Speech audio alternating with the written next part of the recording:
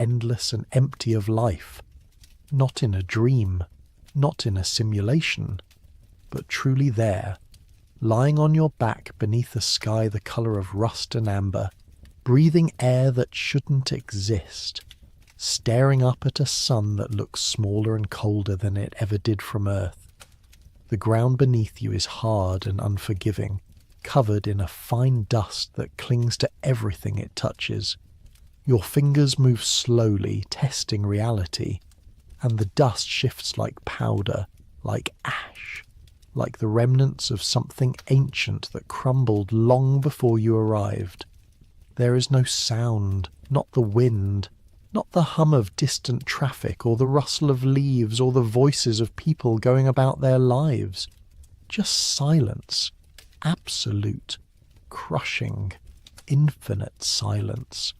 The kind that presses against your ears until you can hear your own heartbeat, your own breath, the faint creak of fabric as you shift your weight.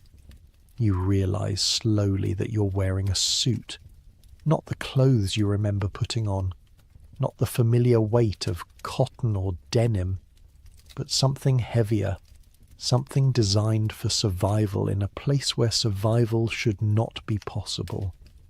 You sit up. The motion feels strange, lighter than it should be, as though gravity itself has loosened its grip. The horizon stretches out in every direction, a landscape of rust-coloured dunes and jagged rocks, of craters worn smooth by eons of wind and time. There are no trees, no buildings, no roads, no signs that anyone has ever been here before. Just the red desert, rolling away toward mountains that shimmer in the distance like mirages, their peaks sharp and alien against a sky that fades from salmon pink to deep ochre as your eyes adjust to the light. And then the question arrives, quiet and terrible, settling into your mind like a stone dropped into still water. How did you get here? You search your memory, reaching back through the fog, trying to find the last thing you remember. Was it morning? Were you at home? Were you walking somewhere, driving, falling asleep in your own bed? But the memories slip away like sand through your fingers, leaving only fragments. Faces without names, places without context, the vague sense that you were somewhere else, somewhere familiar, and then nothing. A gap, a void, and now this, Mars, the fourth planet from the sun.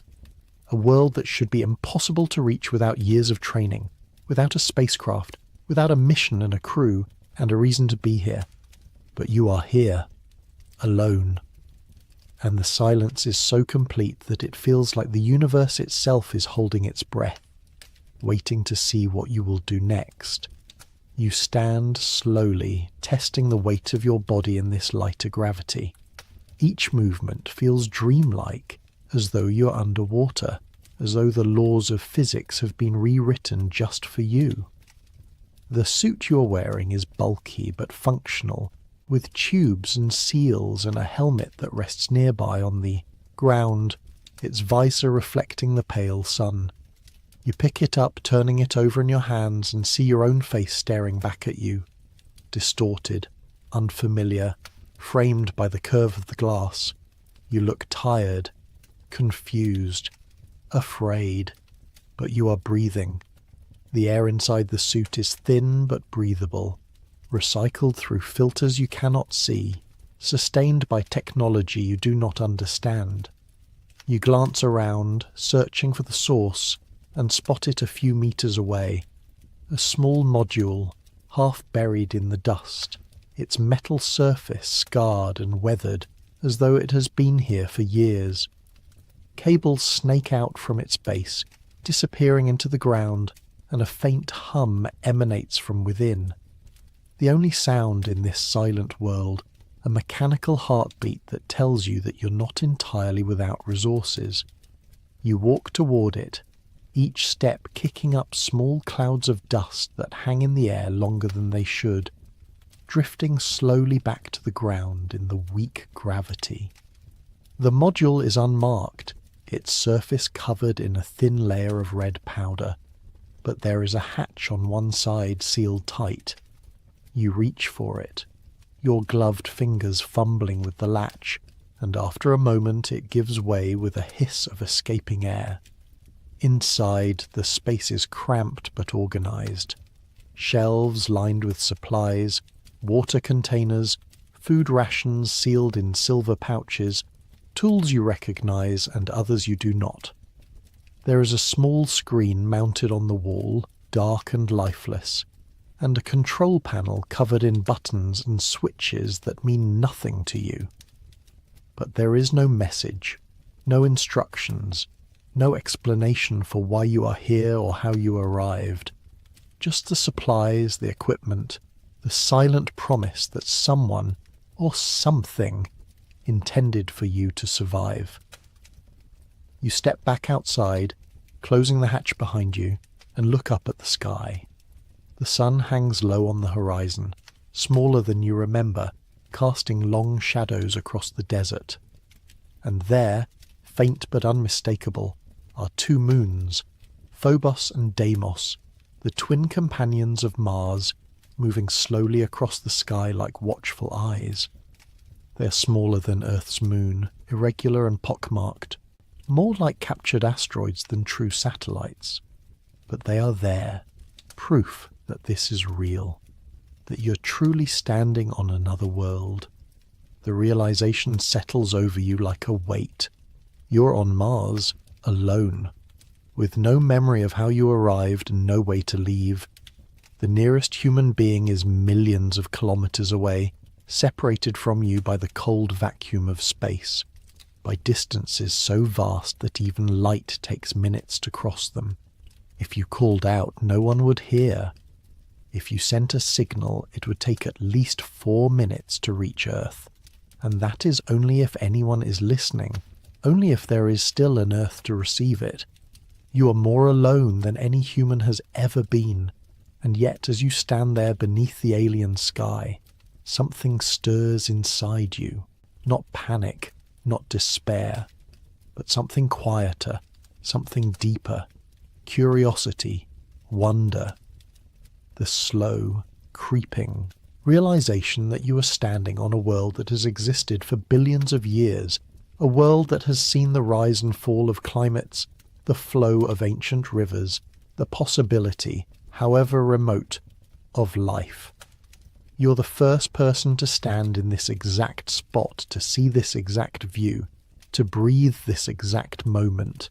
And despite the fear, despite the isolation, there is something almost sacred about that. You begin to walk, not toward anything in particular, but simply to move, to explore, to see what lies beyond the next dune. The landscape shifts as you go, revealing new textures and colours, patches of darker rock, veins of lighter sediment, the occasional boulder that looks as though it was dropped from the sky. The dust clings to your boots, leaving a trail of footprints behind you, the first marks of human presence on this ancient surface. And as you walk, you begin to notice details you missed before. The way the light catches on the edges of stones, the subtle variations in the colour of the soil, the faint patterns etched into the rock that could be erosion or could be something else. Could there be traces of the past here? Evidence of something that came before?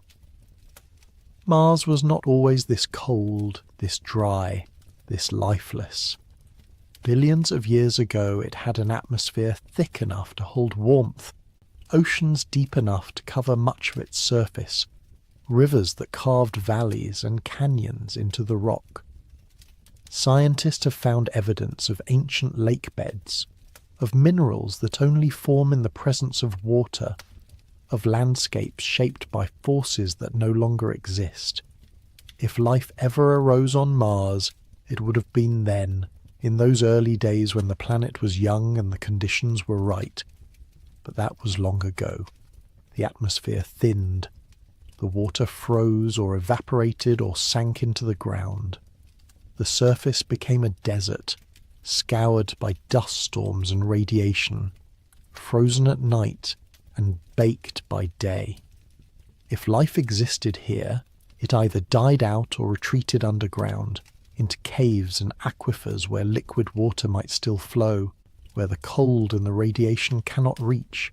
And if it survived, if it adapted, if it found a way to endure in the darkness beneath the surface, then it is still there, waiting, hidden from view. You stop walking and look down at the ground beneath your feet. What lies below? How deep does the dust go? Are there layers of ice just beneath the surface, frozen reservoirs left over from a wetter age? Are there tunnels carved by ancient rivers, caverns hollowed out by volcanic activity, spaces where the temperature is warmer and the pressure is higher and the conditions are just right for something to survive? The thought sends a shiver through you, not of fear, but of possibility. You're standing on a world that might not be as dead as it seems, but there is no way to know. Not without tools, without equipment, without the ability to dig and drill and analyze. All you have is what you can see, what you can touch, what you can piece together from the landscape around you. And so you keep walking, following the contours of the land, letting your feet carry you toward the mountains in the distance. They rise up like the spine of some ancient creature, their peaks sharp and jagged, their slopes covered in loose rock and scree. It would take hours to reach them, maybe days, but there's nowhere else to go, nothing else to do but move forward and see what lies ahead. As you walk, the sun begins to set. The sky shifts from amber to deep red, then to a dusky purple that seems to glow from within.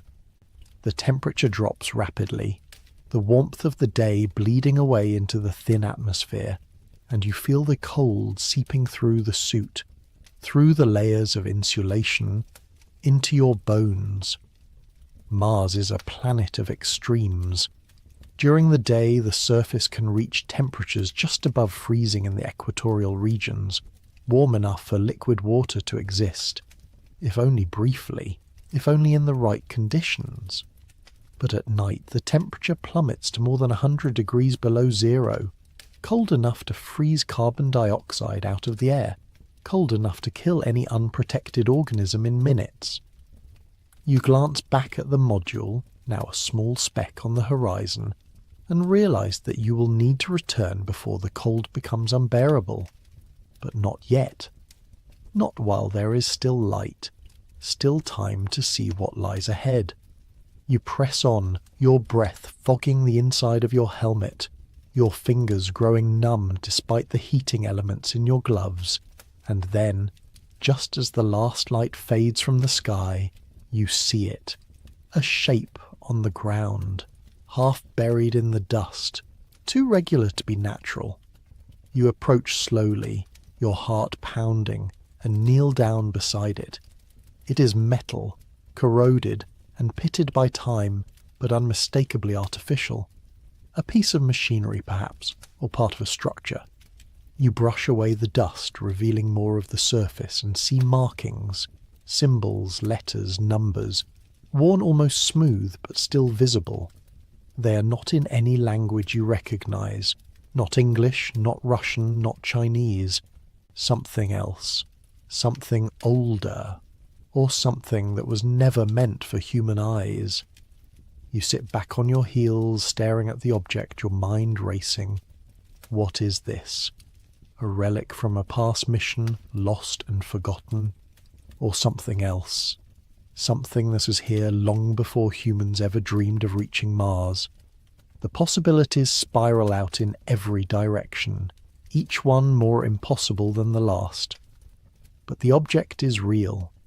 You can touch it, feel the cold metal beneath your gloves, see the way the dust has settled into the grooves of the markings.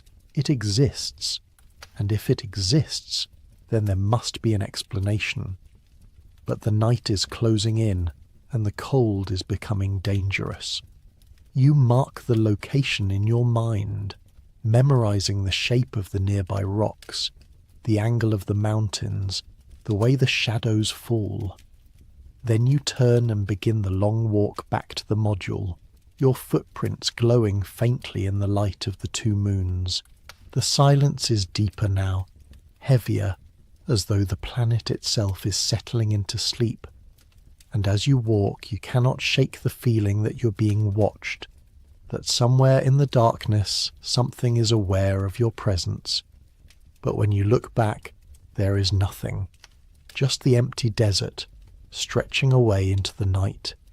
You reach the module as the last warmth drains from the air, your body shaking with cold despite the suit's heating systems. The hatch opens with a hiss, and you stumble inside, sealing it behind you. The interior is warmer, the air stale but breathable, and you collapse onto the narrow bench that serves as a bed, your muscles aching from the walk. For a long time, you simply sit there, staring at the walls, trying to process what you have seen, the object, the markings, the sense that Mars is not as empty as it appears. You reach for one of the food pouches, tearing it open and forcing yourself to eat even though you have no appetite.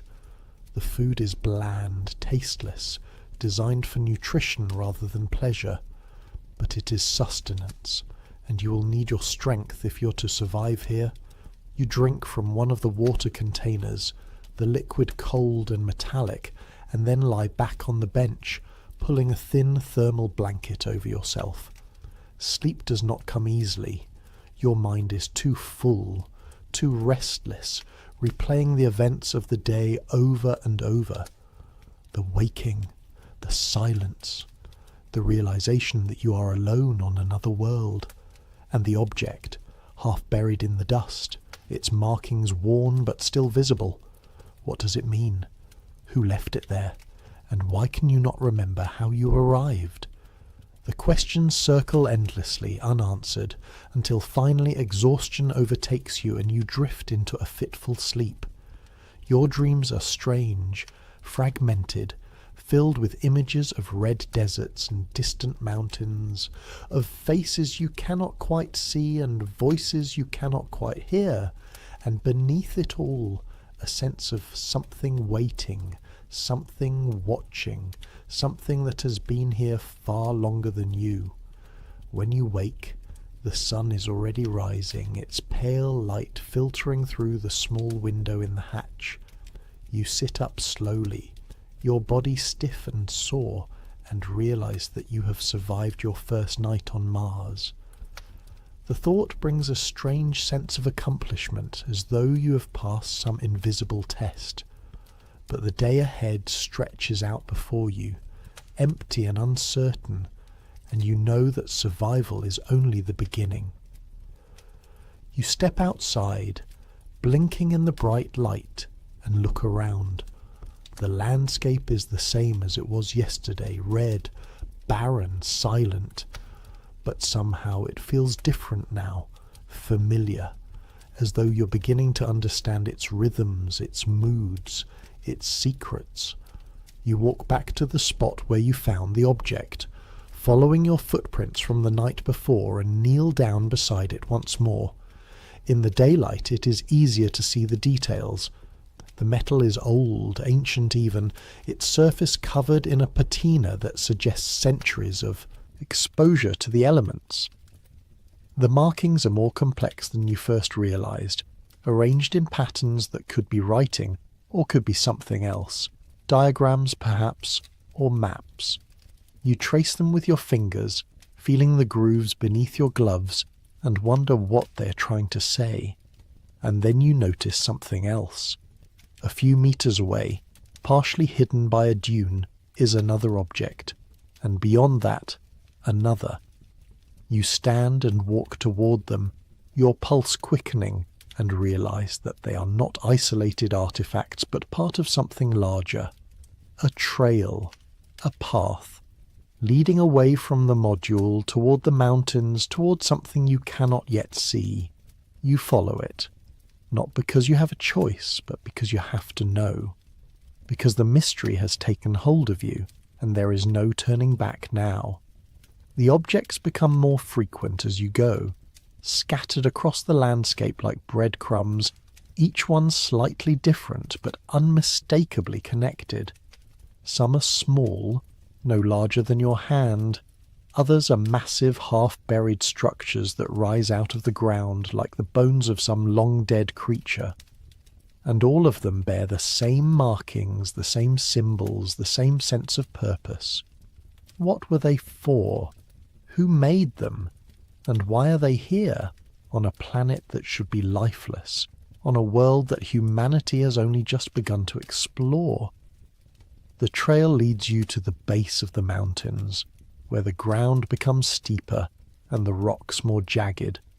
You climb carefully, testing each handhold, each foothold, your breath coming in short gasps as the thin atmosphere struggles to provide enough oxygen.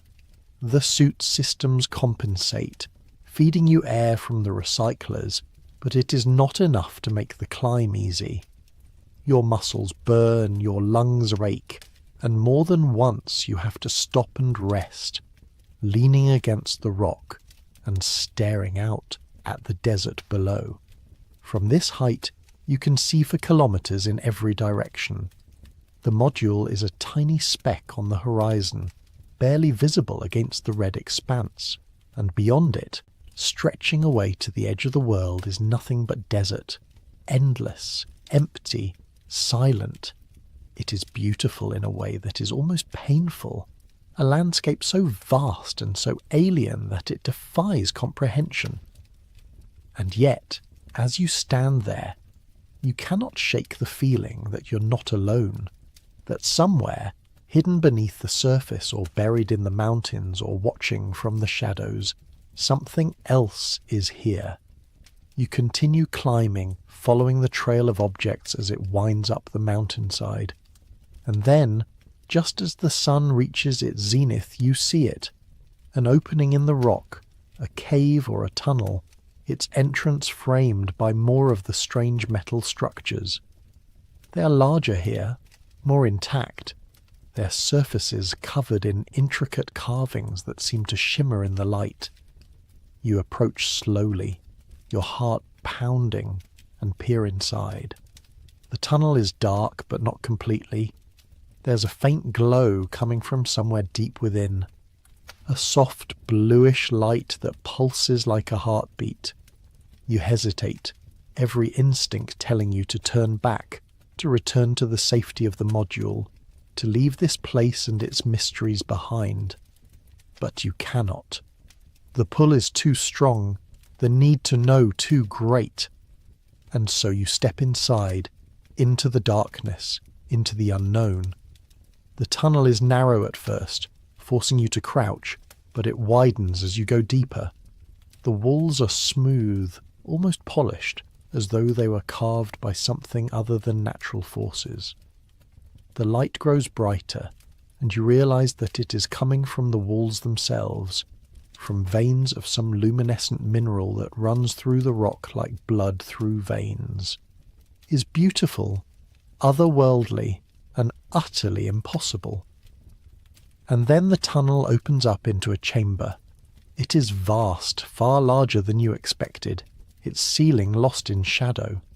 The walls are covered in the same carvings you saw outside, but here they are more elaborate, more detailed, telling a story you cannot yet read. And in the centre of the chamber, rising up from the floor like a monument, is a structure unlike anything you have ever seen. It is made of the same metal as the objects outside, but it is intact, pristine, as though it was built yesterday. Its surface is covered in panels and screens, some dark, some glowing with that same bluish light. And at its base, half hidden in shadow, is something that makes your breath catch in your throat. A figure, humanoid, but not human. Tall and slender, its limbs too long, its proportions too strange. It is motionless, frozen in place, and for a moment you think it is a statue, a relic left behind by whoever built this place. But then you see the faint rise and fall of its chest, the slow, rhythmic movement that can only mean one thing. It is alive, or it was, or it is something in between, suspended in a state that defies definition. You approach slowly, your hands trembling, and reach out to touch it.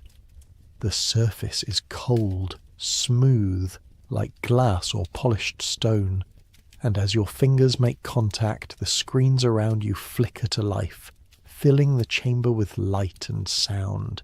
Images flash across the panels, landscapes, cities, faces, too fast to comprehend.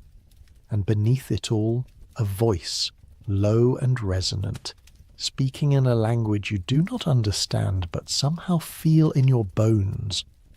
The chamber hums with energy, and you realize that you have activated something that has been waiting here, dormant, for longer than you can imagine. The figure does not move, but the screens continue to flash. The voice continues to speak, and you stand there, frozen, unable to look away. What is this place? What is this being? And what does it want from you? The questions hang in the air, unanswered, as the light grows brighter and the voice grows louder. And then, just as suddenly as it began, it stops. The screens go dark, the voice falls silent, and you're left standing in the chamber, alone once more, with only the faint glow of the walls to guide you. You step back, your mind reeling, and turn to leave. But as you do, you catch a glimpse of something on one of the screens, a single image, frozen in place. It is a planet, blue and green and white, covered in oceans and clouds and continents. It is Earth, your home, the world you left behind, or were taken from, or somehow forgot. And beneath it, in symbols you can almost read, is a single word, a name, a warning, a promise. You do not know what it means, but you know, with a certainty that chills you to the core, that your presence here is not an accident, that you were brought to Mars for a reason, and that whatever that reason is, it is only just beginning to reveal itself. You leave the chamber and make your way back down the mountain, your thoughts a tangled mess of fear and wonder. The sun is lower now, casting long shadows across the desert, and you realize that you've been gone for hours. The module is still there, waiting for you, a small beacon of safety in the vast emptiness. But as you approach, you notice something that makes you stop in your tracks. There are new footprints in the dust, not yours, larger, deeper, leading away from the module and disappearing into the distance. You follow them with your eyes, tracing their path across the desert, and feel a chill run down your spine. You are not alone. You never were. Someone, or something, has been here, and they are still out there somewhere, watching. You enter the module and seal the hatch behind you, your hands shaking. The supplies are untouched, the equipment undisturbed, but the sense of violation is overwhelming. This was your sanctuary, your only refuge, and now it feels compromised, unsafe. You check the control panel, searching for any sign of tampering, but everything appears normal. The systems are functioning, the air is breathable, the water is clean, but the footprints are real. You saw them, and they mean that you're not the only one on this planet. The night falls quickly, and you lie on the bench staring at the ceiling, unable to sleep. Every sound makes you jump. The creak of the module settling, the hiss of the air recyclers, the faint whistle of wind outside. You tell yourself that it is nothing, that you're imagining things, that the isolation is playing tricks on your mind. But deep down you know the truth. Mars is not empty. It never was. And whatever is out there, it knows you are here. The days that follow blur together, each one a repetition of the last. You wake, you eat, you venture outside to explore. You return to the chamber in the mountains, studying the carvings, trying to decipher the symbols, searching for answers. But the more you learn, the less you understand. The structure is ancient, far older than any human civilization, and yet it is functional, operational, as though it was built to last forever. The figure remains motionless, suspended in its strange sleep, and the screens remain dark, refusing to reveal their secrets.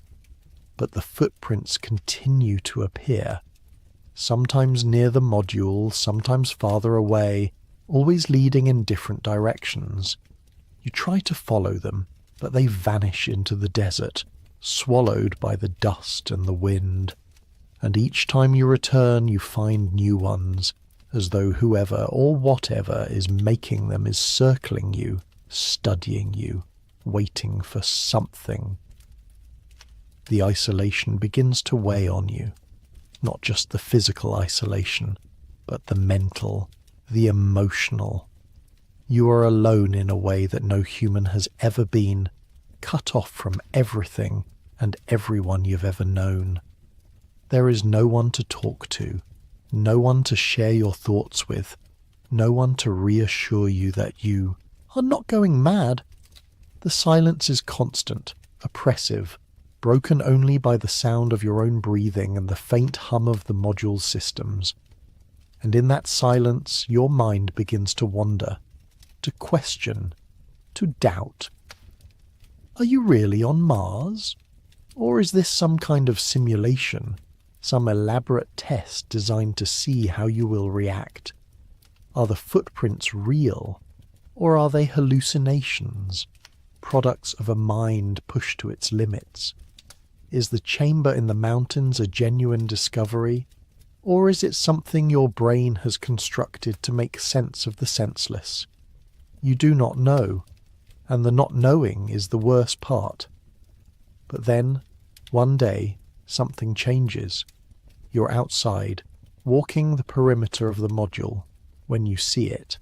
A light in the distance, faint but unmistakable, flickering like a flame. You stop and stare, your heart pounding, and realize that it is moving, coming closer. You stand frozen, unsure whether to run or to wait. And then the light resolves into a shape, a figure, walking toward you across the desert. It is not human. You can see that even from a distance. It is too tall, too thin, its movements too fluid, too graceful. But it is not hostile. It does not rush, does not threaten. It simply walks, steadily, purposefully, until it is standing a few meters away, its face, if it has a face, hidden in shadow. You stare at each other, neither moving, neither speaking, and then, slowly, the figure raises one hand and points, not at you, but past you, toward the mountains, toward the chamber. And you understand. It wants you to follow. It wants to show you something. You hesitate, every instinct screaming at you to run, to hide, to seal yourself inside the module and never come out. But curiosity wins, as it always does, and you nod. The figure turns and begins to walk, and you follow, your legs moving almost of their own accord. The journey takes hours, the figure moving at a steady pace that you struggle to match. The sun sets and rises again, and still you walk, following the silent guide across the desert and up into the mountains, and finally you reach the chamber once more, the entrance glowing with that same bluish light. The figure stops and gestures for you to enter. You do, stepping into the familiar space, and see that something has changed. The screens are active, displaying images and data in a language you still cannot read, and the figure at the center of the chamber, the one you thought was frozen, suspended, is moving, slowly, stiffly, as though wakened from a long sleep. It turns to look at you, and you see its eyes, large, dark, filled with something that might be recognition or might be sorrow. And then it speaks, its voice echoing through the chamber, and though you do not understand the words, you understand the meaning. You are brought here, not by accident, not by chance, but by design. Mars is not a dead world. It is a waiting world, a world that has been watching, listening, preparing, and you are part of that preparation, a piece of a puzzle that spans millennia, a link in a chain that connects the past to the future. The figure reaches out, and you take its hand, feeling the cold, smooth surface beneath your gloves, and in that moment you understand. You're not alone. You never were. Mars has always been alive in ways that humanity has yet to comprehend. And now, standing in this ancient chamber, surrounded by the remnants of a civilization that rose and fell long before your own, you realize that your journey is only beginning. The screens flicker, and you see images of Earth, of cities and oceans and forests. And then you see Mars as it once was, green and blue, covered in water, teeming with life. And you see the future, a vision of what could be, of what might be, if humanity can learn the lessons that Mars has to teach. You do not know if you will ever return to Earth. You do not know if you will ever see another human face, hear another human voice. But you know, with a certainty that fills you with both fear and hope, that you are exactly where you are meant to be. And as the light in the chamber grows brighter, as the voice of the ancient figure fills your mind, you close your eyes and let yourself drift, carried by the current of something far larger than yourself, something that has been waiting for you since the moment you opened your eyes on this red, silent world. Time loses meaning after that. Days blend into nights, and nights into days, and you find yourself moving through the landscape like a ghost, guided by the figure, by the lights, by the whispers that seem to come from the rocks themselves. You learn to read the symbols, slowly, painstakingly, piecing together the story they tell. It is a story of rise and fall, of civilizations that reached for the stars and then collapsed, of worlds that were once alive and then died, of cycles that repeat endlessly, eternally. Mars was not always a desert. It was a garden, a paradise, a world where life flourished in forms you can barely imagine. But something happened, a catastrophe, a war, a slow decline, and the atmosphere thinned, the water vanished, the life retreated underground, and those who remained, those who survived, built the chambers, the structures, the monuments as a warning and a promise. A warning to those who would come after, and a promise that life, in some form, would endure. You're part of that promise now.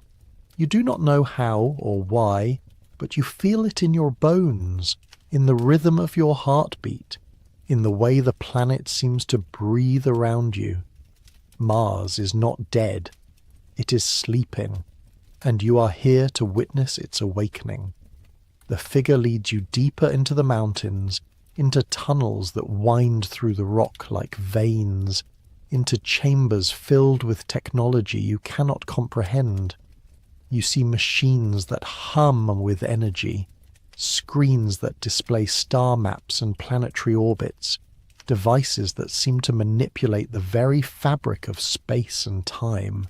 And you see others like the figure, tall, slender, silent, standing in alcoves, waiting, watching, their eyes glowing faintly in the darkness. They do not speak, but you feel their presence, their awareness.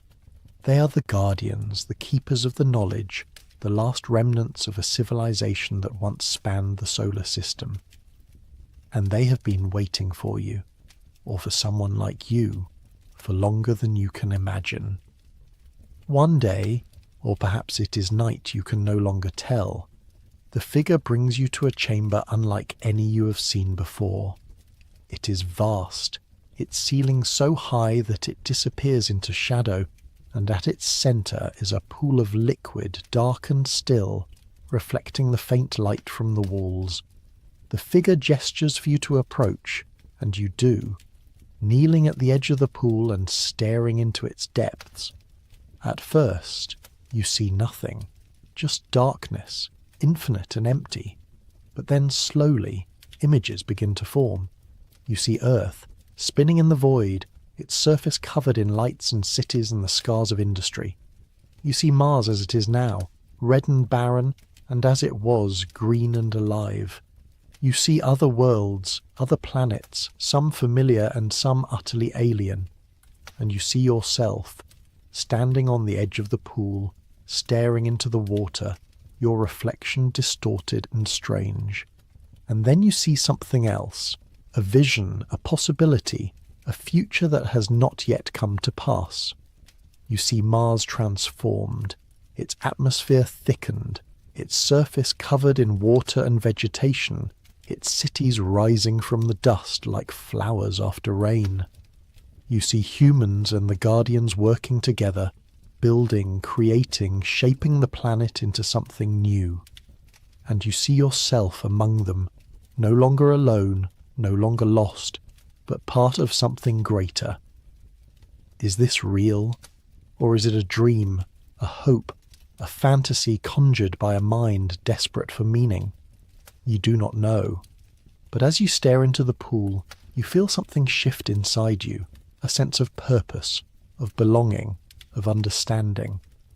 You are brought here for a reason, not to survive, not to explore, but to witness, to learn, to carry the knowledge forward into whatever future awaits. The figure places a hand on your shoulder, and you look up, meeting its gaze, and in that moment you understand. You are not a prisoner on Mars. You are a messenger, a bridge between worlds, between times, between the past and the future, and your journey, though it began in confusion and fear, has led you to something far greater than you ever imagined.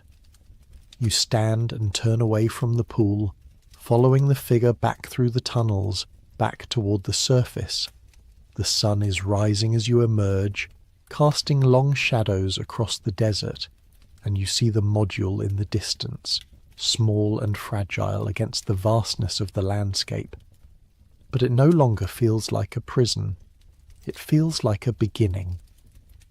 You walk back slowly, savouring the feel of the ground beneath your feet, the weight of the suit, the sound of your own breathing.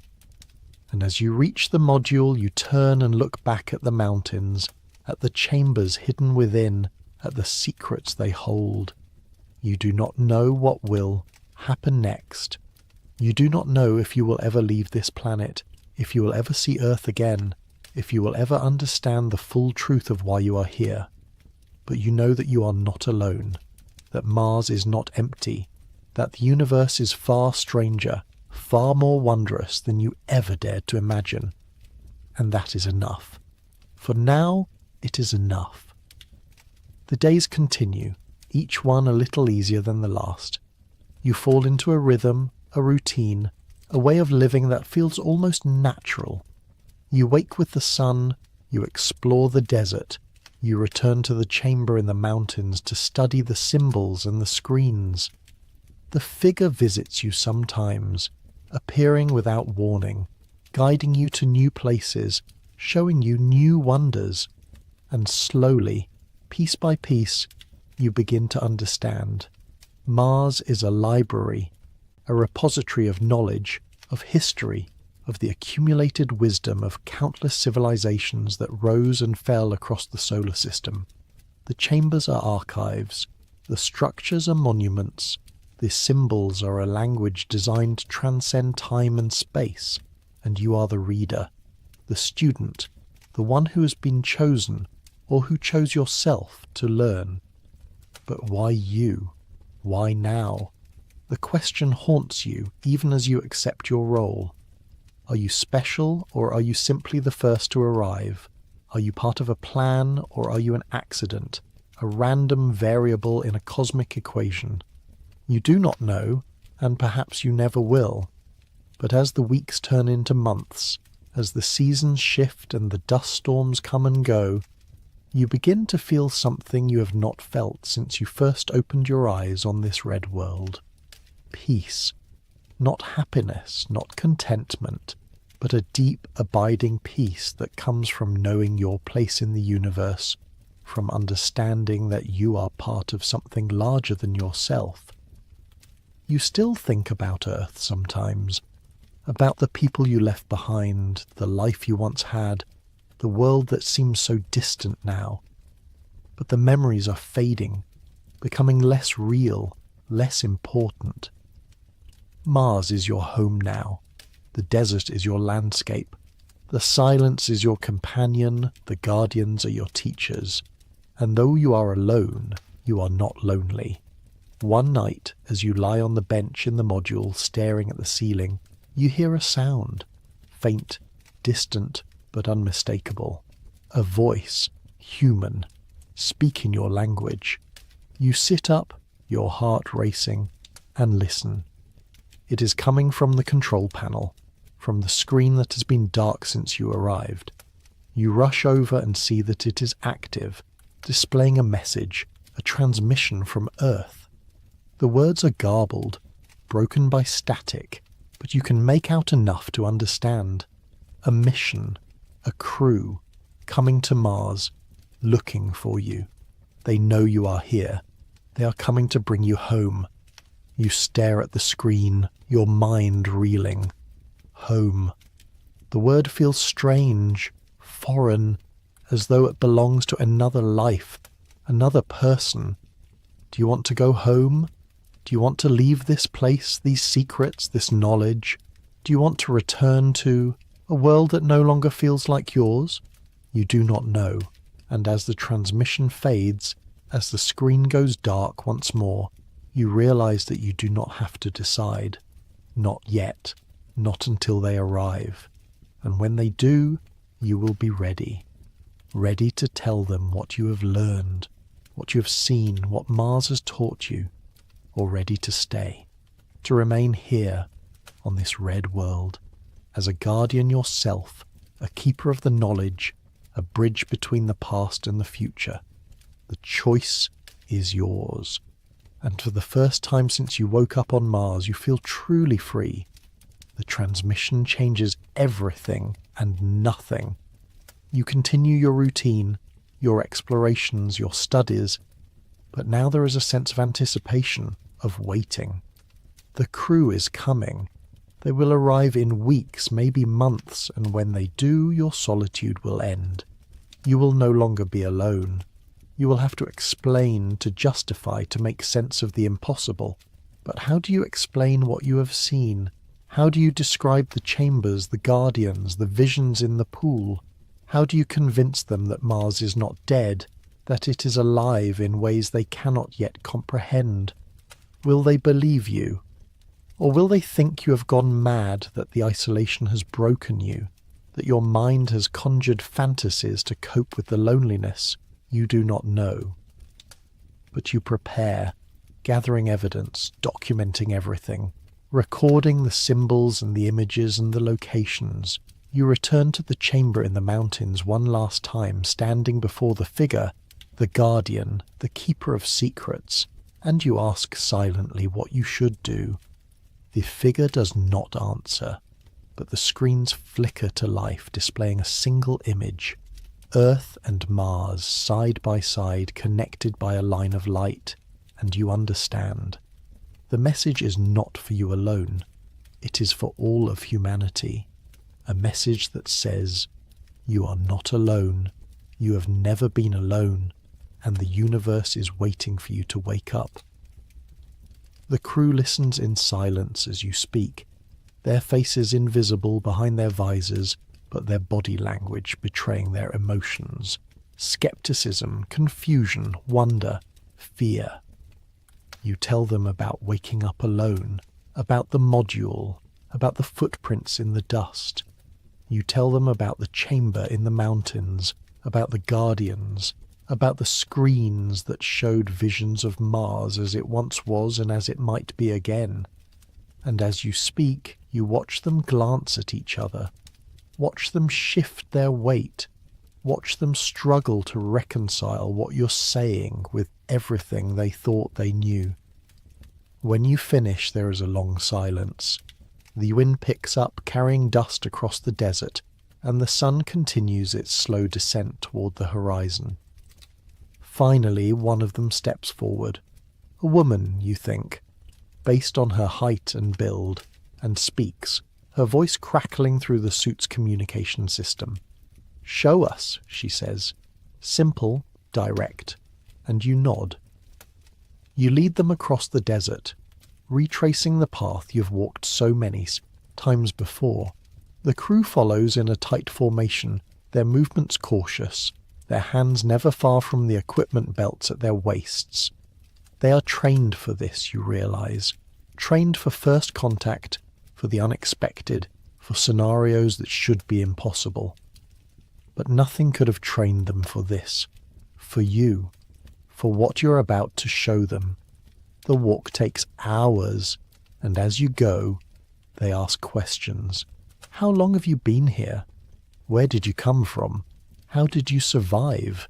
And you answer as best you can, though your answers raise more questions than they resolve. You do not know how you arrived. You do not remember your life before Mars. All you know is what you have learned here, in this place, from this planet that has become your teacher and your home. Memory loss, one of them mutters. Trauma, isolation psychosis. But another voice cuts in, sharper. Look at the equipment. Look at the suit. That's not from any mission we've sent. The design is wrong. The materials are wrong. It's too advanced. You say nothing. Let them debate. Let them theorize. Soon enough they will see for themselves. The mountains rise before you as darkness falls, their peaks silhouetted against a sky that deepens from amber to violet to the rich, star-studded black of a Martian night. You activate the light on your suit, and the others do the same, their beams cutting through the darkness, illuminating the path ahead. And then you reach the entrance to the chamber, the metal structures framing the opening, the carvings catching the light and seeming to shimmer with an inner luminescence. The crew stops, and you hear their breathing quicken over the communication channel. One of them approaches the structures, running gloved fingers over the carvings, and you hear the sharp intake of breath. These markings, they're not human. The style, the symmetry, it's all wrong. This is... The voice trails off, unable or unwilling to finish the thought. This is what I wanted to show you, you say quietly. This is why I stayed. You enter the tunnel, and they follow, their lights bobbing and weaving in the darkness. The glowing veins in the walls pulse gently, and you hear someone whisper, "Bioluminescence? On Mars? That's impossible." "Everything here is impossible," you reply, "until it isn't." The tunnel opens into the chamber and the crew spreads out, their lights sweeping across the vast space, illuminating the carvings on the walls, the structure in the center, the dormant screens. And there, in the alcove, still motionless but somehow more present than before, is the Guardian, the figure you have come to know, the being that has guided you through your journey on this world. The crew freezes. For a long moment, no one moves, no one speaks, and then the woman who spoke before steps forward, her light focused on the Guardian's face, on those large dark eyes that seem to hold entire universes within them. "My God," she breathes, "it's real. It's actually real." Another crew member, a man by the sound of his voice, is examining the structure in the center of the chamber, his hands moving over the panels and screens with a mixture of reverence and disbelief. This technology, I've never seen anything like it. The integration, the design principles, it's centuries beyond anything we have, maybe millennia. Or it's from a completely different evolutionary path, someone else suggests. A different way of thinking about engineering, about physics. This isn't just advanced, it's alien. The word hangs in the air, heavy and undeniable. Alien, not human, not from Earth. Evidence of life beyond your homeworld, beyond the familiar, beyond everything humanity has believed about its place in the cosmos. And it is here, on Mars, the planet that was supposed to be dead, that was supposed to be nothing more than a stepping stone on humanity's journey to the stars. You watch as they explore, as they document, as they try to make sense of what they are seeing. Their initial skepticism has given way to a kind of frenzied excitement, a hunger to understand, to catalogue, to explain. They are scientists, explorers, pioneers. This is what they live for. And yet, as you watch them, you feel a strange disconnect, a sense that they are missing something essential, something that cannot be measured or recorded or analysed. They are looking at Mars as a puzzle to be solved. But Mars is not a puzzle. It is a living thing, a consciousness, a presence that has been waiting for this moment for eons, and the Guardians are not relics to be studied. They are teachers, custodians of knowledge that humanity is only beginning to be ready to receive. You approach the Guardian, and as you do, the screens flicker to life, just as they did before. The crew gasps, turning to watch as images flash across the panels, star maps, planetary systems, equations and diagrams that seem to describe the fundamental structure of reality itself. And then, as before, the images slow, focusing on a single scene, Earth and Mars, side by side, connected by a line of light. "What is that?" someone asks. "A wormhole? A communication link? Some kind of energy transfer?" "It's a bridge," you say softly. "A connection." Mars is trying to tell us something. It's been trying to tell us for a long time. The woman turns to you, and though you cannot see her face, you can hear the intensity in her voice. What is it trying to tell us? You hesitate, searching for the right words. How do you explain what you have learned, what you have felt, what you have come to understand in your time here? How do you convey the sense of purpose, of destiny, of a story that is far larger than any individual life? That we're not alone, you say finally, that we never have been, that the universe is full of life, full of civilizations that have risen and fallen, full of knowledge and wisdom and mistakes. And that Mars is a library, a warning, a gift. It's all of those things. You gesture to the carvings on the walls, to the screens displaying their incomprehensible data. The beings who built this place, they understood something that we're only beginning to learn. That life is not a competition, it's a collaboration. That the universe doesn't belong to any one species, any one world. It belongs to all of us. And if we're going to survive, if we're going to thrive, we need to learn to work together, to share, to listen. The chamber falls silent, and you can feel the weight of your words settling over the crew. Some of them seem skeptical still, clinging to their training, their protocols, their need for empirical evidence. But others, you can see it in the way they move, in the subtle shifts of their posture, are beginning to understand. One of them approaches you, a younger man whose voice carries a note of wonder.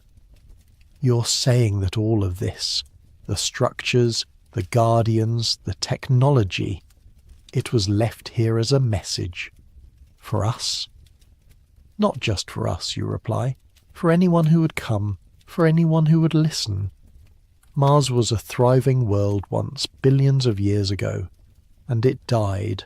or nearly died, for reasons we're still trying to understand. Climate change, asteroid impacts, the loss of its magnetic field. There are theories, but no definitive answers. But before it died, the beings who lived here, the guardians or their ancestors, they preserved their knowledge. They built these chambers, these archives, so that future civilizations wouldn't make the same mistakes, so that we would have a chance to learn from what came before. The woman is silent for a moment, processing. Then, if that's true, if this is all real, then we need to bring this back to Earth. We need to show them. The world needs to know. But even as she speaks, you see the Guardian move. It is subtle, almost imperceptible, but you have learned to read its gestures, its expressions, and you understand what it is trying to say. We can't, you say. Not yet. The knowledge here, it's not something that can be taken. It has to be earned, understood. We're not ready. Not ready. The woman's voice rises, incredulous. This is the most important discovery in human history. This changes everything. Our understanding of the universe, of life, of our place in the cosmos. How can we not be ready? Because we'll try to weaponize it, you say bluntly. We'll try to own it, to control it, to use it for power and profit. We'll turn it into a tool for division instead of unity. And that's not what the Guardians want. That's not what Mars is offering. The crew exchanges glances and you can feel the tension rising. They have a mission, orders, protocols to follow, and you are asking them to go against all of that, to trust in something that cannot be measured or quantified, something that exists in the realm of faith and intuition rather than data and evidence. The younger man speaks up again. Then what do we do? We can't just leave this here. We can't pretend we didn't see it. We don't leave it, you say. We learn from it. We study it here on Mars. We bring people, scientists, philosophers, artists, teachers, people who can approach this knowledge with humility and respect. And we let Mars teach us, slowly, carefully, the way it taught me. And when we're ready, when we've proven that we can be trusted, then we share what we've learned with the rest of humanity. It is a radical proposal, and you can see the resistance in their body language, hear it in the silence that follows. But you can also see something else, a glimmer of possibility, a recognition that perhaps, just perhaps, you are right. The woman finally speaks, her voice measured. That's not a decision we can make on our own. We'll need to report this to Mission Control, to Earth. They'll have to decide what comes next. I know, you say. But when you report it, tell them what I said. Tell them that Mars is not a resource to be exploited. It's a teacher, and we need to be students, not conquerors. The crew spends hours in the chamber, documenting everything they can, taking samples, recording measurements. You watch them work, answering their questions when you can, but mostly staying silent, letting them process what they are seeing in their own way.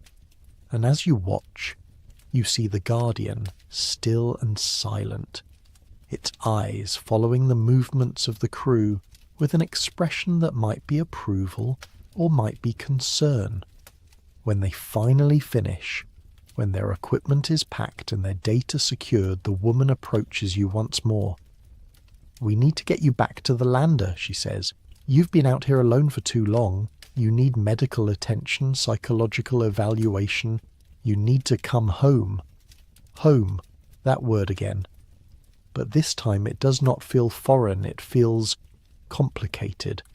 Because home is not a place anymore. It is a state of being, a sense of belonging that you have found here, on Mars, in the silence and the solitude and the strange, profound connection you have formed with this world. "I'll come with you," you say. "But I'm not leaving Mars, not permanently. I need to be here. This is where I'm supposed to be. She nods slowly, as though she expected this answer. We'll talk about it, but for now, let's get you somewhere safe. The journey back to the lander is quiet. The crew subdued, each of them lost in their own thoughts. You walk among them, no longer an outsider, no longer a mystery, but not quite one of them either. You are something in between, a bridge, a translator, a person who has walked in two worlds and can speak the language of both. When you reach the lander, they usher you inside, sealing the hatch behind you. The interior is cramped but clean, filled with equipment and supplies, and the air is thick with the smell of recycled oxygen and human sweat. It feels alien after so long in the open desert, so long with only the silence and the wind for company. But it also feels safe, enclosed, protected. They remove your helmet and you see their faces for the first time, young, earnest, exhausted. The woman who's been speaking introduces herself as Commander Sarah Chen, a geologist and mission leader. The young man is Dr. Marcus Okafor, a biologist. The others have names and specialties, but they blur together in your mind, too many faces, too many voices after so long alone.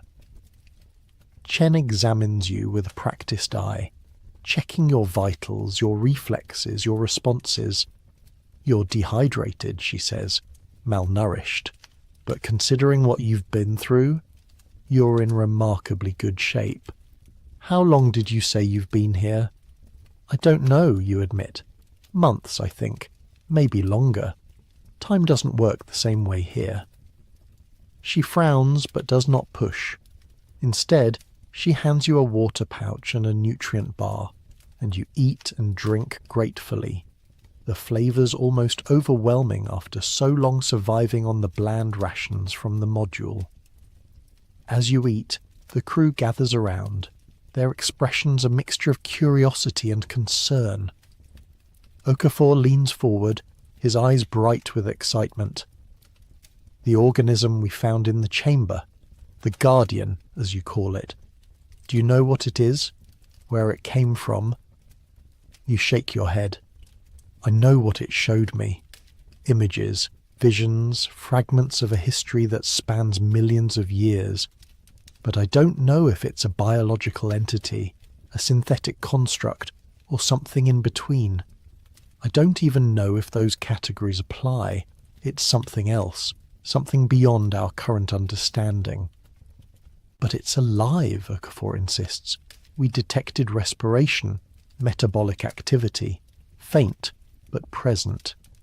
It's alive, you agree, but not in the way we usually think of life.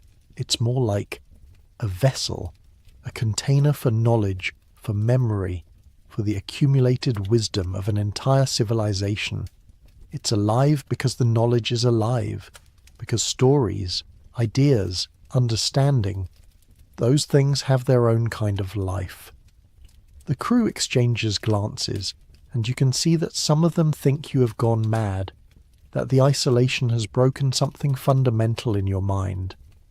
But others, Chen, Okafor, a few of the others, they are listening with an openness that gives you hope.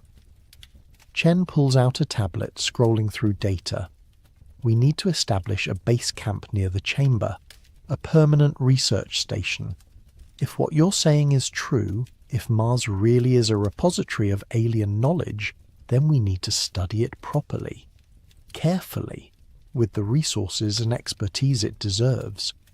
Yes, you say, but not a military base, not a corporate outpost. It needs to be neutral ground, a place where all of humanity can come to learn, regardless of nationality or ideology. Chen looks at you for a long moment, then nods. I'll recommend that in my report, but you understand that the decision isn't mine to make. Once we transmit what we've found, once Earth knows what's here, there will be pressure from governments, from corporations, from everyone who wants to claim a piece of this discovery. I know, you say. That's why I need to stay, to protect it, to make sure that Mars is treated with the respect it deserves. The lander's communication system crackles to life, and a voice from orbit fills the cabin, the ship's captain checking in, asking for a status update. Chen moves to the console, and you hear her begin to report, her voice steady and professional as she describes what they have found. But even as she speaks, you can hear the disbelief in the captain's responses, the demands for proof, for evidence, for something concrete that could be verified and analysed. It is beginning, you realise, the process of translation, of taking something ineffable and mysterious and reducing it to data points and scientific papers. It is necessary, perhaps inevitable, but something will be lost in the process. The magic, the wonder, the sense of standing in the presence of something greater than yourself. You close your eyes and let yourself drift, exhausted beyond measure. And as you drift, you hear the voice of the Guardian in your mind, not in words but in feelings, in impressions. It is not angry at the intrusion, not threatened by the arrival of others. It is patient, waiting, knowing that this is only the beginning, that the true test is yet to come. When you wake, the lander is quiet. Most of the crew are asleep in their bunks. Only Chen is awake, sitting at the console, staring at the screens with an expression you cannot quite read. You sit up and she turns to look at you. Can't sleep, you ask? She shakes her head. Too much to process. Too many implications. She pauses, then, I've been thinking about what you said, about Mars being a teacher, about us not being ready, and I think you're right. I've spent my entire career studying planets, analysing geological formations, searching for signs of ancient life, and I always approached it as a scientist, objective, detached, analytical. But this is different. Standing in that chamber, seeing the Guardian, feeling the weight of all that history, I realised that we can't approach this the way we've approached everything else. We can't just take samples and run experiments and publish papers. We need to change our entire mindset. You nod, feeling a surge of relief. That's exactly it. Mars is offering us a gift, but it's also testing us. Testing whether we're mature enough, wise enough, to handle what it has to teach us. Chen is silent for a moment, then. You've changed. Since you came here, you're not the same person you were before. I don't remember who I was before, you say honestly. But yes, Mars changed me. Or maybe it revealed something that was always there, waiting to be discovered.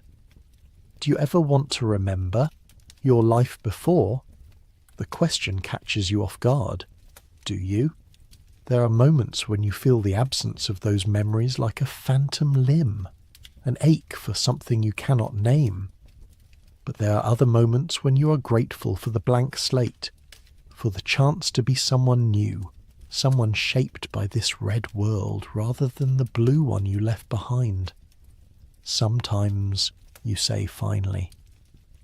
But I'm also afraid that if I remember, I'll lose what I've gained here.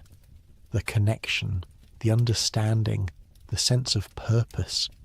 I don't want to go back to being someone who sees Mars as just another planet, just another rock in space, because it's so much more than that.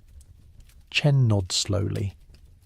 When we get back to Earth, if you come back with us, there will be doctors, therapists, people who will want to help you recover those memories. But if you don't want that, if you want to stay here, I'll support you. I'll make sure they understand. Thank you, you say, and you mean it. Because despite everything, despite the strangeness and the isolation and the impossibility of your situation, you have found something here that most people spend their entire lives searching for. You have found meaning, purpose, a reason to exist that goes beyond survival, beyond comfort, beyond the small concerns of individual life. The days that follow fall into a new rhythm. The crew establishes a temporary camp near your module, setting up habitats and equipment, creating a small outpost on the Martian surface. More supplies arrive from orbit, lowered on tethers and parachutes, and slowly the camp takes shape. A cluster of inflatable domes and rigid structures, connected by pressurized tunnels, surrounded by solar panels and communication arrays. You help where you can, but mostly you act as a guide, leading expeditions to the chamber, translating what you have learned about the symbols and the structures, sharing your knowledge of the landscape and its secrets. The crew treats you with a mixture of respect and wariness, uncertain how to categorize you, how to fit you into their understanding of the mission. But slowly, as the weeks pass, barriers begin to break down. You share meals with them in the communal dome, listening to their stories of Earth, of training, of families left behind, and in turn, you tell them about your journey, about the footprints in the dust, about the Guardian and the visions and the slow, profound transformation you have undergone. Some of them remain skeptical, clinging to conventional explanations, hallucinations, delusions, the effects of isolation on the human mind. But others are more open, more willing to consider that there are things in the universe that cannot be easily explained, phenomena that exist at the intersection of science and mystery. Okafor becomes a frequent companion, his enthusiasm for the biological possibilities of the Guardian infectious. He spends hours in the chamber, running non-invasive scans, collecting data, trying to understand the organism's structure and function, and slowly, painstakingly, patterns begin to emerge. "It's not carbon-based," he tells you one day, his voice trembling with excitement. Or rather, it is, but not in the way we understand it. The molecular structure is completely different, built on a foundation we've never seen before. It's like it evolved under different chemical conditions, different environmental pressures. This isn't just alien life, it's an entirely different form of life. You listen as he explains the data, the graphs and charts and molecular diagrams that mean little to you but everything to him. And you understand that this is his way of approaching the mystery, of making sense of the inexplicable. He needs the science, the evidence, the concrete proof. And that is okay, because not everyone can experience Mars the way you have. Not everyone can hear the whispers in the wind, feel the presence of the Guardians, sense the consciousness of the planet itself. But perhaps, through his science, through Chen's geology, through the work of all these specialists and experts, they can build a bridge between the rational and the mystical, between what can be measured and what can only be felt. One evening, as the sun sets and the crew gathers for their evening meal, Chen makes an announcement. "We've received approval from Earth. They're sending a larger expedition. Scientists, engineers, linguists, even some philosophers and ethicists. They'll arrive in 6 months, and when they do, we'll begin constructing a permanent research station. Mars is officially becoming humanity's first extraterrestrial research facility." The crew erupts in cheers, in celebration, but you feel a knot of anxiety forming in your stomach. 6 months, and then an influx of people, of equipment, of the full weight of human civilization bearing down on this fragile ancient place. You catch Chen's eye, and she sees your concern. Later, after the meal, she pulls you aside. "I know what you're thinking," she says, "and I share your concerns." But I've made it clear in my reports that this site needs to be protected, that we can't just tear it apart in the name of research. The protocols we establish now will set the precedent for how humanity interacts with alien sites in the future. We have a responsibility to get this right.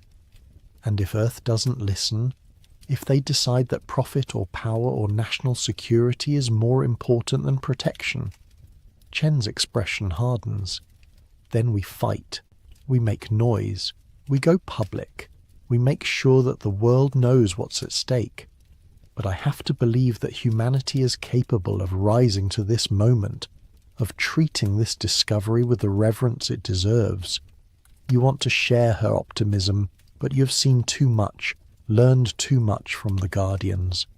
You have seen the evidence of civilizations that rose to great heights and then fell, that made the wrong choices at critical moments, that allowed fear or greed or short-sightedness to guide their decisions. Mars itself is a monument to what happens when a world loses its balance, when the conditions for life slip away and cannot be recovered. But you also know that despair is not the answer, that if there is any hope for humanity, any chance that you will survive your own critical moment, it lies in places like this, in the willingness to learn from the past, to listen to the wisdom of those who came before, to approach the unknown with humility rather than hubris. So you nod, accepting Chen's words, and resolve to do what you can, to be the voice of Mars, the advocate for the Guardians, the bridge between two worlds that desperately need each other. The months pass, and the work continues. The crew makes dozens of trips to the chamber, documenting every carving, every symbol, every piece of technology. They discover other sites, smaller chambers scattered across the region, connected by underground tunnels, each one containing its own treasures of knowledge and mystery. And slowly, piece by piece, a picture begins to emerge. Mars was once home to a sophisticated civilization, a species that evolved over millions of years and reached a level of technological advancement that rivaled or exceeded anything humanity has achieved. But they were not conquerors, not empire builders. They were explorers, philosophers, seekers of understanding. They spread across their world, building cities and structures that worked in harmony with the environment rather than against it.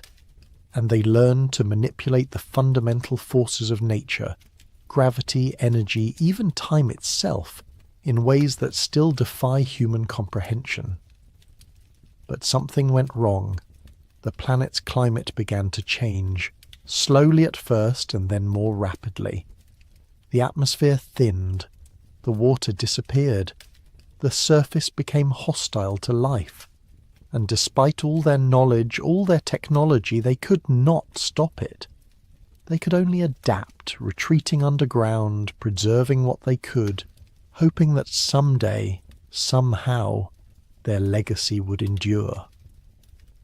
The Guardians are the last of them, or perhaps not the last, but the Watchers, the keepers of the flame.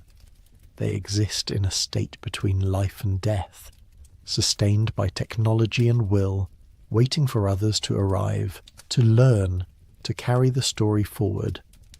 It is a sobering tale, a reminder of the fragility of life, of the impermanence of even the greatest civilizations. But it is also a story of hope, of resilience, of the determination to leave something behind that might make a difference. And now humanity stands at the threshold, the same threshold that the Martians faced, the same critical moment when choices must be made. Will Earth learn from Mars's fate? Will humanity take the warnings seriously, change its course, find a way to live sustainably on its own world? Or will it repeat the same mistakes, the same patterns of exploitation and short-sightedness, until it too becomes a red desert, a silent monument to what might have been? You do not know the answer, but you know that you have a role to play in shaping it. The night before the new expedition is scheduled to arrive, you return to the chamber one last time. Alone. You have not been back in weeks, busy with the preparations, the briefings, the endless questions from the crew. But tonight, you need to be here, in this space that has become sacred to you, to say goodbye to the solitude that has defined your time on Mars. You stand before the Guardian, and it seems to you that its eyes are more luminous than before, that there is a warmth in its gaze that was not there when you first arrived. Or perhaps it is simply that you have learned to see it, to understand the subtle language of this alien presence. "Thank you," you say aloud, your voice echoing in the vast chamber, "for everything you've taught me, for changing me, for showing me that there is more to existence than I ever imagined." The screens flicker, and an image appears, not Earth, not Mars, but something else. A spiral, a pattern, a symbol that seems to represent the flow of time, the cycles of creation and destruction that govern all things. And you understand that this is the Guardian's final lesson, the last piece of wisdom it has to offer. Everything ends, everything changes, but nothing is ever truly lost.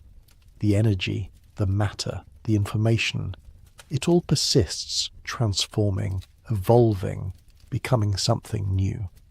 Death is not an ending, but a transition, and every ending contains within it the seeds of a new beginning. Mars died, but it did not disappear. It transformed, became something else, a keeper of memories, a teacher for those who would come after, and humanity, standing on the brink of its own transformation, has the chance to learn from that example, to embrace change rather than fear it, to find a way forward that honours both the past and the future.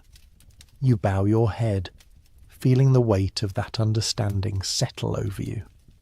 And then you turn and walk back through the tunnel, back toward the surface, back toward the world of humans and their machines and their endless, beautiful, frustrating attempts to make sense of the cosmos. When you emerge, the stars are brilliant overhead, undimmed by atmosphere or light pollution, a reminder of the vastness of the universe and the smallness of individual lives within it. But you do not feel small. You feel connected, part of something vast and ancient and ongoing, a thread in a tapestry that stretches across space and time. The larger expedition arrives not as a single event, but as a series of them.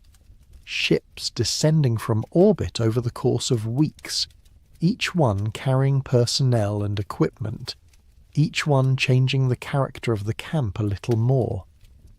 What was once a small outpost of inflatable domes becomes a sprawling complex of modules and laboratories, of greenhouses and living quarters, of communication arrays that bristle with antennas pointed back toward Earth. You watch the transformation with mixed feelings. On one hand, it is thrilling to see so many minds gathering to study what you've found, to witness the birth of humanity's first true off-world research station. On the other hand, something is being lost. The silence, the intimacy, the sense that Mars was sharing its secrets with you alone, trusting you to be their steward. The new arrivals are a diverse group. There are xenobiologists and geologists, linguists and archaeologists, engineers and physicians. There are also people whose roles are less clear: corporate liaisons, military advisors, government representatives from a dozen different nations. They all want the same thing: access to the chamber, to the Guardians, to the knowledge that lies buried in the Martian stone. But they do not all want it for the same reasons. Dr. Yuki Tanaka, a linguist from Japan, becomes one of your closest collaborators. She is small and precise, with eyes that miss nothing, and a mind that approaches the alien symbols with the reverence of a scholar deciphering ancient scripture. She spends hours in the chamber with you, photographing the carvings, cataloguing the patterns, searching for grammatical structures or recurring motifs. Language is never just communication, she tells you one day as you sit together in the chamber, the guardian watching silently from its alcove. It's a window into thought itself. The way a culture structures its language reveals how it structures reality, how it categorizes experience, what it values. If we can crack this language, we won't just be able to read their words, we'll be able to think their thoughts. You find her presence calming. Unlike some of the others, she does not rush, does not demand immediate results. She understands that this is work that requires patience, intuition, time. She treats the chamber like a temple, removing her boots before entering, moving quietly, speaking in hushed tones. Not everyone shares her approach. Dr. Marcus Webb, a materials scientist from the United States, represents a different philosophy entirely. He is tall and broad-shouldered, with a booming voice and an impatience that manifests in every gesture. He wants samples, pieces of the structure, fragments of the guardian's flesh, core samples from the walls. He wants to disassemble, analyze, reverse engineer. We're not going to learn anything by just looking, he argues at one of the daily briefings, his frustration evident. We need to understand the composition, the molecular structure, the engineering principles. That means we need physical samples. That means we need to be willing to damage some of this to save all of it. Chen, who has remained as expedition leader, shakes her head firmly. We've been over this, Marcus. The protocols are clear. Non-invasive study only, at least for the first year. We document, we scan, we analyze what we can without disturbing the site. Protocols written by people who aren't here, Webb shoots back. Protocols written by committees on Earth who don't understand what we're dealing with. Every day we wait is a day we're not learning, not advancing, not preparing for whatever comes next. You speak up, surprising yourself with the force in your voice. This isn't a machine to be taken apart. It's a living archive. The Guardians trusted us with their knowledge. Cutting them open, tearing down their structures, that would be a violation of that trust. Webb turns to you, his expression somewhere between pity and exasperation. With all due respect, you've been alone out here for months. You've formed an emotional attachment which is understandable, but we can't let sentiment stand in the way of science. This is too important. It's not sentiment, you reply, keeping your voice level. It's understanding something you don't. The Guardians aren't just waiting to be studied, they're waiting to be understood. There's a difference. The briefing dissolves into argument, different factions taking different sides. Some support Chen's cautious approach, arguing for patience and respect. Others side with Webb, insisting that humanity needs to move faster, learn more, prepare for the possibility that Mars's secrets might be needed to solve crises back on Earth. Climate change, resource depletion, the endless conflicts that threaten to tear human civilization apart. You leave the briefing exhausted, seeking the solitude of the desert. But even that is becoming harder to find. There are rovers now, tracks crisscrossing the landscape, markers and equipment scattered across what was once pristine terrain. The module where you first woke up has been converted into a storage facility, stripped of its mystery, catalogued and explained. Progress, you suppose. But it feels like something precious is slipping away. That night you dream of the Guardian. In the dream it speaks to you, not in words but in images, in sensations, in a form of communication that bypasses language entirely. You see Mars as it was, blue and green, with oceans that stretched from horizon to horizon, clouds that swirled in complex patterns, mountains that scraped the edge of space. You see cities that grew like crystals, organic and geometric at once, integrated into the landscape rather than imposed upon it. You see the Martians themselves, tall and slender like the Guardian, but varied in form, in colour, in the subtle differences that distinguish individuals. They do not walk so much as flow, their movements graceful and economical.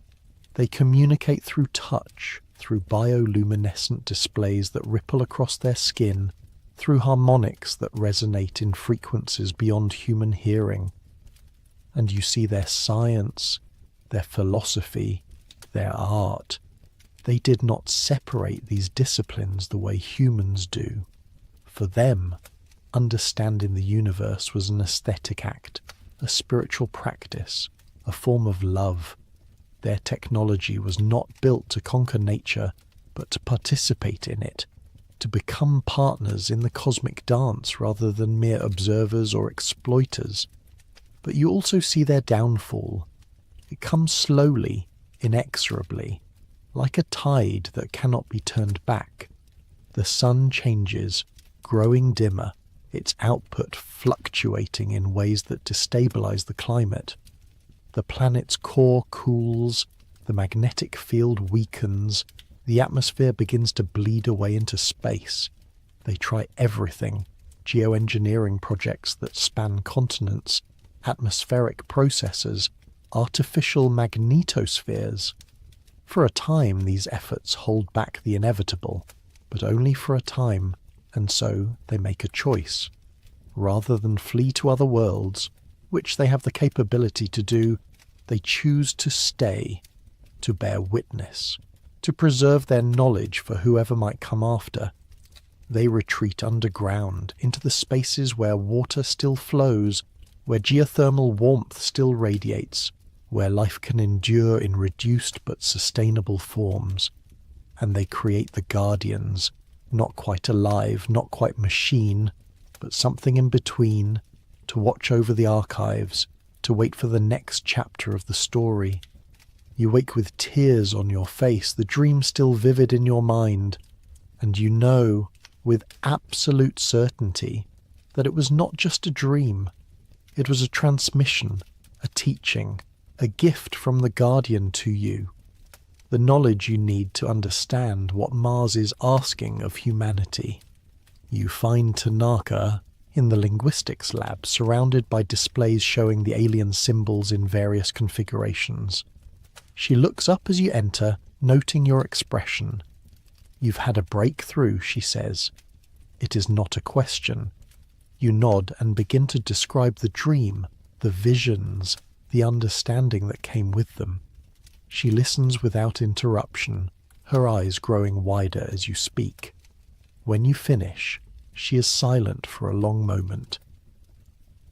"If what you're saying is true," she says finally, "then this isn't a written language in the traditional sense. It's a mnemonic system, a trigger for deeper knowledge that's transmitted, what? Telepathically? Through some kind of quantum entanglement? Through a medium we don't even have a name for yet?" "I don't know the mechanism," you admit. "But yes, the symbols aren't meant to be read the way we read text. They're meant to be experienced, to open pathways in the mind that allow for direct transfer of understanding. The Guardians have been waiting for someone who could receive that transmission. I think my time alone here, the isolation, the exposure to this place, it changed something in me, made me receptive in a way I wasn't before." Tanaka sits back, processing this. Then the question becomes, can we replicate that receptivity? Can we teach others to receive these transmissions? Or are you unique, the only translator we have?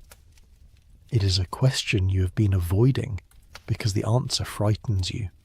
If you're the only one who can communicate with the Guardians in this way, then you become indispensable, a bottleneck through which all knowledge must flow. The pressure, the responsibility, the inevitable politics that will surround your role, It is almost too much to contemplate. But there is no avoiding it. You are the bridge, whether you want to be or not. Over the following weeks, you begin working with Tanaka and a small team to document everything you can about the transmissions. You return to the chamber daily, spending hours in meditation-like states before the Guardian, opening yourself to whatever it wishes to share. The information comes in waves, sometimes clear and structured, sometimes fragmentary and dreamlike.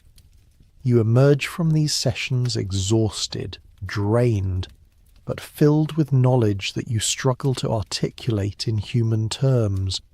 You learn about Martian physics, which approach the universe not as a collection of particles and forces, but as a unified field of relationships, of information flowing through space-time like music through an instrument.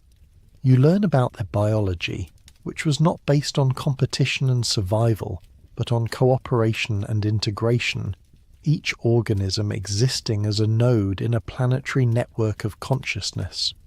You learn about their mistakes too, the times they prioritized efficiency over sustainability, the moments they ignored warning signs, the periods when hubris convinced them they could control systems too complex to be controlled. These lessons come with a weight of sorrow, as though the Guardian is reliving its civilization's failures, hoping that by sharing them it can spare humanity the same fate. But not everyone is interested in these lessons. The political situation in the camp deteriorates as different factions jockey for influence. Webb's contingent grows more vocal, demanding action, results, tangible benefits from the discovery. They are backed by corporate interests on Earth, companies that see Mars not as a teacher, but as a resource, a treasure trove of advanced technology that could be exploited for profit. There are also the military advisors, quiet men and women who observe everything but say little. You catch them watching you sometimes, their expressions unreadable, and you wonder what they are thinking, what they are planning, whether they see the Guardians as a threat to be neutralized or a weapon to be claimed. The tension comes to a head during a supply delivery from Earth. Along with food and equipment, the ship carries new orders, classified, urgent, addressed to a Colonel Reeves, a man you've seen around the camp but never spoken to directly. Whatever the orders contain, they change everything. Reeves calls a meeting, this time with only select personnel. You're included, as is Chen, Webb, Tanaka, and a handful of others. Okafor is notably absent, as are most of the pure research scientists. Reeves is a man in his 50s, with iron-grey hair and eyes that have seen things he does not speak about. He stands at the head of the table in the command module, a tablet in his hands, and begins without preamble. Earth has determined that the situation here poses a potential security risk, he says. We have credible intelligence suggesting that other nations are planning their own missions to Mars, specifically to this site. There is concern that the technology here could fall into hostile hands, that the knowledge the Guardians possess could be weaponized.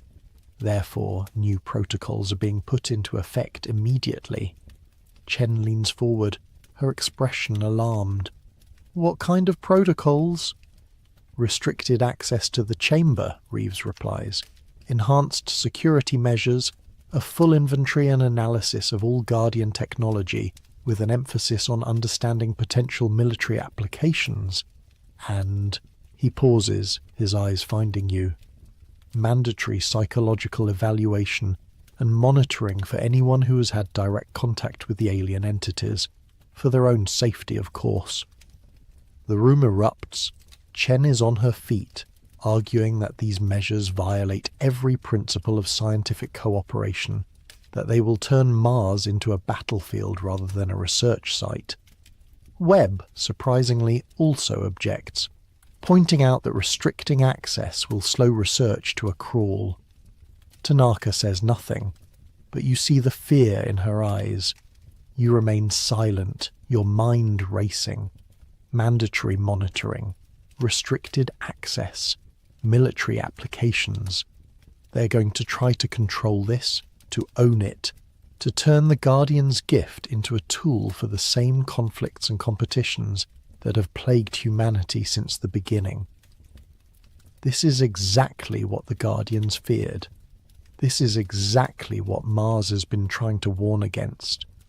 When the arguing dies down, you speak. Your voice is quiet, but something in it makes everyone turn to listen. If you do this, you say, you will lose everything. The Guardians will withdraw. The transmissions will stop. Mars will become what you seem to think it already is. A dead rock with some interesting artifacts. The knowledge you're hoping to extract, the technology you want to exploit. It doesn't work that way. It's not lying around waiting to be picked up.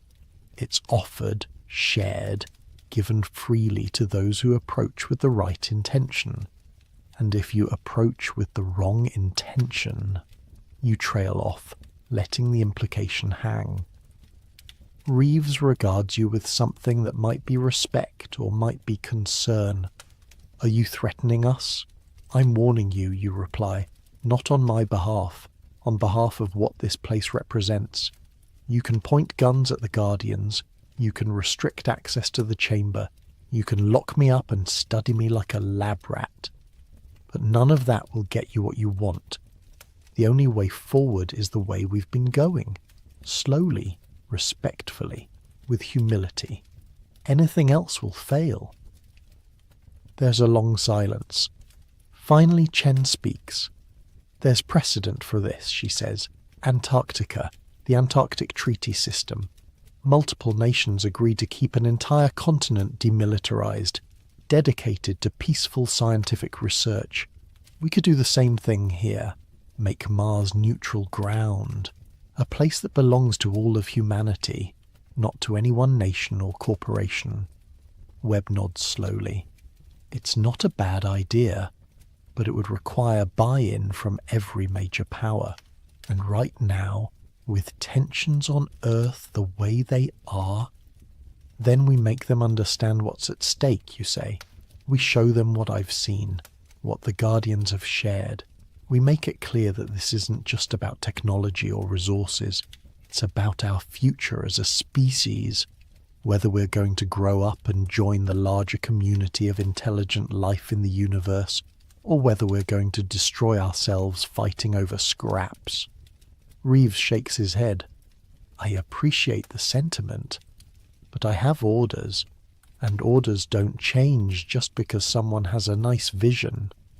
Then we'll go over your head, Chen says firmly. We'll broadcast this globally, make it public. Let the people of Earth decide what kind of species they want to be. That would be a violation of protocols, Reeves warns. Possibly treason, depending on how it's framed. Then arrest me, Chen says. But I'm not going to sit here and watch us turn the most important discovery in human history into another front in our endless stupid wars. The tension in the room is explosive. You can see Reeves calculating, weighing his options, trying to determine how far he can push before something breaks. And you realize that this moment right now is exactly what the Guardians has been preparing for. This is the test. Not whether humanity can learn from their technology, but whether humanity can transcend its own worst instincts, choose cooperation over competition, wisdom over power. You stand, your heart pounding, and make a decision. I'm going to the chamber, you announce. Anyone who wants to come can come. Anyone who wants to stop me will have to shoot me. Because I'm done with meetings and protocols and politics. The Guardians have something to show us, something important, and I'm not going to let fear or greed or bureaucracy stand in the way anymore. You walk toward the exit, half expecting to hear the click of a weapon being readied, the command to stop. But instead you hear footsteps behind you. Tanaka, then Okafor, who must have been listening from outside, then Chen, then others, a growing group of scientists and researchers who have had enough of being told what to do by people who aren't here, who don't understand what's at stake. Webb hesitates, then joins as well, his expression conflicted but resolved. Reeves watches the exodus with an unreadable expression. Finally he speaks. "I'll be reporting this," he says, but he does not try to stop you. The group walks across the Martian landscape in silence, a procession of precious suits and helmets, of scientists staging the quietest, most profound rebellion in human history. The sun is setting, casting the desert in shades of amber and rust, and the two moons are rising, watching like witnesses. When you reach the chamber, you lead them inside, into the space that has become sacred to you. The Guardian is there, as always, and as you approach, the screens flicker to life. But this time, they show something different. Not images from the past, not visions of ancient Mars, but something happening now, in real time. The screens show Earth, the blue marble hanging in space, beautiful and fragile and utterly irreplaceable. But as you watch, the perspective shifts, zooms in, showing cities and forests, oceans and deserts, showing the damage, the scarred landscapes, the polluted waters, the atmosphere thickening with greenhouse gases, showing the conflicts, borders drawn and redrawn in blood, resources hoarded while others starve, the endless cycle of violence and retaliation. But then the view shifts again, and you see something else. Acts of kindness, of cooperation, of humans working together to solve problems, to heal wounds, to build rather than destroy. You see scientists sharing data across borders, activists fighting to protect the environment, ordinary people making choices that prioritize the future over the present, the collective over the individual. And you understand what the Guardian is showing you. Earth stands at a crossroads, just as Mars once did.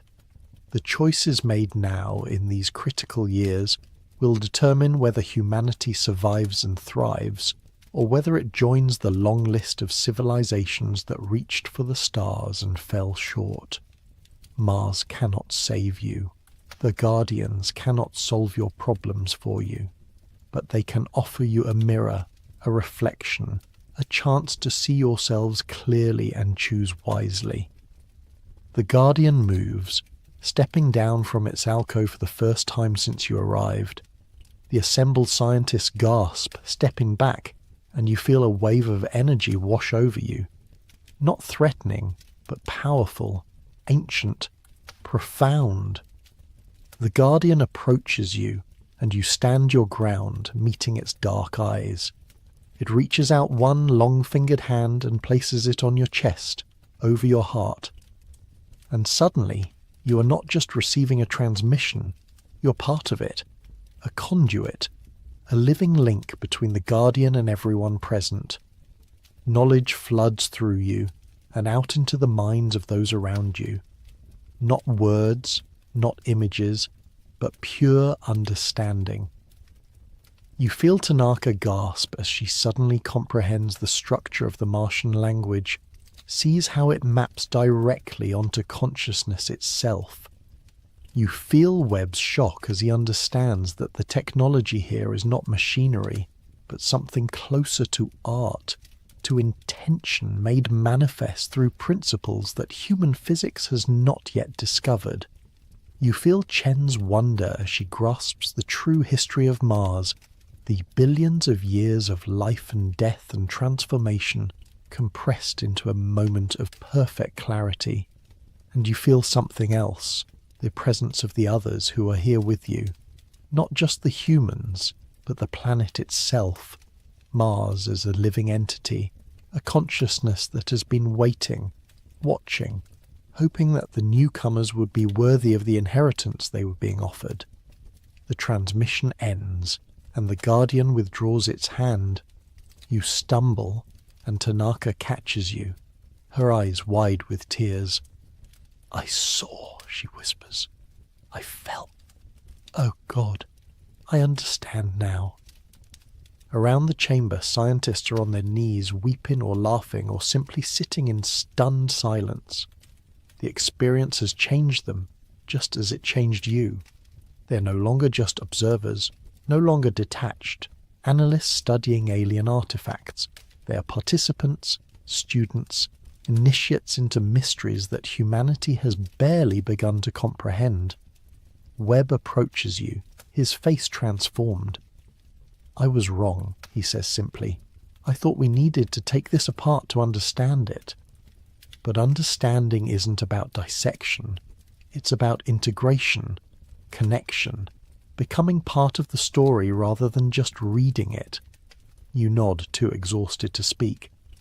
The Guardian returns to its alcove, settling back into stillness. But you can feel that something has shifted. A threshold has been crossed. Humanity has passed its first test, not with flying colours perhaps, but with enough grace to be allowed to continue. Over the following days, word of what happened spreads through the camp. Some dismiss it as mass hallucination, a psychological phenomenon brought on by isolation and the strangeness of the environment. But others, the ones who were there, who felt the transmission, know better. And slowly, gradually, they begin to change the culture of the base, to push back against the military posturing and corporate manoeuvring, to insist that Mars be treated as what it truly is, a gift, not a prize. Reeves, surprisingly, becomes an ally.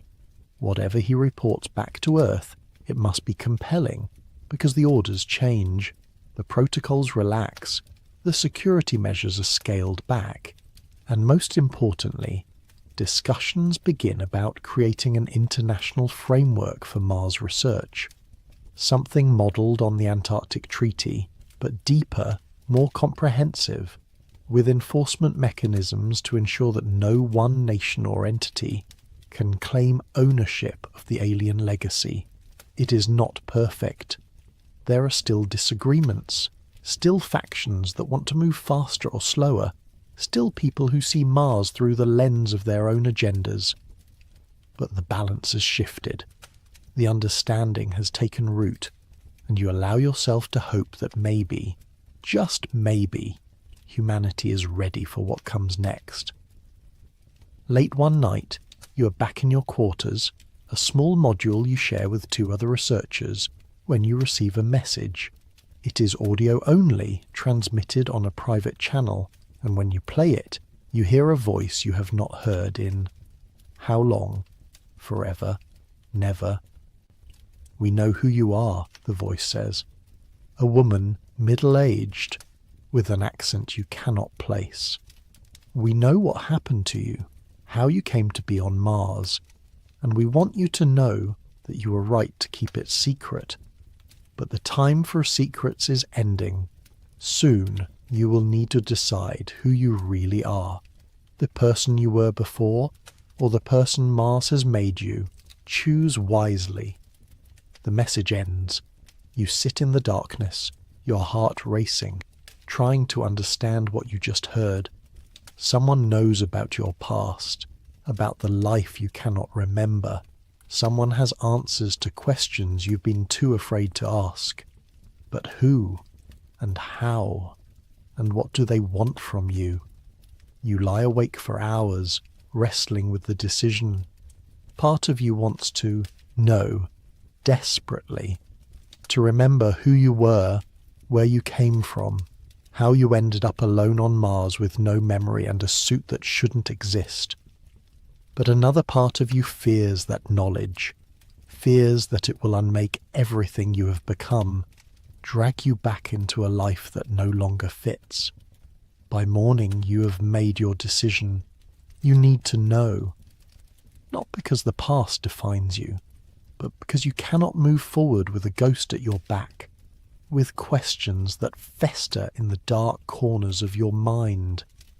You trace the message's origin, not difficult, with the base's communication logs.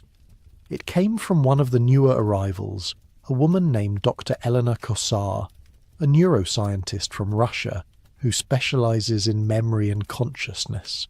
You've seen her around but never spoken to her directly. You find her in one of the biology labs working alone. When you enter, she looks up without surprise, as though she has been expecting you. "You came," she says. Her English is accented but precise. "Good. We have much to discuss." "Who am I?" you ask bluntly. No pleasantries, no small talk. You're done with evasion. She gestures to a chair and you sit. "Your name was Dr. Adrian Cross. You are a neuropsychologist, one of the leading researchers in altered states of consciousness, in the neurological basis of mystical experience. 5 years ago, you disappeared. Your colleagues assumed you were dead. Adrian Cross. The name means nothing to you." But as she speaks, tiny fragments surface, flashes of memory so faint they might be imagination, a lecture hall, equipment, a face in a mirror that might be yours, younger, more certain. "What happened to me?" you ask. Kosa's expression is troubled. You were part of a classified project, an attempt to create, let us call it, an enhanced consciousness interface, a way to allow humans to perceive and interact with forms of intelligence that operate on different frequencies, different principles than our own. The military was interested, of course, but so were you, for your own reasons.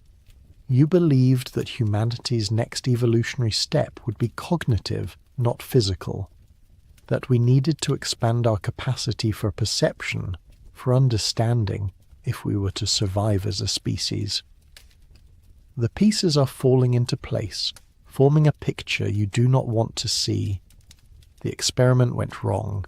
Not wrong, Kossar corrects, but further than anyone anticipated. You successfully altered your consciousness, opened yourself to forms of perception that should not have been possible. But the process was traumatic. It shattered your previous personality, your memories, your sense of self. We thought we had lost you, and then, she pauses, then you disappeared. Took a shuttle that was being prepared for a Mars supply run. No one knew you were aboard until you were already gone. By the time we realized, it was too late to turn back.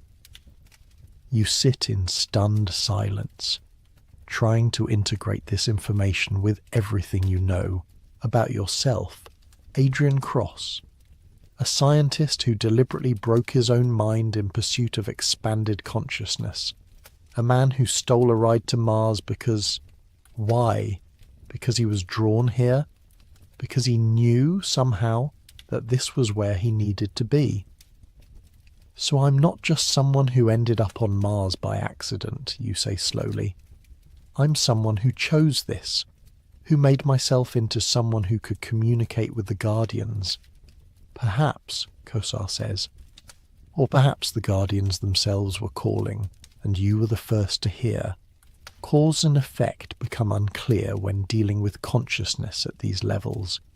Did you open yourself to them, or did they open you? Both may be true. "Why are you telling me this now?" "Because Earth needs to know what you are," Kossar says. "Not just a survivor, not just a translator. You are proof that humanity can evolve, can expand beyond its current limitations. You are the prototype for what we might become. And there are those on Earth, my employers among them, who want to understand how to replicate what you have achieved, who want to create more people like you." The implications are staggering. An army of enhanced humans, able to perceive and interact with alien intelligence, able to access the transmissions from the Guardians. It could be humanity's salvation, a way to rapidly acquire the knowledge needed to solve your existential crises. Or it could be a disaster, A new form of humanity that leaves the old behind, creating a division that could tear your species apart. What do you want from me, you ask. Help us, Kosa says. Help us understand the process you went through. Let us study you, safely, ethically, not to exploit, but to learn, to give humanity a choice about its future. You stand, needing space, needing air. I need to think about this. Of course, Kosa says. But Adrian, she uses the name deliberately and you flinch. Time is running out. Earth is approaching a breaking point. Climate collapse, resource wars, the fracturing of international cooperation. We need what Mars has to teach us, and we need it soon. You may be the only way to accelerate that learning enough to matter. You leave without answering, walking out into the Martian day, your mind churning.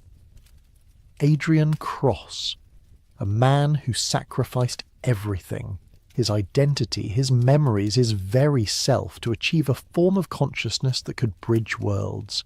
A man who is both dead and alive, replaced by whoever you are now. And the question remains, who are you? The person you were, or the person you have become?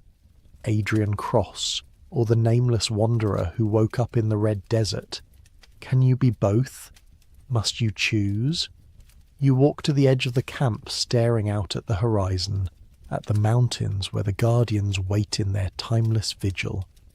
And you realize that the answer has been there all along, woven into every transmission, every vision, every lesson Mars has tried to teach you. You are not one or the other. You are the transformation itself, the bridge between what was and what will be. Adrian Cross died so that something new could be born, something that had never existed before. A human consciousness shaped by two worlds, able to translate between them, to carry meaning across the void that separates species and civilizations and ways of being. You are not the endpoint. You are the beginning, the first step in an evolution that will take centuries, millennia, to unfold. And whether that evolution happens safely, ethically, with wisdom and care, depends on the choices you make now. You return to find Kosar and give her your answer. You will help, but on your terms. The research will be transparent, public, subject to international oversight. The techniques developed will be available to anyone who wants them, not hoarded by governments or corporations. And most importantly, anyone who chooses this path must do so freely, understanding that they are not just gaining new abilities, they are becoming something new, something that cannot go back to what they were. It is a gamble, a leap of faith that humanity can handle this responsibility, can resist the temptation to weaponize or monopolize what you represent. But as you stand there, feeling the connection to Mars thrumming through your transformed consciousness, you know it is the right choice. Because the alternative, keeping this locked away, hidden, restricted, would betray everything the Guardians have tried to teach you. Knowledge is not meant to be hoarded. It is meant to be shared, to flow like water through the channels of consciousness, nourishing and transforming whatever it touches. And if humanity cannot handle that, cannot rise to meet this challenge, then perhaps you do not deserve the inheritance Mars is offering. But you believe, you have to believe, that you can. That hidden within the violence and greed and short-sightedness, there is also wisdom, compassion, the capacity for growth. You have seen it in Chen's leadership, in Tanaka's reverence, in Webb's transformation, in the tears of scientists kneeling in the chamber after their first true transmission. Humanity is not perfect, but neither were the Martians. They made mistakes, failed in crucial ways, lost their world to forces they could not or would not control. But they learned, they preserved what they could, They reached across millions of years to offer their hard-won wisdom to whoever came next. And now you, Adrian Cross, the nameless wanderer, the bridge between worlds, have the chance to honor that gift, to help your species take its next stumbling, uncertain, beautiful step toward whatever future awaits among the stars. You look up at the rust-colored sky, at the sun hanging low on the horizon, at the stars beginning to emerge in the gathering dusk, and for the first time since you woke up on this red desert world, you feel that you truly understand why you are here. Not by accident, not by fate, but by choice. A choice made by someone you used to be, for the sake of someone you have become, in service of a future that has not yet been written, and that future begins now.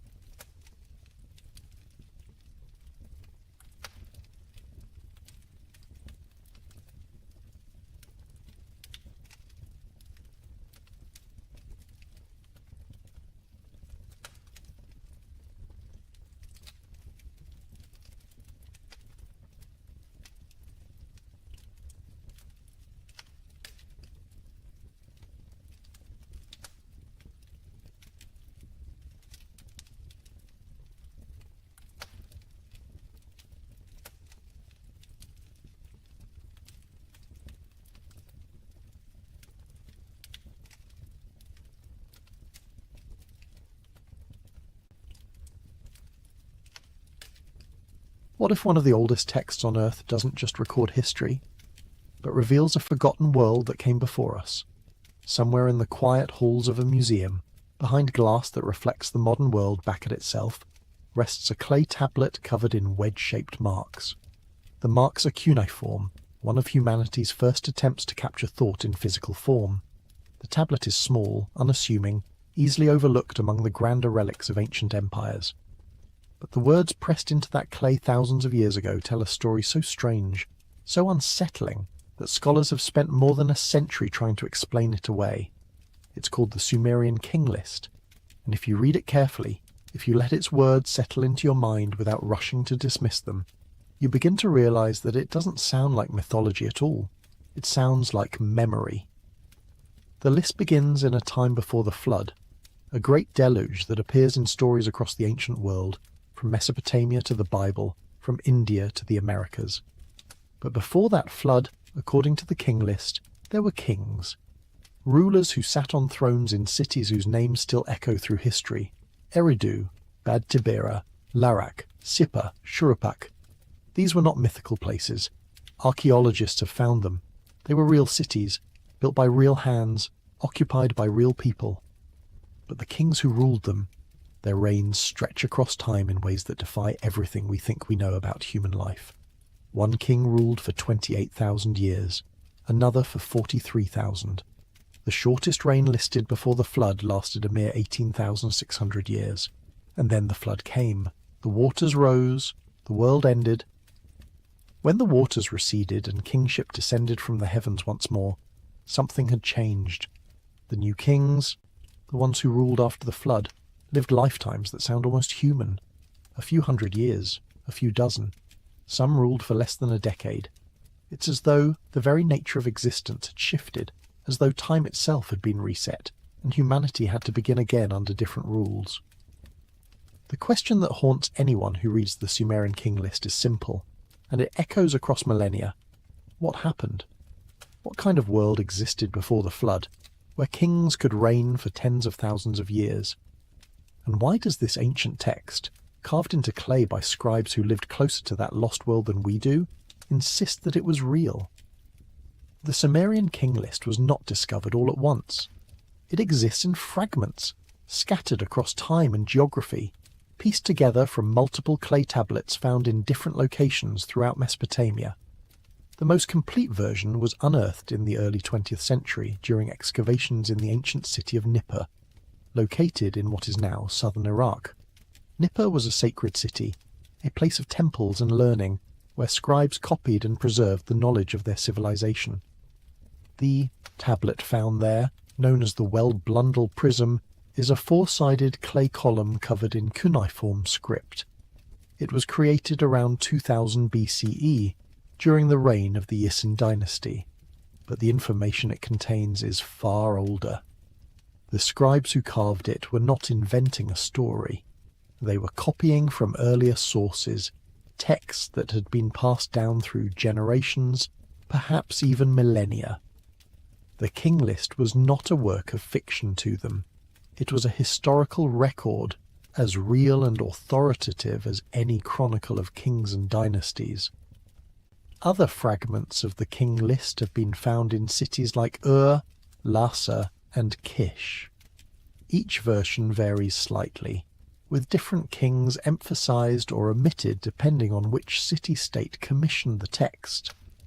But the core structure remains the same, a chronological list of rulers beginning in the distant past before the flood and continuing down through history to the time of the scribes themselves.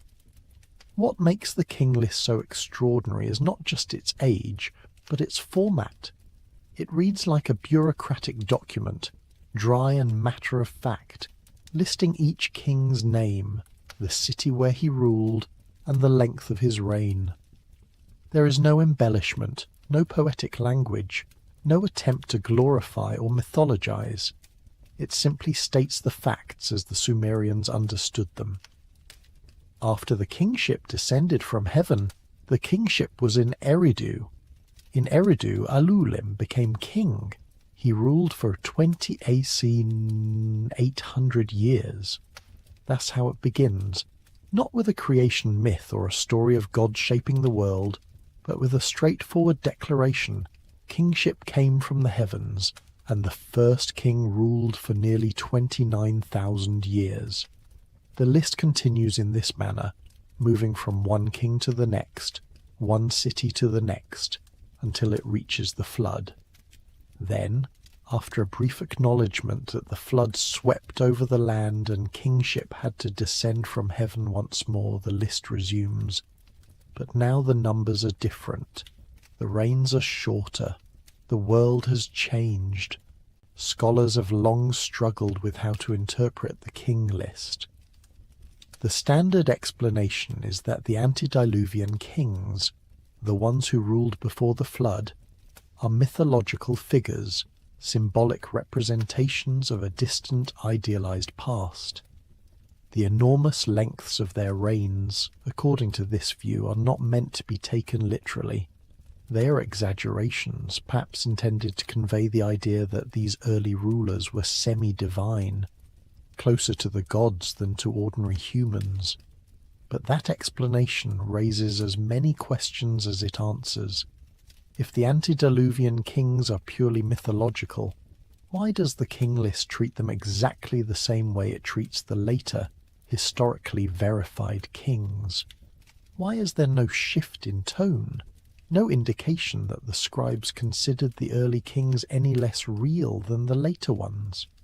And why do the post-flood kings, whose reigns are still extraordinarily long by modern standards, but far shorter than their predecessors, gradually transition into rulers whose lifespans match those of actual historical figures? The king list doesn't read like mythology. It reads like a record that begins in a time so distant, so different from our own, that the very fabric of existence was not what it is today. And then something happened, something catastrophic, something that changed the world. And after that, time moved differently. Life moved differently. Humanity moved differently. What if the Sumerians weren't exaggerating? What if they were remembering? To understand the weight of that question, you have to step back and consider what Sumer was. This was not a primitive society stumbling towards civilization. When Sumer emerged in southern Mesopotamia around 4500 BCE, it arrived almost fully formed, with cities, temples, irrigation systems, and a written language. The Sumerians had laws, mathematics, astronomy, literature. They built ziggurats that reached toward the sky, massive stepped pyramids that served as bridges between the earthly and the divine. And they had memory. They remembered a time before their cities, before their writing, before the flood. They remembered kings who ruled in an age that felt more like legend than history. Yet they recorded those kings with the same precision they used to record everything else. The flood itself is central to the king list, and it's central to Sumerian mythology as a whole. The most famous account of the flood comes from the Epic of Gilgamesh, one of the oldest surviving works of literature. In that story, the gods decide to destroy humanity with a great deluge, but one man, Utnapishtim, is warned by the god Enki. He builds a boat, saves his family and representatives of all living creatures, and survives the flood. When the waters recede, he is granted immortality by the gods. The parallels to the biblical story of Noah are impossible to ignore, and scholars have long recognized that the Genesis flood narrative likely has its roots in earlier Mesopotamian traditions. But the Sumerian king list adds another layer to the story. It doesn't just tell us that a flood happened. It divides all of history into two eras, before the flood and after the flood. It treats the flood as a boundary, a moment when the old world ended and a new one began. Before the flood, kings ruled for tens of thousands of years. After the flood, they didn't. That's not a metaphor. That's a statement of fact, at least as the Sumerians understood it. Something fundamental changed when the flood came. The world that existed before was not the same as the world that came after. What kind of world could that have been? What kind of civilization could produce kings who reigned for millennia? And why would the Sumerians, who were meticulous record keepers, insist that such a world was real? One possibility is that the antediluvian kings represent entire dynasties rather than individual rulers. Perhaps each name on the list is not a single person, but a lineage, a family, or clan that held power for thousands of years. The enormous lengths of their reigns would then make more sense. They would be the cumulative reigns of many rulers compressed into a single name. But that explanation doesn't quite fit. The king list is very specific about individual kings. It names them, tells us where they ruled, and gives us exact numbers for their reigns. If the scribes had meant to represent dynasties, they could have said so. They didn't. They treated each king as a distinct individual, just as they did with the later, historically verified rulers. Another possibility is that the numbers are symbolic, encoded with astronomical or mathematical significance. Some researchers have suggested that the lengths of the antediluvian reigns correspond to cycles of the heavens, precessions, planetary alignments, or other celestial phenomena that the Sumerians, who were skilled astronomers, might have been tracking. In this view, the king list is not a historical record at all, but a kind of cosmic calendar, a way of marking time on a scale far grander than human lifespans. That's an intriguing idea, and there's some evidence to support it. The Sumerians were obsessed with the heavens. They track the movements of the stars and planets with remarkable precision, and their mythology is filled with references to celestial events. The number 3,600, which appears frequently in Sumerian texts, is thought to represent a sar, a unit of time associated with the orbit of a hypothetical planet or celestial body. Some of the reigns listed in the king list are multiples of 3,600, which suggests that the numbers might indeed have astronomical meaning. But even if the numbers are symbolic, that doesn't mean the kings themselves were fictional.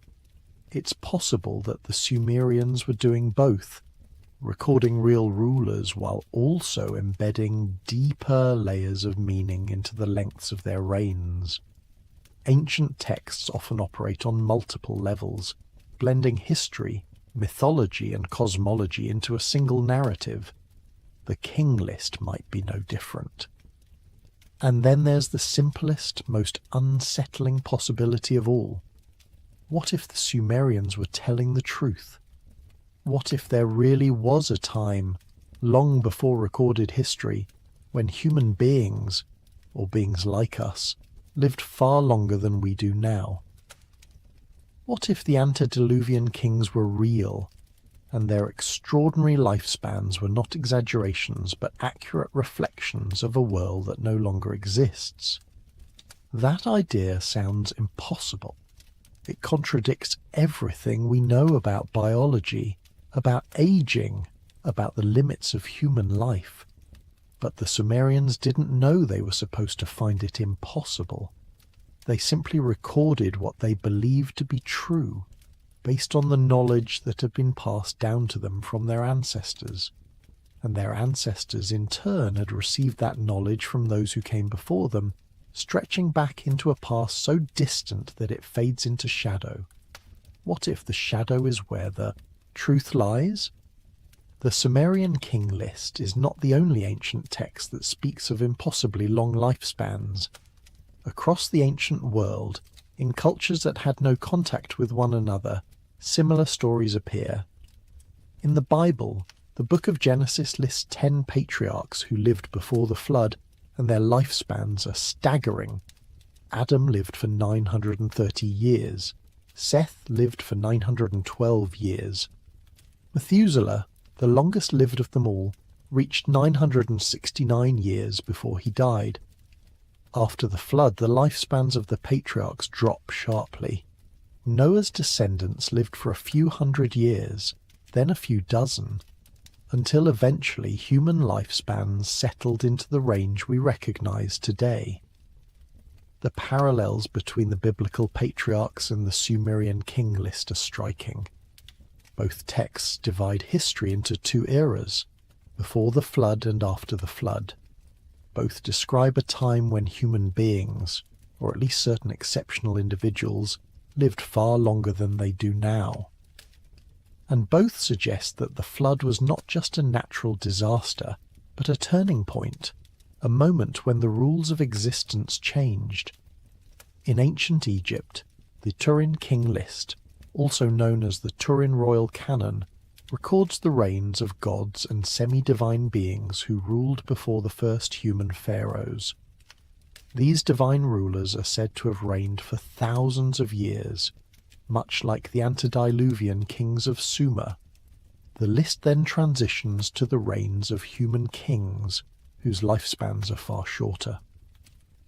Once again, we see the same pattern, a distant past populated by beings who lived on a timescale that seems impossible, followed by a shift to a more recognizable human history. In India, the ancient Puranas describe cycles of time called yugas, vast epochs during which the nature of existence changes. In the earliest yuga, the Satya Yuga, or Golden Age, human beings lived for thousands of years and possessed abilities that seem almost godlike. As the yugas progressed and the world declined, human lifespans grew shorter and the connection between humanity and the divine weakened.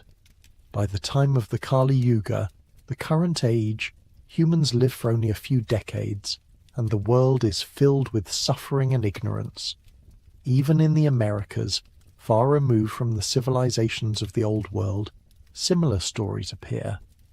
The Maya and Aztec traditions speak of previous worlds or ages, each of which ended in catastrophe.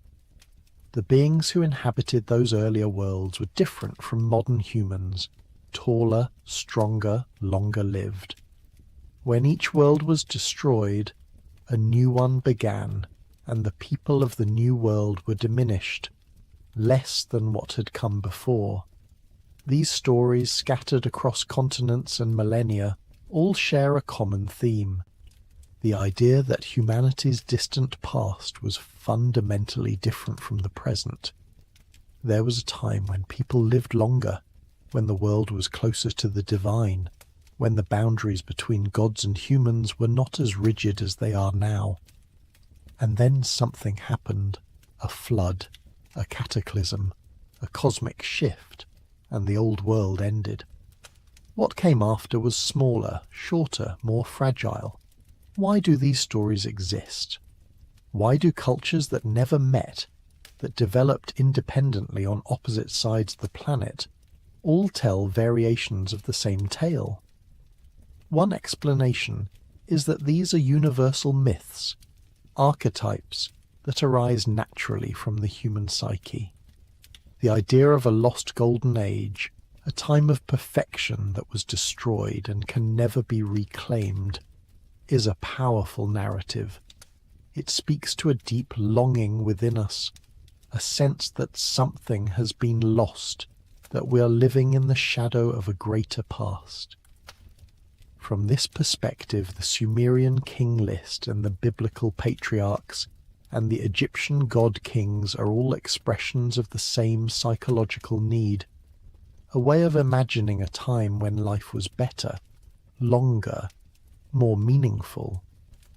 But there's another explanation, one that's harder to dismiss. What if these stories are not myths at all? What if they are memories, distorted, fragmented, passed down through countless generations, but memories nonetheless? What if there really was a time, long before recorded history, when the world was different, when human beings, or beings like us, lived in ways we can no longer imagine. And what if the flood, the cataclysm that appears in so many ancient texts, was a real event, a disaster so catastrophic that it reset human civilization, wiping out almost everything that came before? The geological record tells us that massive floods have occurred throughout Earth's history. At the end of the last ice age, around 12,000 years ago, enormous ice sheets covering much of the northern hemisphere began to melt. The resulting sea level rise was dramatic, flooding coastal regions and river valleys around the world. Some researchers believe that this event, or a series of related events, could be the source of the flood myths that appear in so many ancient cultures. But the Sumerian king list suggests something more specific. It doesn't just say that a flood happened, it says that the flood marked a boundary between two different kinds of existence. Before the flood, kings ruled for tens of thousands of years. After the flood, they didn't. That's not just a story about rising water. That's a story about a world that ended and a new world that began in its place. What if the antediluvian kings were not human in the way we understand the term? What if they were something else? Survivors of an earlier civilization, perhaps, or beings who existed in a time when the conditions of life on Earth were radically different? What if the Sumerians, when they recorded the king list, were preserving the last remnants of knowledge from that lost world? Knowledge that had been passed down through the survivors of the flood? These are not comfortable questions. They push against the boundaries of what we're willing to accept as possible. But the Sumerian king list doesn't care about our comfort. It simply exists, carved into clay, waiting for us to decide what it means.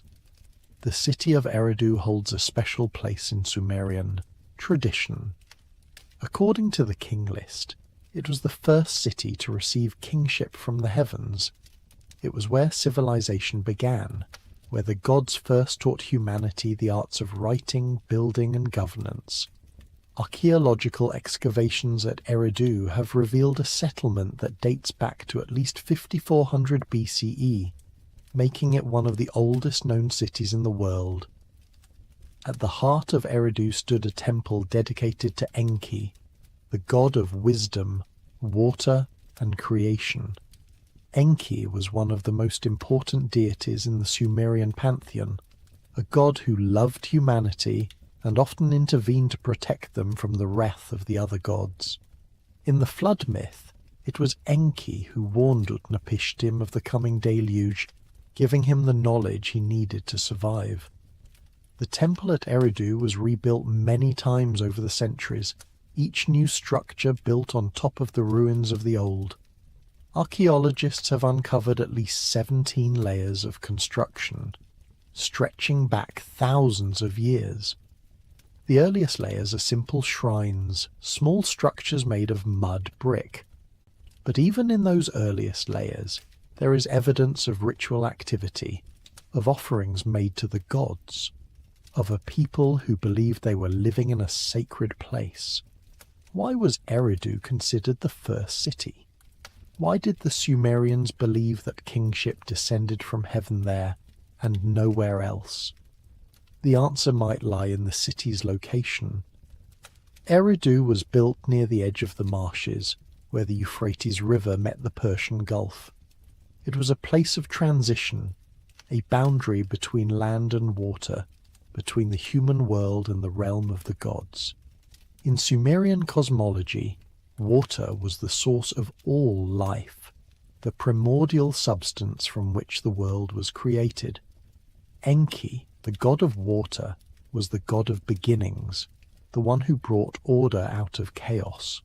If Eridu was the first city, then Alulim, the first king, was the first human to receive the gift of kingship from the gods.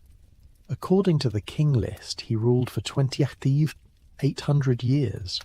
That number is not random. It's a multiple of 3600, the sacred Tsar, a unit of time that appears throughout Sumerian texts. Some researchers believe that the Sa represents a great cosmic cycle, a period during which the heavens complete a full rotation and return to their starting point. If that's true, then Alulim's reign might represent not just a single lifetime, but an entire age, a vast span of time during which the first city flourished under the guidance of the gods. But what does it mean to say that kingship descended from heaven? The Sumerians were not speaking metaphorically. They believed quite literally that the gods lived in the sky, in a celestial realm above the earth. Kingship was a divine gift, a sacred responsibility bestowed upon certain individuals by the gods themselves. The king was not just a political leader. He was a mediator between the human and divine worlds, a figure who maintained the cosmic order through ritual and sacrifice. The idea that kingship came from the heavens appears in other ancient cultures as well. In Egypt, the pharaoh was considered a living god, a divine being who ruled on earth as the representative of the gods. In China, the emperor held the mandate of heaven, a divine right to rule that could be revoked if he failed to govern justly. In Mesoamerica, the rulers of the Maya and Aztec civilizations claimed descent from the gods and performed elaborate rituals to maintain the balance between the earthly and celestial realms. But the Sumerian king list goes further.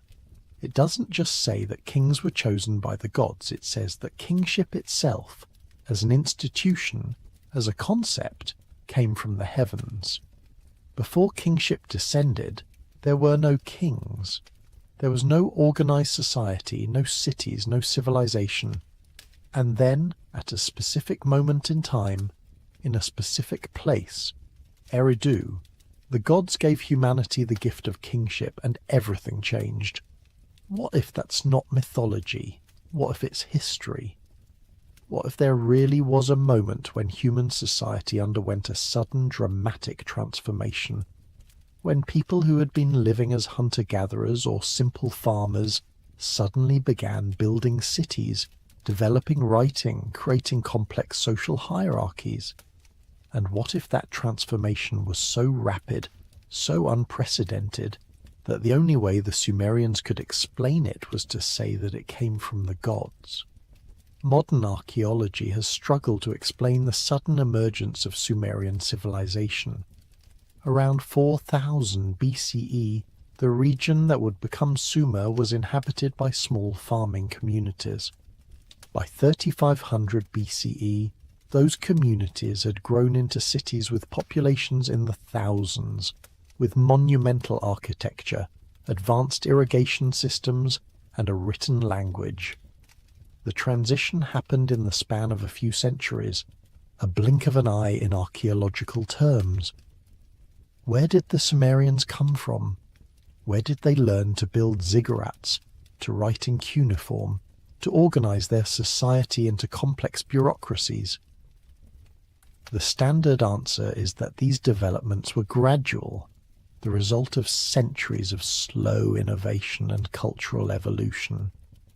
But the archaeological record doesn't quite support that narrative. Sumerian civilization appears suddenly, almost fully formed, with little evidence of the intermediate stages we would expect to see. Some researchers have suggested that the Sumerians inherited their knowledge from an earlier, unknown civilization, a culture that existed before them and passed down its wisdom through oral tradition or lost texts. Others have proposed that the Sumerians were influenced by contact with other advanced societies, perhaps from the Indus Valley or the Iranian Plateau, but there's no clear evidence for either of these theories. And then there's the king list, sitting quietly in its museum case, insisting that the answer is simpler than we think. Kingship descended from heaven. The gods gave humanity the knowledge it needed to build cities, to write, to govern. The first kings ruled for thousands of years, guiding their people through an age that we can barely imagine. And then the flood came, and the old world ended, and humanity had to start again. What if the Sumerians were right? The flood is the pivot point of the king list, the moment when everything changes. Before the flood, the reigns of the kings stretch across millennia. After the flood, they contract sharply.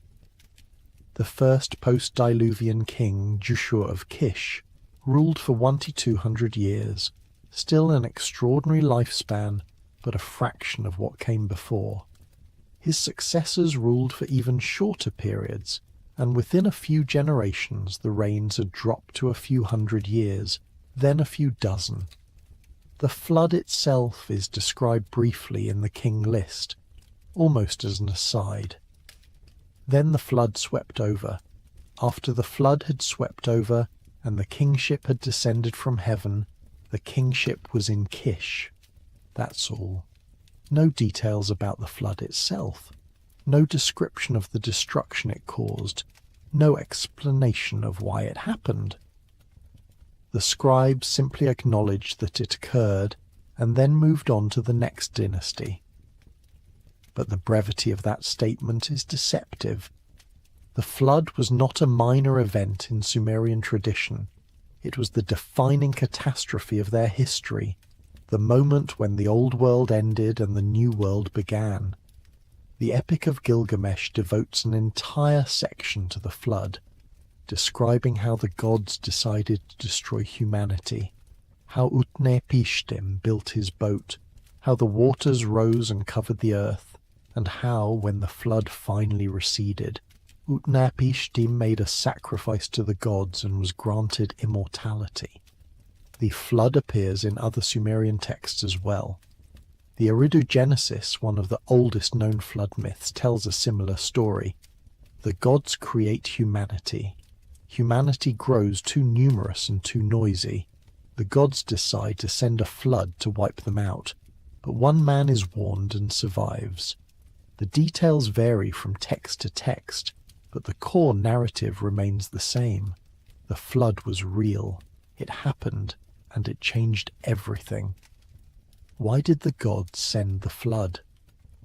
In the Epic of Gilgamesh, the god Enlil is disturbed by the noise of humanity, the constant clamour of human activity, the endless bustle of cities and farms and markets. He convinces the other gods to destroy humanity with a flood, to wipe the slate clean and start over. But Enki, the god of wisdom, takes pity on humanity. He warns Utnapishtim, tells him to build a boat, and ensures that at least some humans survive. In the Eridu-Genesis, the reason for the flood is less clear. The text is fragmentary, and much of it has been lost. But the surviving portions suggest that the gods were concerned about humanity's rapid growth, about the way human civilization was spreading across the earth. The flood was a way of resetting the balance, of preventing humanity from becoming too powerful, too numerous, too much like the gods themselves. That's a strange motivation for a divine catastrophe. Why would the gods be threatened by human progress? Why would they want to limit humanity's growth? Unless, of course, humanity was on the verge of discovering something, some knowledge, some power, that the gods wanted to keep hidden. The story of the Tower of Babel, found in the biblical book of Genesis, offers a similar theme. Humanity, speaking a single language and working together, begins to build a tower that reaches toward heaven. The tower is a symbol of human ambition, of the desire to ascend to the realm of the gods. But God sees the tower and is troubled. Behold, they are one people, and they have all one language, God says. And this is only the beginning of what they will do. And nothing that they propose to do will now be impossible for them. So God confuses their language, scatters them across the earth, and the tower is never completed. The message is clear. There are limits to what humanity is allowed to know, to achieve, to become. When those limits are approached, the gods intervene. They send a flood. They scatter the people. They reset the world. What if the flood described in the Sumerian king list was not a natural disaster, but a deliberate act? What if it was a way of ending a civilization that had grown too advanced, too knowledgeable, too close to the secrets of the gods? And what if the antediluvian kings, with their impossibly long reigns, were the leaders of that civilization, beings who possessed knowledge and abilities that we can no longer imagine? The idea that an advanced civilization existed before recorded history is not new. It appears in the writings of Plato, who described the lost continent of Atlantis, a powerful, technologically advanced society that was destroyed in a single day and night by earthquakes and floods. Plato claimed that the story of Atlantis had been passed down from ancient Egyptian priests, who said that it had occurred 9,000 years before their time, placing it around 9600 BCE. Modern scholars generally dismiss Atlantis as a myth, a philosophical allegory that Plato invented to illustrate his ideas about the ideal state. But what if Plato was recording a genuine tradition, a memory of a real civilization that was destroyed in a cataclysm? What if the flood described in the Sumerian king list, the deluge of the Epic of Gilgamesh, and the destruction of Atlantis are all different versions of the same event, a global catastrophe that wiped out an advanced civilization and forced the survivors to start over from scratch? The geological evidence for such a catastrophe is tantalizing but inconclusive. At the end of the last ice age, around 12,000 years ago, the Earth underwent dramatic climate changes. Massive ice sheets melted, sea levels rose by hundreds of feet, and coastal regions around the world were flooded. Some researchers believe that this period, known as the Younger Dryas, was triggered by a comet impact or a series of impacts that caused widespread destruction and climate disruption. If a comet struck the Earth around 12,000 years ago, it would have caused tsunamis, wildfires, and a sudden drop in global temperatures. Coastal civilizations would have been wiped out almost instantly. The survivors would have been scattered, their cities and monuments buried beneath rising seas or destroyed by the impact itself. Within a few generations, the memory of what had been lost would have faded into myth. But some memories would have survived. Oral traditions passed down from parent to child, from generation to generation, would have preserved fragments of the old knowledge. And when writing was finally invented thousands of years later, those traditions would have been recorded, imperfectly, incompletely, but recorded nonetheless. The Sumerian king list might be one of those records, a distant echo of a world that existed before the flood, before the ice melted, before the old civilization was swept away. What if the antediluvian kings were the rulers of that lost civilization? What if their impossibly long reigns represent not individual lifespans, but the duration of their dynasties, their cultures, their cities? What if the Sumerians, when they carved the king list into clay, were preserving the last remnants of a history that stretched back to the very dawn of human civilization, and perhaps even before? The transition from the antediluvian kings to the post-diluvian kings is abrupt, but it's not absolute. The first kings after the flood still lived for centuries, far longer than any human today. Jushur of Kish ruled for 200 years. His successor, Kulasina-Bel, ruled for 960 years. The third king, Nangishli-Shma, ruled for 670 years. The numbers are still extraordinary, still far beyond the limits of human biology as we understand it, but they're declining. With each generation, the reigns grow shorter, as though the world is slowly returning to normal. slowly settling into the rhythms of existence that we recognize today. By the time the king list reaches the third dynasty after the flood, the reigns have dropped to a few hundred years. By the fifth dynasty, they're down to a few dozen, and by the time we reach the kings of the Akkadian Empire, around 2300 BCE, the reigns are entirely plausible: 20 years, 30 years, 40 years. These are lifespans that match the historical record, that align with what we know about the rulers of ancient Mesopotamia. The king list doesn't explain why the reigns grew shorter. It simply records the change as though it were a natural process, an inevitable consequence of the flood. But the pattern is striking. It's as though the flood didn't just destroy the old world, it fundamentally altered the conditions of existence. Whatever allowed the antediluvian kings to live for tens of thousands of years was gone. The new world was different, smaller, more limited. Humanity had to adapt to a new reality, one in which life was shorter, knowledge was scarcer, and the connection to the divine was more distant. What could cause such a change? If we take the king list at face value, if we assume that the antediluvian kings really did live for thousands of years, then something about the pre-flood world must have been radically different from the post-flood world. The environment, the atmosphere, the very fabric of reality, something was different, and the flood marked the moment when that difference ended.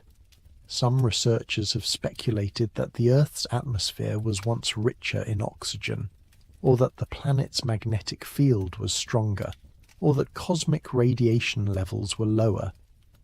Any of these factors could, in theory, have extended human lifespans by reducing cellular damage and slowing the aging process.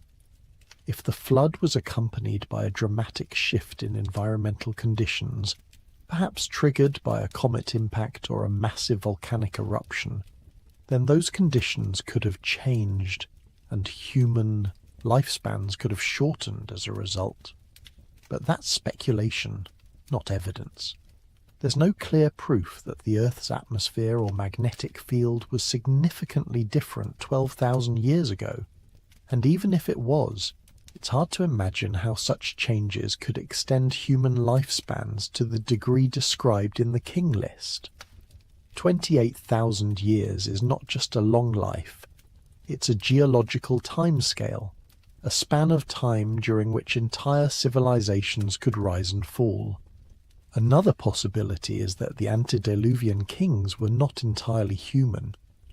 In Sumerian mythology, the gods often interacted with humanity, sometimes taking human form, sometimes mating with human women and producing hybrid offspring. The Anunnaki, a group of deities associated with the heavens and the underworld, were said to have descended to Earth and taught humanity the arts of civilization. Some researchers have suggested that the antediluvian kings might have been Anunnaki, or descendants of the Anunnaki, beings who are part god and part human, and who therefore lived far longer than ordinary mortals. This idea is echoed in the biblical book of Genesis, which describes the Nephilim, giants who walked the earth in the days before the flood. The Nephilim were on the earth in those days, Genesis says, and also afterward when the sons of God came in to the daughters of man, and they bore children to them. These were the mighty men who were of old, the men of renown. The Nephilim are often interpreted as the offspring of angels and humans, beings who possessed extraordinary strength and longevity, but who were ultimately destroyed in the flood. The parallels between the Nephilim and the antediluvian kings of the Sumerian king list are striking. Both are described as living in the time before the flood. Both are associated with extraordinary abilities and lifespans, and both are said to have been wiped out when the flood came, leaving only a few survivors to carry on the human race. What if the antediluvian kings were the Nephilim? What if they were the mighty men of old, the rulers of a lost civilization that existed before the flood? And what if the flood was not just a natural disaster, but a deliberate act of divine judgment, a way of wiping out a race of beings that had become too powerful, too dangerous, too much like the gods themselves? These are not questions that can be answered with certainty. The evidence is too fragmentary, too ambiguous, too open to interpretation. But the fact that these stories exist, that they appear in multiple cultures and multiple texts, suggests that they are rooted in something real, some memory, some event, some truth that has been passed down through the ages. The Sumerian king list is not just a list of names and numbers.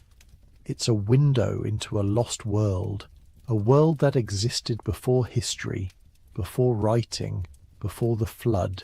And if we're willing to look through that window, if we're willing to set aside our assumptions and our skepticism, we might catch a glimpse of something extraordinary.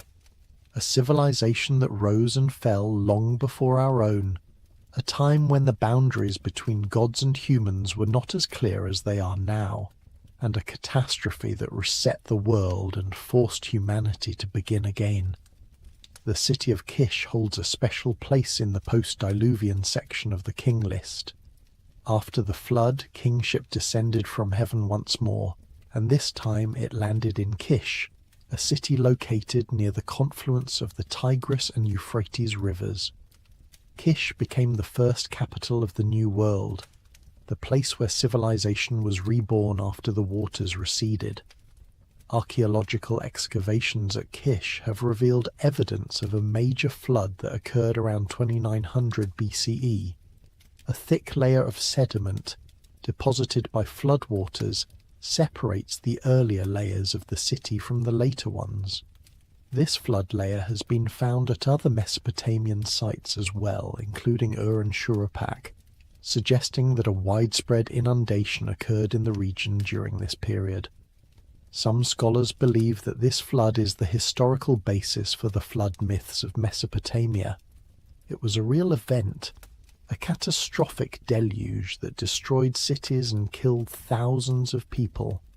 The survivors would have passed down stories of the flood, and over time those stories would have been embellished and mythologized, eventually becoming the epic narratives we find in texts like the Epic of Gilgamesh and the Sumerian king list.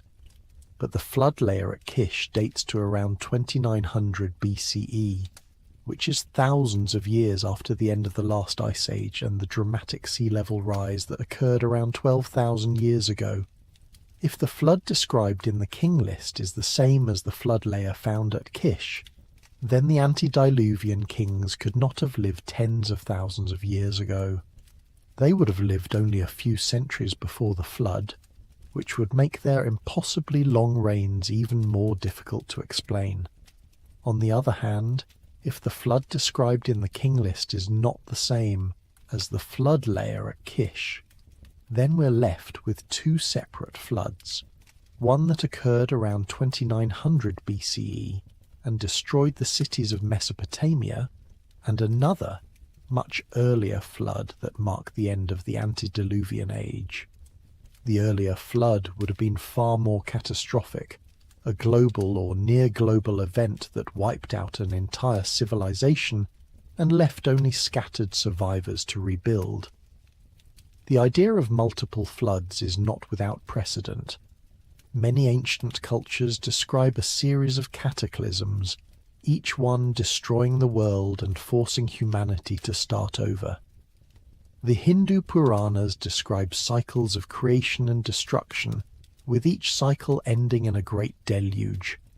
The Maya believed that the world had been created and destroyed multiple times, with each new world inhabited by a different race of beings. Even the Bible hints at multiple catastrophes, with the flood of Noah being only one of several divine judgments that reshaped the earth. What if the flood described in the Sumerian king list is not a single event, but a memory of multiple floods, compressed into a single narrative? What if the antediluvian kings lived through a series of catastrophes, each one more devastating than the last, until finally the world they knew was swept away entirely? And what if the survivors of those catastrophes carried with them the knowledge of what had been lost, preserving it in oral traditions and eventually recording it in texts like the King List?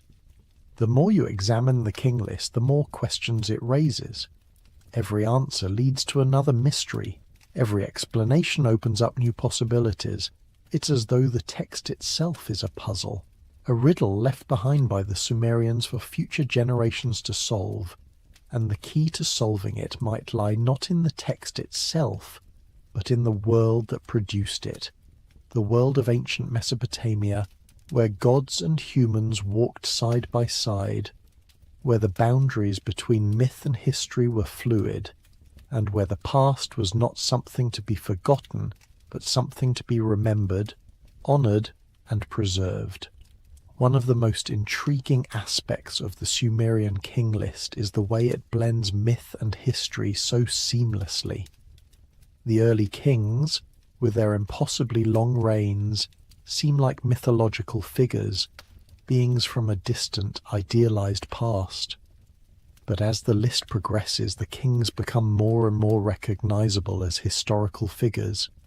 By the time we reach the kings of the Akkadian Empire, we're dealing with rulers whose names appear in other historical records, whose deeds are documented in inscriptions and monuments, whose reigns can be dated with reasonable accuracy.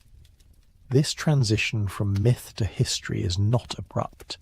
It's gradual, almost imperceptible. The reigns grow shorter, the kings become more human, but there's no clear line where mythology ends and history begins. It's as though the Sumerians didn't see a distinction between the two. To them, the antediluvian kings were just as real as the kings of their own time. The only difference was that the antediluvian kings lived in a different world, under different conditions, and their lives reflected that difference. Modern historians tend to draw a sharp line between myth and history. Myth is fiction, a story invented to explain the world or to convey moral lessons. History is fact, a record of events that actually happened. But the Sumerians didn't think that way. For them, myth and history were two sides of the same coin, two ways of understanding the past. Myth was the story of the gods, the cosmic forces that shape the world. History was the story of humans, the kings and heroes who lived within that world. But both were real, both were true, and both were worth remembering. This blending of myth and history is not unique to Sumer. It appears in many ancient cultures. The ancient Greeks, for example, believed that the Trojan War was a real historical event, even though it was also the subject of epic poems filled with gods, monsters, and supernatural events. The ancient Egyptians recorded the reigns of their pharaohs alongside the reigns of gods and semi-divine beings, treating both as part of a continuous historical narrative. The ancient Chinese chronicled the deeds of legendary emperors who are said to have ruled for hundreds of years, and they saw no contradiction between those legends and the more recent, historically verified dynasties. What if this blending of myth and history is not a sign of primitive thinking, but a more sophisticated understanding of the past? What if the ancients recognized that history is not just a collection of facts, but a story, a narrative that we construct to make sense of the world? And what if they understood that some truths can only be expressed through myth, through stories that transcend the literal and speak to deeper realities? The Sumerian King List might be one of those stories. It might be a way of saying that the past is not just a series of events, but a journey from a time when the world was young and the gods were close. to a time when the world grew old and the gods withdrew. The antediluvian kings with their impossibly long reigns represent that distant mythical past. The post-diluvian kings with their gradually shortening lifespans represent the transition to the historical present. And the flood, the great catastrophe that divides the two, represents the moment when the old world ended and the new world began. But even if the king list is a myth, that doesn't mean it's not true. Myths are not lies. They're stories that convey truths too complex or too profound to be expressed in simple, literal terms. The truth of the king list might not lie in the exact numbers, in the precise lengths of the reigns, but in the pattern those numbers reveal. The pattern of a world that was once different, that changed, that was lost, and that we are still trying to understand. In recent years, some researchers have proposed that the Sumerian king list might contain encoded astronomical data. The idea is that the lengths of the antediluvian reigns correspond to celestial cycles, precessions, planetary orbits, or other astronomical phenomena that the Sumerians were tracking. If this is true, then the king list is not just a historical record, but a kind of cosmic calendar, a way of marking time on a scale far grander than human lifespans. The Sumerians were skilled astronomers. They tracked the movements of the stars and planets with remarkable precision, and they developed a sophisticated system of mathematics based on the number 60, which is still used today in our measurement of time and angles. They knew about the precession of the equinoxes, the slow wobble of the Earth's axis that causes the position of the stars to shift over thousands of years. They observed the cycles of the moon, the sun, and the planets, and they used that knowledge to create calendars, to predict eclipses, and to time their agricultural activities. Some of the numbers in the king list are multiples of 3,600, which, as mentioned earlier, is thought to represent a psalm, a unit of time associated with the celestial cycle. If the antediluvian reigns are based on SARs rather than years, then the numbers become more manageable. A Lulim's reign of 28,800 years, for example, would be 8 SARs. If a SAR represents a specific astronomical cycle, perhaps the orbit of a planet or the precession of the equinoxes, then the king list might be recording not the lifespans of individual kings, but the duration of astronomical ages. This interpretation is intriguing, but it raises as many questions as it answers.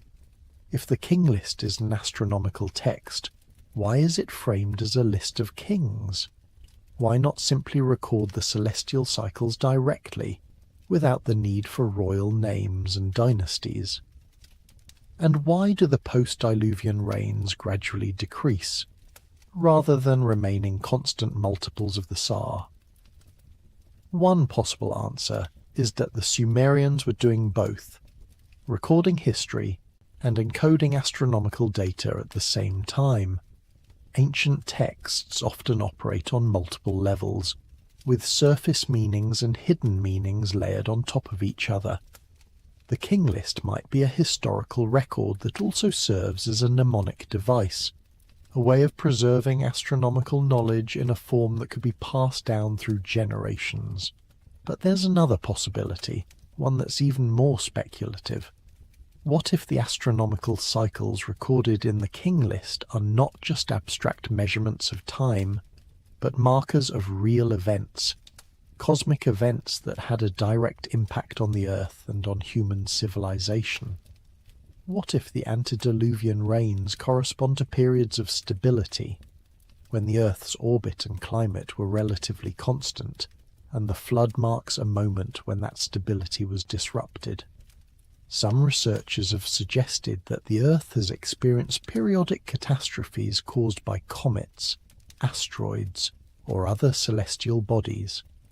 These catastrophes would have caused widespread destruction, climate change, and mass extinctions. If the Sumerians were aware of these cycles, if they had inherited knowledge of past catastrophes from an earlier civilization, then the king list might be a way of recording that knowledge. A warning, perhaps, that the cycles will repeat, that the catastrophes will come again. This idea is highly controversial, and it's not supported by mainstream science. But it's worth considering, if only because it offers a way of making sense of the king list's strange numbers and its insistence that the antediluvian kings were real. If the king list is recording cosmic cycles, then the impossibly long reigns are not exaggerations. They're accurate measurements of time on a scale that transcends individual human lives. What if the Sumerians knew something we've forgotten? What if they understood that the Earth is subject to cycles of destruction and renewal, and that human civilization is only one chapter in a much longer story? And what if the king list is their way of telling us that story, of passing down the knowledge they inherited from those who came before? The deeper you go into the Sumerian king list, the more it feels like you're descending into a labyrinth, a maze of names and numbers and half-remembered stories, all pointing towards something just beyond reach. Every time you think you found an answer, the answer dissolves, and you're left with more questions. What were the antediluvian kings? Why did they live so long? What was the flood and what did it destroy? And why did the Sumerians, who were meticulous record keepers, insist that all of this was real? Perhaps the answer is that the king list is not meant to be solved. Perhaps it's meant to be pondered, to be meditated upon, to be carried with us as a reminder that the past is not as simple or as knowable as we like to think. The Sumerians lived closer to that past than we do. They were only a few thousand years removed from the events they were recording, and they had access to traditions and texts that have since been lost. If they believed that the antediluvian kings were real, if they believed that the flood was a turning point in human history, then maybe we should take them seriously. That doesn't mean we have to accept everything in the king list as literal truth, but it does mean we should be open to the possibility that the Sumerians knew things we don't, that they preserved memories of a world we can no longer see. The king list is not just a curiosity, not just an ancient text to be filed away in a museum. It's a message from the past, a message that says, we were here, we remember, and what we remember is important. What if the antediluvian kings were the last remnants of a lost civilization, a civilization that existed before the flood and was destroyed by it? What if the Sumerians, when they built their cities and developed their writing, were not starting from scratch, but rebuilding, carrying forward the knowledge and traditions of those who came before? And what if the king list is the last surviving record of that lost world, the only text that still remembers the kings who ruled before the flood, before history, before the world as we know it began? These are not questions that can be answered with certainty. The evidence is too fragmentary, too ambiguous. But the questions themselves are worth asking because they force us to reconsider our assumptions about the past. We tend to think of history as a linear progression, a steady march from primitive beginnings to modern civilization. But what if history is not linear? What if it's cyclical, with civilizations rising and falling, knowledge being gained and lost, and humanity starting over again and again? The Sumerian king list suggests that possibility. It suggests that the world we live in is not the first world, that there were others before us, and that those earlier worlds were not necessarily less advanced or less sophisticated than our own. They were just different, and when they ended, when the flood came and swept them away, the survivors had to rebuild from the ruins, carrying with them only fragments of what had been lost. What if we are the descendants of those survivors? What if the knowledge we take for granted, writing, mathematics, astronomy, agriculture, was not invented by us, but inherited from those who came before? And what if the Sumerian king list is one of the few texts that still remembers where that knowledge came from? There's a haunting quality to the king list, a sense of loss that permeates every line. The antediluvian kings are gone. The world they ruled is gone. The flood swept it all away, and what came after was smaller, shorter, more fragile. The Sumerians, when they recorded the king list, were not just preserving history, they were mourning. They were mourning a world they had never known, a world that existed only in memory and myth, but a world that felt more real, more vital, more alive than the one they inhabited. That sense of loss is something we can still feel today, thousands of years later. We live in a world that is constantly changing, constantly moving forward, constantly leaving the past behind. But there's a part of us that longs for something older, something deeper, something that connects us to the very beginning of human existence. The Sumerian king list speaks to that longing. It reminds us that we are not the first, that there were others before us, and that their stories are still worth telling. What if the king list is not just a record of the past, but a map that shows us where we came from and perhaps where we're going? What if the cycles it describes, the rise and fall of kings, the coming of the flood, the slow decline of human lifespans, are not unique to the ancient world, but patterns that repeat throughout history? And what if we are living through one of those cycles right now, moving toward another turning point, another moment when the world will change and everything we know will be swept away? These are uncomfortable thoughts. They challenge our sense of progress, our belief that we are moving forward, that we are building something permanent and lasting. But the Sumerian king list suggests otherwise. It suggests that nothing is permanent, that every civilization eventually falls, and that the only thing that endures is memory, the stories we tell, the texts we write, the knowledge we pass down to those who come after. The Sumerians understood this. They knew that their civilization would not last forever, that one day their cities would crumble and their language would be forgotten. But they also knew that if they recorded their history, if they carved it into clay and buried it in the earth, then some part of them would survive. And they were right. 4,000 years later, we are still reading their words, still trying to understand what they were trying to tell us. What if the message of the king list is simply this? Remember. Remember that there were others before you. Remember that the world has changed before and will change again. Remember that the past is not dead, but alive, waiting to be rediscovered. And remember that the greatest gift you can give to the future is the story of where you came from. The Sumerian king list ends not with a conclusion, but with a continuation.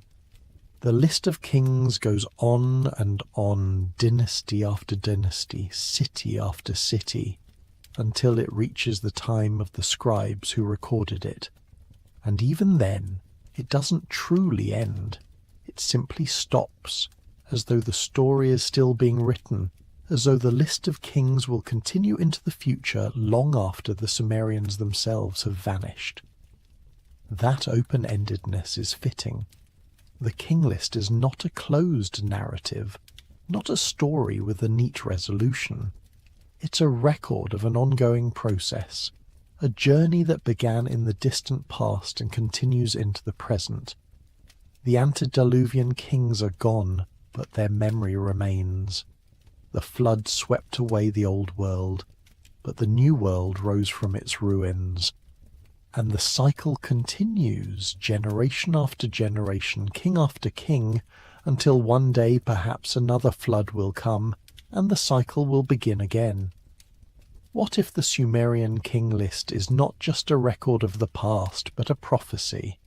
What if it's telling us that the patterns of history repeat, that the rise and fall of civilizations is not random but cyclical, and that we are living through one of those cycles right now?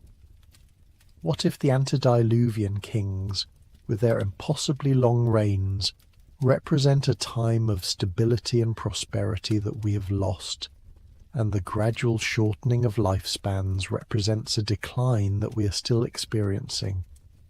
These are questions that the king list raises but does not answer, and perhaps that's the point. Perhaps the king list is not meant to give us answers, but to make us think, to make us question, to make us wonder about the nature of time, the nature of history, and the nature of our own existence. It's a text that refuses to be pinned down, that resists easy interpretation, that remains as mysterious and enigmatic today as it was when it was first carved into clay 4,000 years ago. And maybe that's why it endures. Maybe that's why we're still talking about it, still trying to understand it, still searching for the truth hidden within its lines.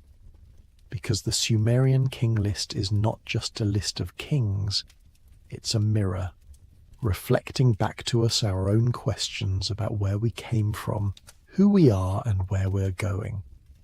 It's a reminder that the past is not something separate from us, but something that lives within us, shaping our present and our future in ways we can barely comprehend. What if the key to understanding the Sumerian king list is not to solve it, but to live with it, to carry it with us as a question, a mystery, a puzzle that we may never fully solve, but that enriches our understanding of the world nonetheless? What if the greatest gift the Sumerians left us is not the answers they recorded, but the questions they asked? Late at night, when the world is quiet and the mind begins to drift, it's easy to imagine the antediluvian kings. You can see them in your mind's eye, sitting on thrones in cities that no longer exist, ruling over a world that has been lost to time. You can imagine the flood rising, the waters covering the land, the old world disappearing beneath the waves, and you can imagine the survivors clinging to whatever they could save, carrying with them the memory of what had been lost. The Sumerian king list is their legacy. It's the story they told, the record they kept, the message they left for us. And if we listen carefully, if we let the words sink in, we might hear something more than just a list of names and numbers. We might hear the echo of a world that once was, a world that existed before history, before writing, before the flood. A world where kings ruled for thousands of years, where the gods walked among humans, and where the boundaries between the possible and the impossible were not as clear as they are now. What if that world was real? What if the Sumerian king list is not mythology, not exaggeration, not symbolic encoding, but memory, distorted by time, fragmented by catastrophe, but memory nonetheless?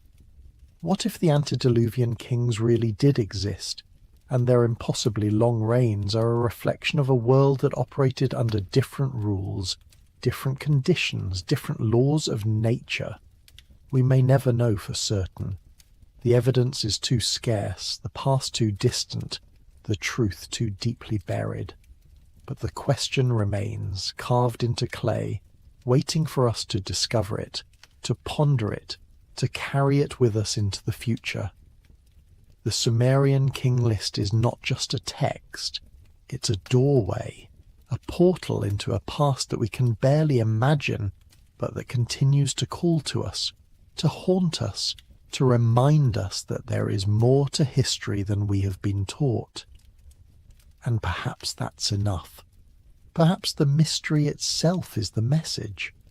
Perhaps the Sumerians, when they recorded the king list, were not trying to give us answers, but to give us something more valuable, a sense of wonder, a sense of possibility, a sense that the world is far older and far stranger than we can ever fully comprehend. So as you drift towards sleep, as the words of the king list fade into the background of your mind, let yourself wonder. Wonder about the antediluvian kings, about the world they ruled, about the flood that swept them away. Wonder about the survivors, about the knowledge they carried, about the stories they told, and wonder about us, about our place in the long, unbroken chain of human history, about what we will leave behind when our own civilization has crumbled and our own cities have turned to dust. The Sumerian king list holds no definitive answers, but it holds something more important, a question that echoes across the millennia, a question that each generation must answer for itself. What if the past is not what we think it is? What if there were others before us, greater than us, wiser than us, who knew things we've forgotten? And what if the key to understanding our future lies not in looking forward, but in looking back, into the shadows of the earliest past, where the truth still waits to be discovered? The king list is still there, resting in its museum case, covered in dust and time. But the story it tells is not over. It's still being written, still being discovered, still being remembered. And as long as there are people willing to ask the questions, willing to wonder, willing to imagine a world that existed before history began, the Sumerian king list will continue to speak to us, whispering its secrets across the ages, reminding us that the past is never truly gone. It's just waiting to be found. But what if we've been asking the wrong questions all along? What if the mystery of the Sumerian king list isn't about whether the numbers are literal or symbolic, whether the kings were real or mythological, whether the flood was local or global? What if the real mystery is why we find it so difficult to accept that the Sumerians might have been telling the truth as they understood it? We live in an age of radical skepticism, where the default position toward ancient texts is disbelief. We assume that ancient peoples were superstitious, that they couldn't distinguish between fact and fiction, that their records are riddled with errors and exaggerations. But what if that assumption is wrong? What if the Sumerians were just as rational, just as careful, just as committed to accuracy as any modern historian? They were, after all, the inventors of writing itself. They created one of the world's first legal systems, developed advanced mathematics, tracked the movements of celestial bodies with remarkable precision. These were not primitive people. They were sophisticated, organized, meticulous. So when they recorded that Elulim ruled for 2800 years, they weren't being careless. They weren't confusing mythology with history. They were recording what they believed to be true, based on sources that they considered reliable. The question we should be asking is not whether the Sumerians were wrong, but why their understanding of the past was so radically different from ours. One possibility we haven't fully explored is that the Sumerians were measuring time differently than we do, not just using different units, sars instead of years, but conceptualizing time itself in a fundamentally different way. In the modern world, we think of time as linear, uniform, constant. A year is a year, whether it occurred in 2000 BCE or 2000 CE. Time flows at the same rate for everyone, everywhere, always. But what if that's not how the Sumerians understood time? What if they believed that time itself was variable, that it could flow faster or slower depending on cosmic conditions, divine intervention, or the state of the world. In that case, a year in the antediluvian period might not be equivalent to a year in the post-diluvian period. The two might be measuring the same thing, a cycle of seasons perhaps, or a celestial revolution, but the duration of that cycle might have been different. This idea might sound absurd to modern ears, but it's not without precedent. Einstein's theory of relativity tells us that time is not absolute, that it can be stretched or compressed depending on velocity and gravity.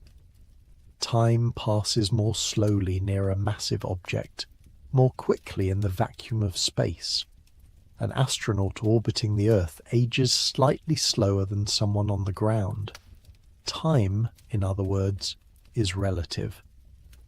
Could the Sumerians have known something about the relativity of time? Could they have inherited knowledge from an earlier civilization that understood that time is not constant, that it can change? If the antediluvian world existed during a period when the Earth's relationship to the Sun was different, when the planet's rotation was faster or slower, when the magnetic field or cosmic radiation levels created different conditions, then time itself might have been experienced differently. A year might have been shorter or longer. Life processes might have unfolded at a different rate. This is admittedly highly speculative, but it's no more speculative than dismissing the entire king list as mythology. At least this approach takes the Sumerians seriously, treats them as intelligent observers trying to make sense of information that had been passed down to them from their ancestors. Another avenue worth exploring is the nature of kingship itself in the antediluvian period. We assume that the kings listed in the king list were individuals, single human beings who ruled for impossibly long periods. But what if king meant something different before the flood?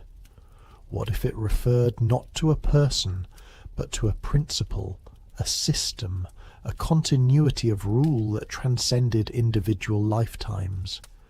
In many traditional societies, the king is not just a political leader, but a sacred figure, a living embodiment of the cosmic order. When a king dies, the kingship doesn't die. It passes to the successor, who becomes, in a sense, the same king. The individual changes, but the office remains. In ancient Egypt, every pharaoh was Horus incarnate. In Tibet, the Dalai Lama is believed to be the reincarnation of his predecessor, the same consciousness returning in a new body. The person is temporary, but the essence is eternal.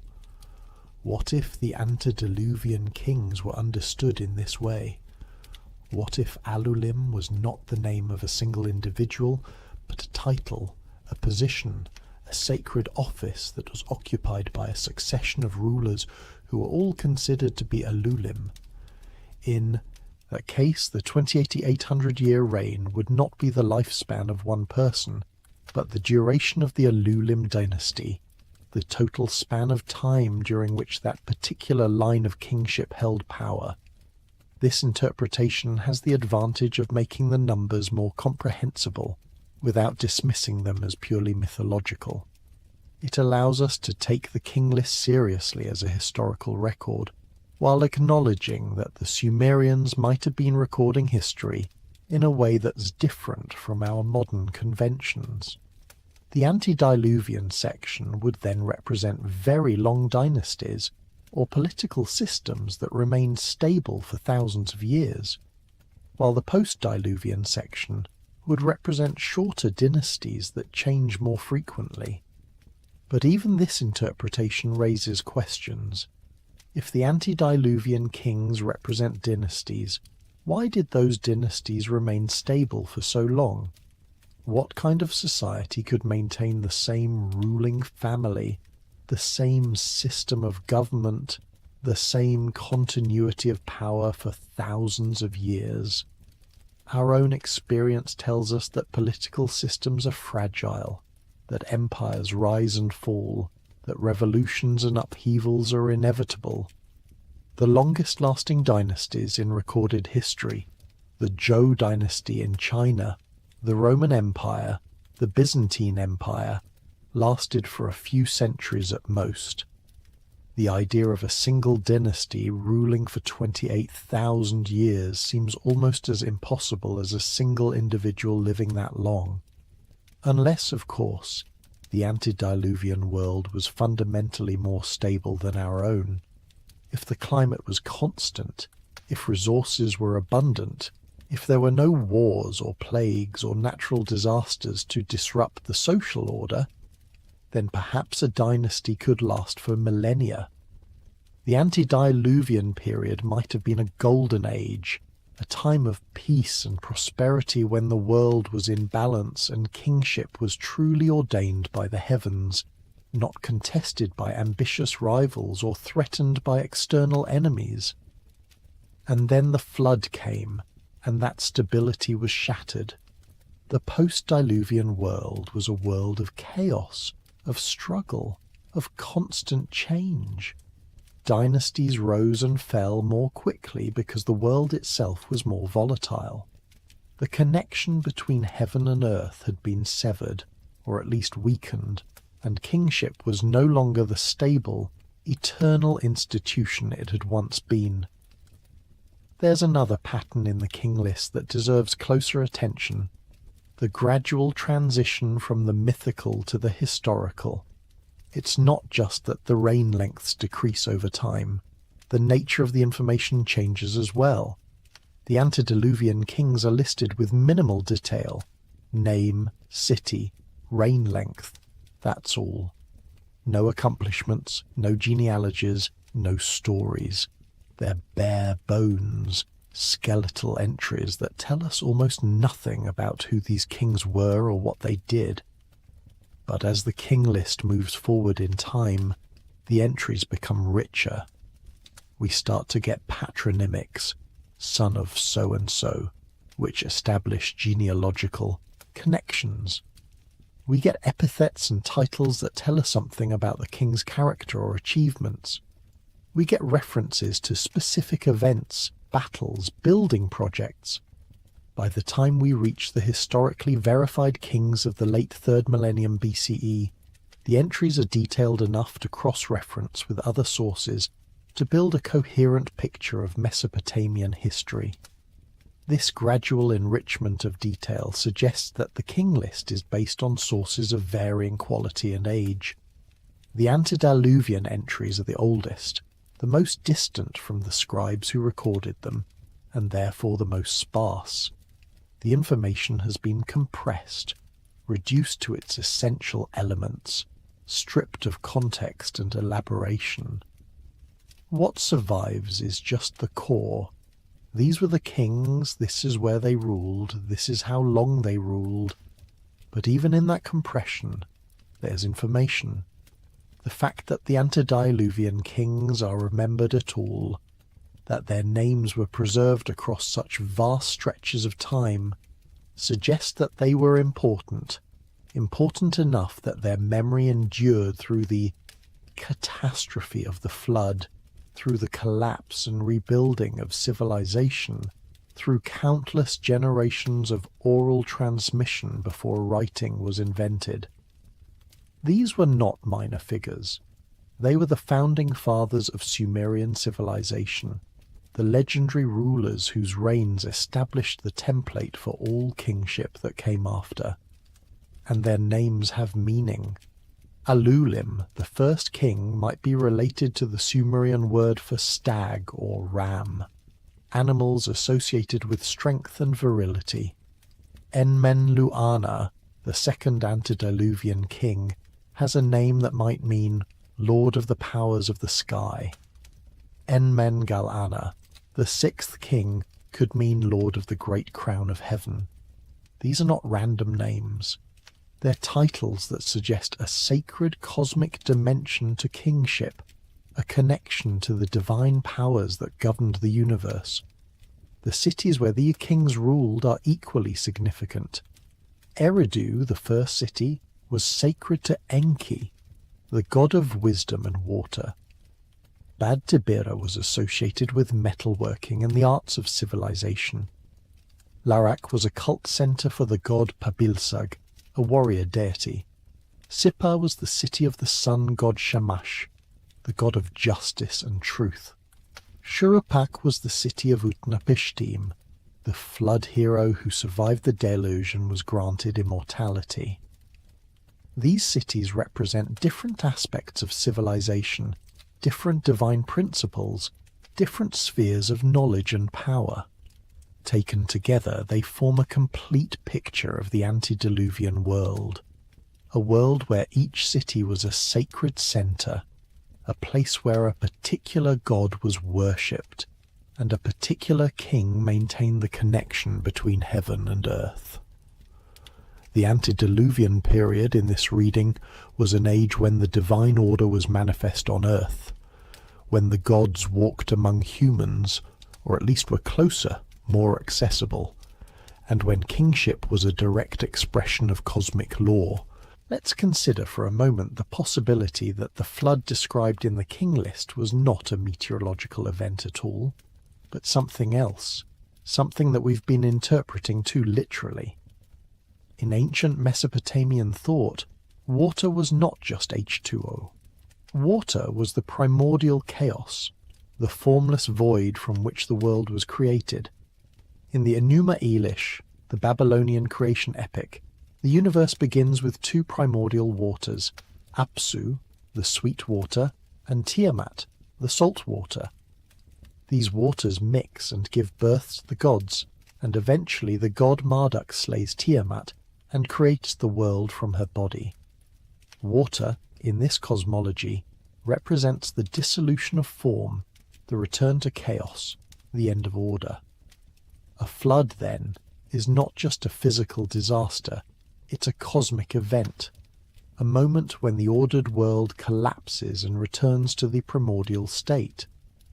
When the Sumerians said that the flood swept over, they might have been describing not just rising waters, but a complete breakdown of civilization, a return to chaos and formlessness from which a new world had to be created.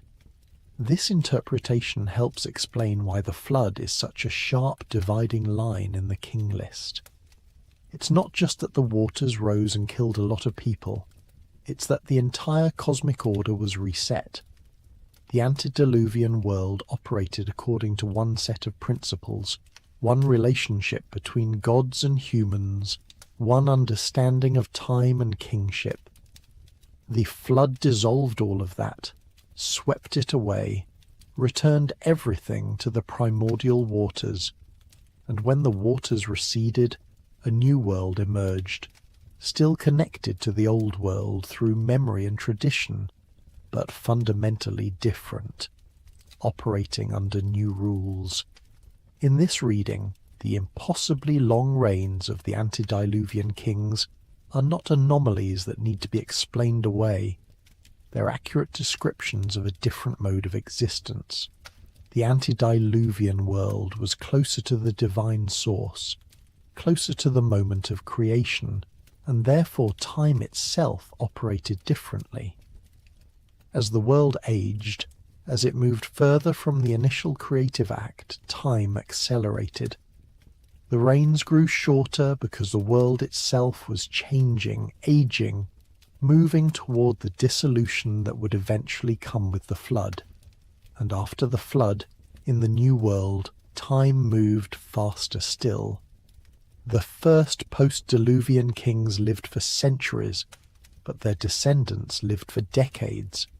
The world was speeding up, moving away from the timeless realm of the gods and toward the fully temporal realm of mortal humanity. The king list, in this interpretation, is a record of that acceleration, that gradual separation of the human and divine realms. There's a strange detail in some versions of the king list that often gets overlooked. The phrase, "then the kingship was taken to" a particular city. This phrase appears repeatedly as the list moves from one dynasty to the next. After Eridu, the kingship was taken to Bad Tibira. After Bad Tibira, the kingship was taken to Larak, and so on. The passive voice is important here. The kingship is not seized, not conquered, not claimed. It is taken, moved from one place to another by an unspecified agent. The implication is that kingship is a portable thing, something that can be transferred from city to city. But who is doing the transferring? The obvious answer in Sumerian cosmology is the gods. Kingship descends from heaven, and it can be moved from place to place according to divine will. This raises an intriguing possibility. What if the antediluvian section of the king list is not describing a succession of dynasties that replaced each other through conquest or inheritance, but a deliberate rotation of power? What if kingship was meant to move from city to city, each city taking its turn as the centre of the world, each king ruling until the gods decided it was time to pass the kingship to the next city? In this scenario, the impossibly long reigns make a different kind of sense. If kingship was supposed to remain in each city for a predetermined period, a great cosmic cycle perhaps, then those periods might naturally be very long. The king didn't die and pass power to an heir. He ruled until the completion of his city's cycle, at which point the kingship was taken to the next city, and the next king began his reign. This would also explain why there's no mention of violence or conflict in the antediluvian section. The transitions between kings are peaceful, orderly, almost ritualistic. There are no wars, no rebellions, no usurpations. The kingship simply moves from one place to the next, following a pattern ordained by the gods. And then the flood came, and that orderly pattern was destroyed. In the post-diluvian world, kingship was no longer passed peacefully from city to city according to divine will. It was fought over, conquered, seized by force. The king list records several instances of cities destroying each other, of dynasties being overthrown, of kingship being smitten with weapons and taken by conquest. The post-diluvian world was a world of violence and competition, a world where the divine order had broken down and human ambition had taken its place. We keep coming back to this question. What was different about the antediluvian world? What made it possible for kings to rule for thousands of years, for cities to coexist peacefully, for civilization to remain stable across vast stretches of time? One answer that we haven't fully considered is that the antediluvian world had fewer people. Modern scholarship estimates that the total human population before the advent of agriculture was somewhere between 1 and 10 million people worldwide. That's roughly the current population of a single large city, spread across the entire globe. Even after the agricultural revolution, population growth was slow. By 5000 BCE, the estimated global population was still only around 5 to 20 million. By 3000 BCE, perhaps 50 million. If the antediluvian cities were small, a few thousand people at most, then the social dynamics would have been completely different from anything we're familiar with. Everyone would have known everyone else, or at least known of them. Social relationships would have been direct and personal, not mediated through complex bureaucracies or anonymous institutions. A king ruling over a few thousand people would have been more like a village elder than a modern head of state. In such a society, stability would be easier to maintain. There would be less social stratification, less inequality, less potential for conflict. Resources would be abundant relative to population, so there would be less competition, less violence, less need for war. If everyone has enough to eat, if there's enough land for everyone, If there are no external threats, then why would the social order ever change? A dynasty could indeed last for thousands of years if there was simply no pressure forcing it to end. And the king himself, or the succession of kings bearing the same name, might live unusually long lives simply because the conditions were ideal. Good nutrition, low stress, absence of epidemic diseases, a stable and supportive community, all of these factors would contribute to longevity. If we add to that the possibility that the antediluvian world had different environmental conditions, perhaps higher oxygen levels, lower cosmic radiation, a stronger magnetic field, then lifespans of several hundred years start to seem at least theoretically possible. Not 28,000 years, of course. But perhaps the Sumerians, working backward from oral traditions and fragmentary records, had lost track of how many kings had actually ruled under each royal name. What they knew was that the line of Alulim had ruled in Eridu for a very, very long time, so long that the number seemed more like a cosmic cycle than a human lifespan. So they recorded it as a Sar, or 8 Sars, and let the number speak for itself. But there's a darker possibility that we need to consider. What if the flood was not a natural disaster, but a deliberate act of destruction? The Epic of Gilgamesh tells us that the gods decided to destroy humanity because they had become too numerous, too noisy, too troublesome. Enlil, the king of the gods, convinced the other deities to send the flood to wipe out the human race. Only Enki dissented, warning Utnapishtim and giving him the means to survive. Why would the gods want to destroy humanity? This standard interpretation is that humans were disturbing the gods' peace, that the constant noise and activity of human civilization was intolerable to the divine beings. But there might be another reason. The gods were afraid. In several ancient texts, there are hints that humanity was on the verge of becoming too powerful, too knowledgeable, too much like the gods themselves. In the Epic of Gilgamesh, after Gilgamesh and his companion Enkidu slay the Bull of Heaven, the goddess Ishtar is furious not just because they killed her sacred animal, but because they demonstrated that humans could challenge and defeat divine forces. In the story of the Tower of Babel, God scatters humanity specifically because nothing that they propose to do will now be impossible for them. What if the antediluvian civilization had reached a level of advancement that threatened the gods? What if humans had discovered secrets, developed technologies, achieved understandings that were supposed to remain in the divine realm? The long reigns of the antediluvian kings might reflect not just stability, but progress. A steady accumulation of knowledge and power for thousands of years, an ascent towards something that the gods found dangerous, and so the gods sent the flood. Not as punishment for sin, not because humans were evil, but because humans were becoming too powerful. The flood was a reset button, a way of knocking humanity back down to a more manageable level.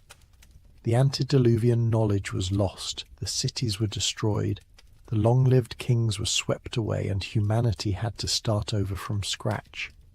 But some knowledge survived. Utnapishtim survived, carrying with him memories of the world before the flood. Other survivors scattered across the globe preserved fragments of the old wisdom, and when civilization was rebuilt, when the Sumerians emerged in southern Mesopotamia and created their cities and their writing, they were not starting from zero. They were recovering, rebuilding, trying to piece together what had been lost. The Sumerian king list might be one of those pieces, a fragment of antediluvian knowledge, distorted and incomplete, but genuine.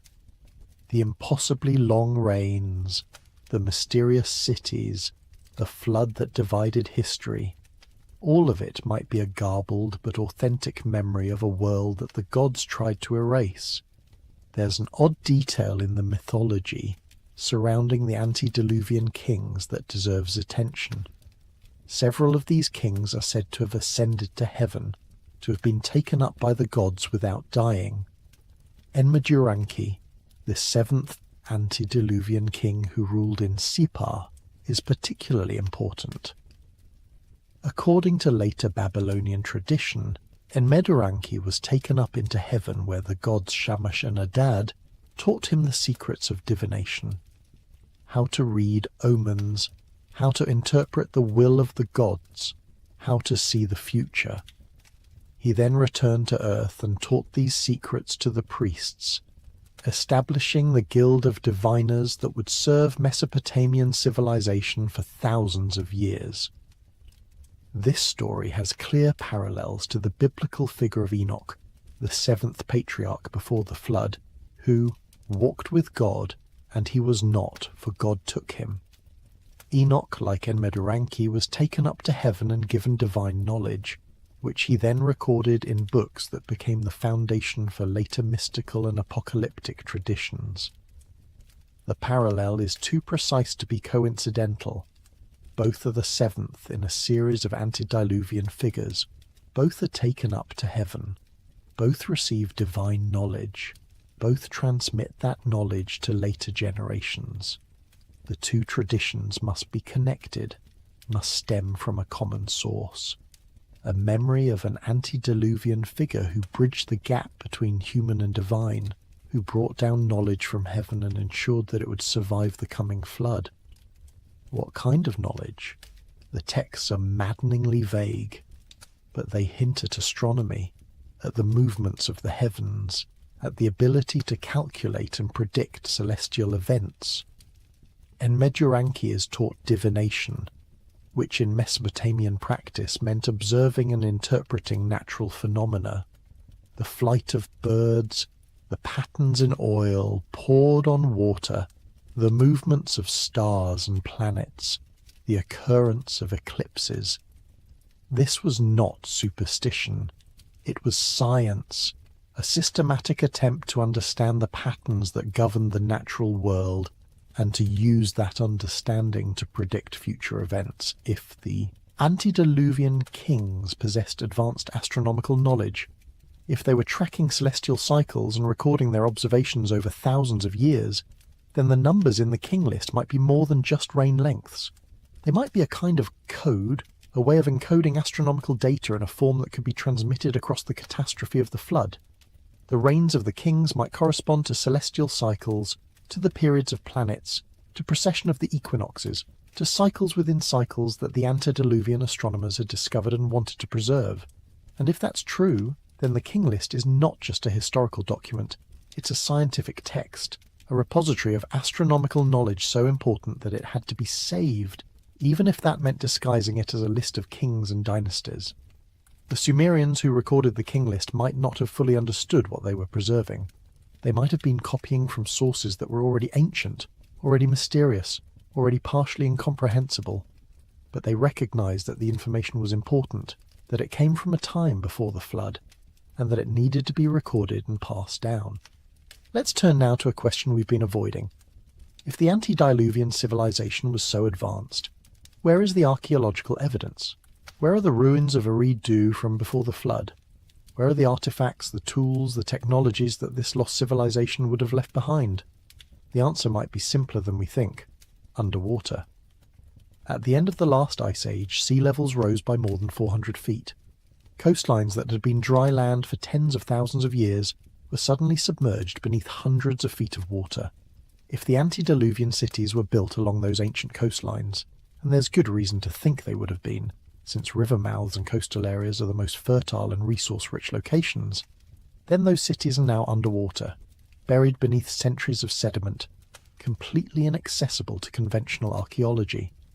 Recent underwater archaeology has revealed that there are indeed structures, settlements, and artifacts beneath the world's oceans. Off the coast of India, underwater ruins have been discovered that some researchers date to 7000 BCE or earlier. In the Mediterranean, Submerged settlements have been found that predate any known coastal civilizations. Off the coast of Japan, the Yonaguni Monument, a massive stone structure that may be natural or may be artificial, sits beneath the waves, a mystery that continues to provoke debate. If we accept that sea level rise submerged thousands of miles of coastline at the end of the Ice Age, then we have to accept that whatever civilizations existed along those coastlines are now lost, visible only to divers and underwater robots. The archaeological record, in other words, is incomplete. Radically, fundamentally incomplete. We're looking for evidence of ancient civilizations in the wrong places, in the highlands and river valleys that remained above water, when the real centres of ancient population might be beneath the seas. Eridu, as it happens, was originally a coastal city. When it was founded around 5400 BCE, it stood near the edge of the Persian Gulf. Over the millennia, silt from the Tigris and Euphrates rivers gradually extended the coastline, pushing the sea further and further away. Today, Eridu is miles inland, surrounded by desert.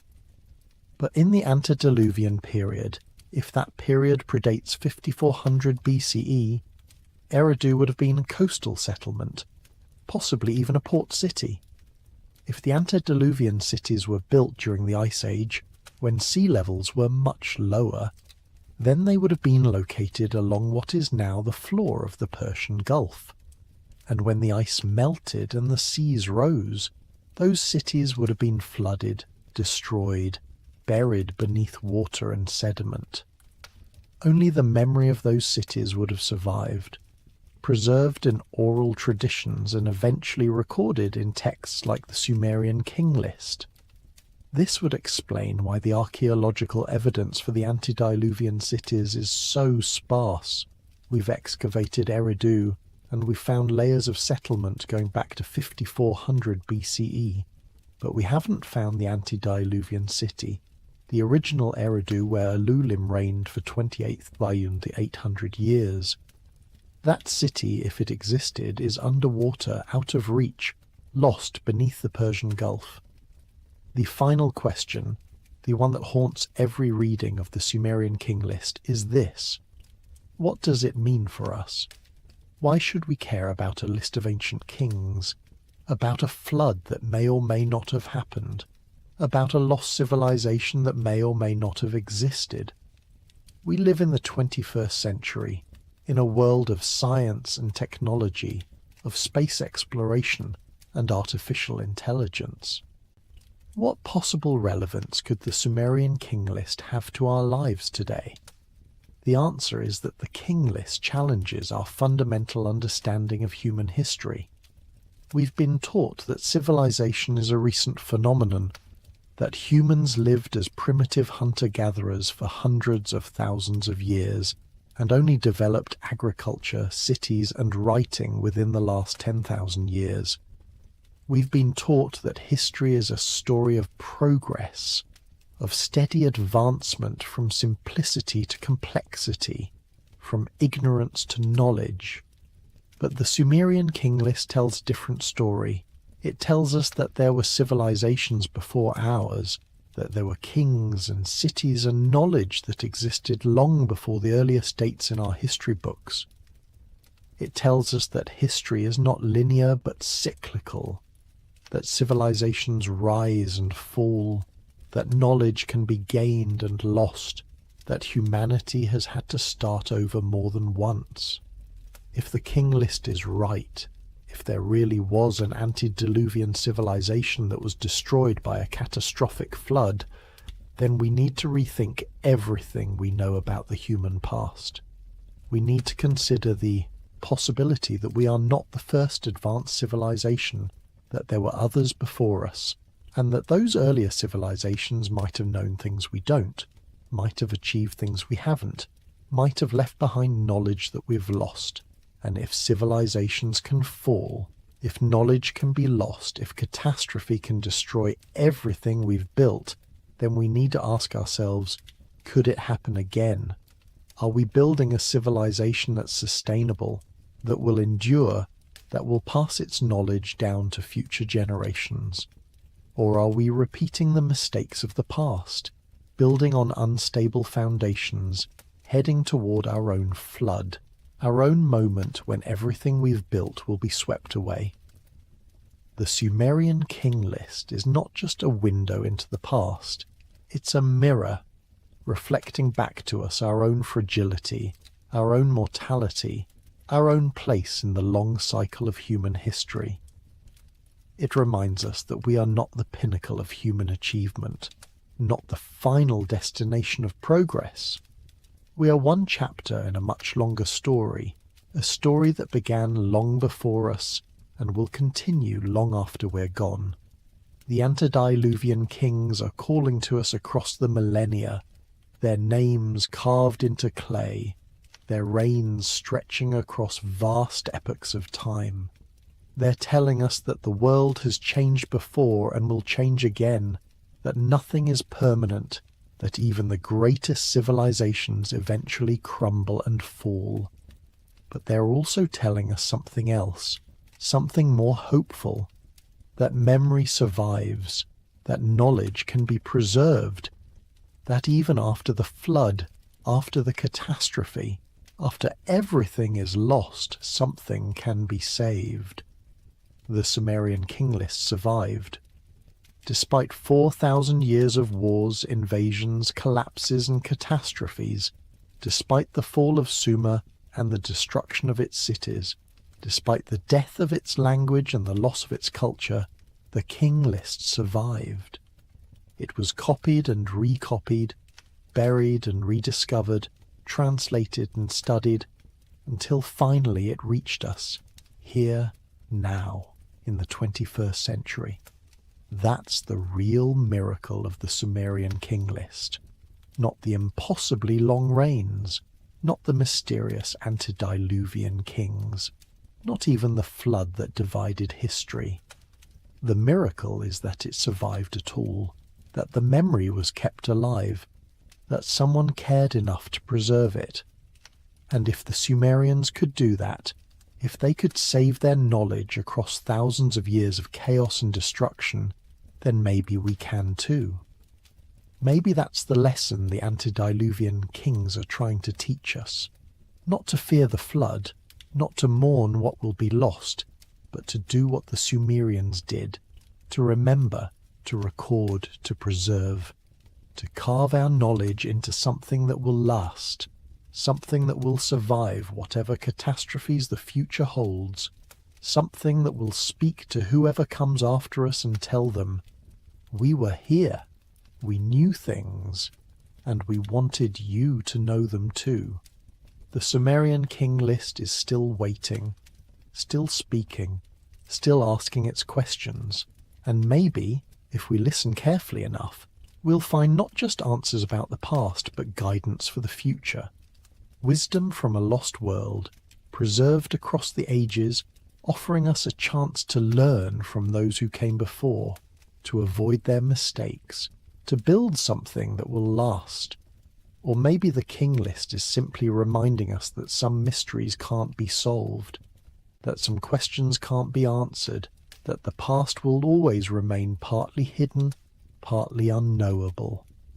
And that's okay, because the value of the mystery is not in solving it, but in carrying it with us, in letting it shape how we see the world, in allowing it to remind us that reality is stranger and deeper and more wondrous than we can ever fully comprehend. The antediluvian kings ruled for thousands of years in cities that no longer exist, in a world that was swept away by a flood. But their names remain, their memory endures, and as long as we continue to ask questions about them, to wonder about them, to imagine the world they inhabited, they are, in a sense, still alive, still ruling, still speaking, still bridging the gap between the earliest past and the present moment. What if that's immortality? Not living for 28,000 years in a physical body, but living forever in memory, in story, in the questions that each generation asks anew. What if the antediluvian kings achieved something far more remarkable than longevity? They achieved permanence, eternity, a kind of existence that transcends time itself.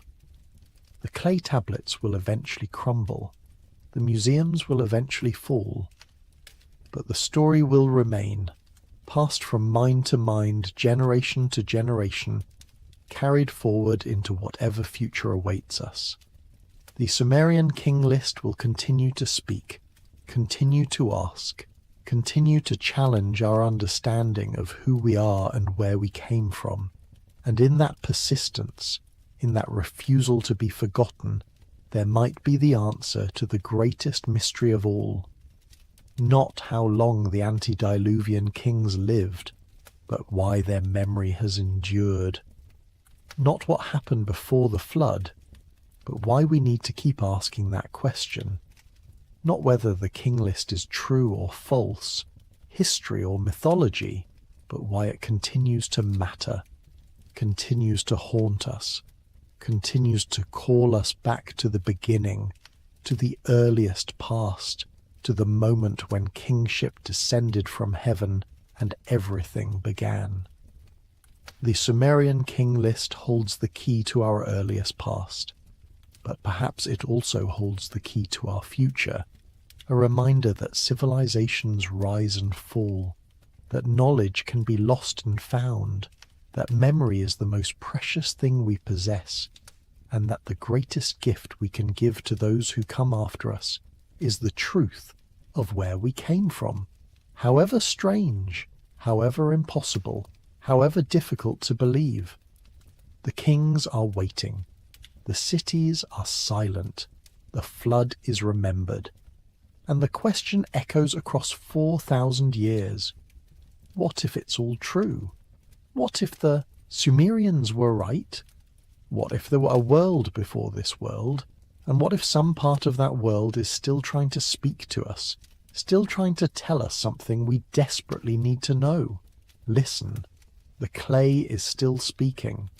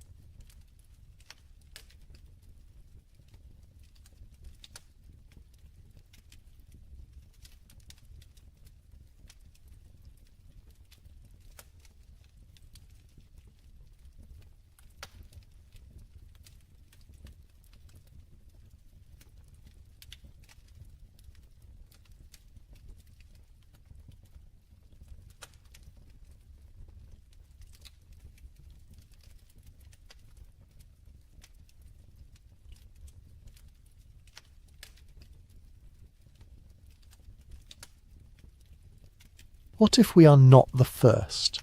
Tonight, as you settle into the quiet darkness, let that question drift through your mind like smoke through ancient ruins. What if the story we tell ourselves about human civilization, that we are the pioneers, the first to build cities and decode the stars, is nothing more than a comforting fiction?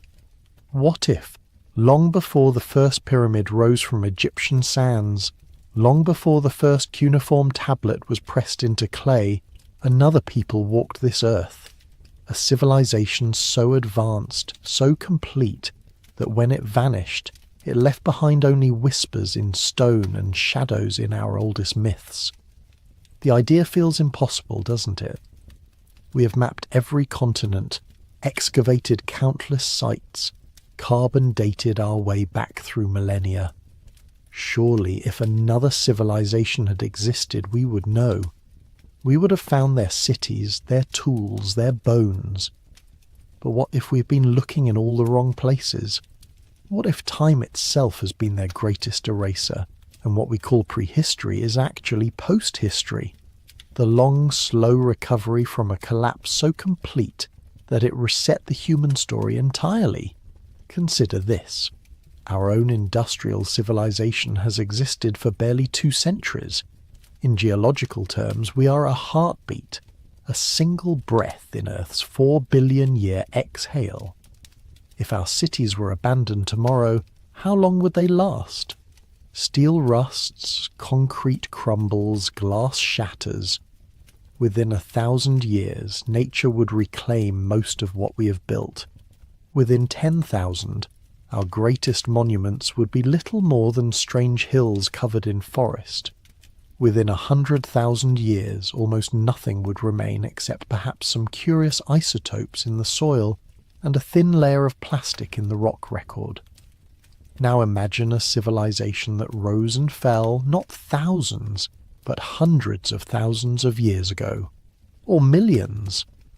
What traces would survive such an immense passage of time? What evidence would we even know how to recognize?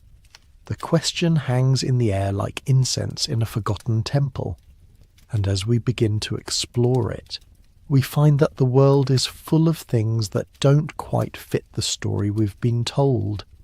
Ancient myths that speak of golden ages and vanished peoples, archaeological anomalies that challenge our timelines, geological mysteries that hint at cycles of creation and destruction far older than human memory, scientific theories that suggest intelligence may have emerged on Earth long before we assumed possible. What if the myths were right all along? What if the stories our ancestors told around fires were not fantasies but memories, distorted by time, wrapped in metaphor, but carrying within them the echo of something real? What if we are not the first children of Earth, but the latest in a long line of civilizations that have risen, flourished, and fallen into the darkness of deep time? Tonight, we will follow that possibility wherever it leads. We will walk through the ruins of forgotten ages, listen to the whispers of ancient stones, and ask the questions that have haunted human imagination since we first looked up at the stars and wondered if we were alone. Not alone in space, but alone in time. The whispers of deep memory. In the beginning, there were the stories. Long before archaeologists with their careful brushes and measuring tools, long before carbon dating and stratigraphic analysis, there were the myths. Every culture on Earth, no matter how isolated, no matter how different their languages or customs, tells variations of the same haunting tale. Once, long ago, there was a golden age, a time when the world was different, when beings of great wisdom walked among humans, or when humans themselves possessed knowledge and abilities that have since been lost. The Greeks called it the Age of Gold, when Kronos ruled and humans lived like gods, free from toil and suffering. The Hindus speak of the Satya Yuga, the Age of Truth, when righteousness reigned and humans possessed divine knowledge.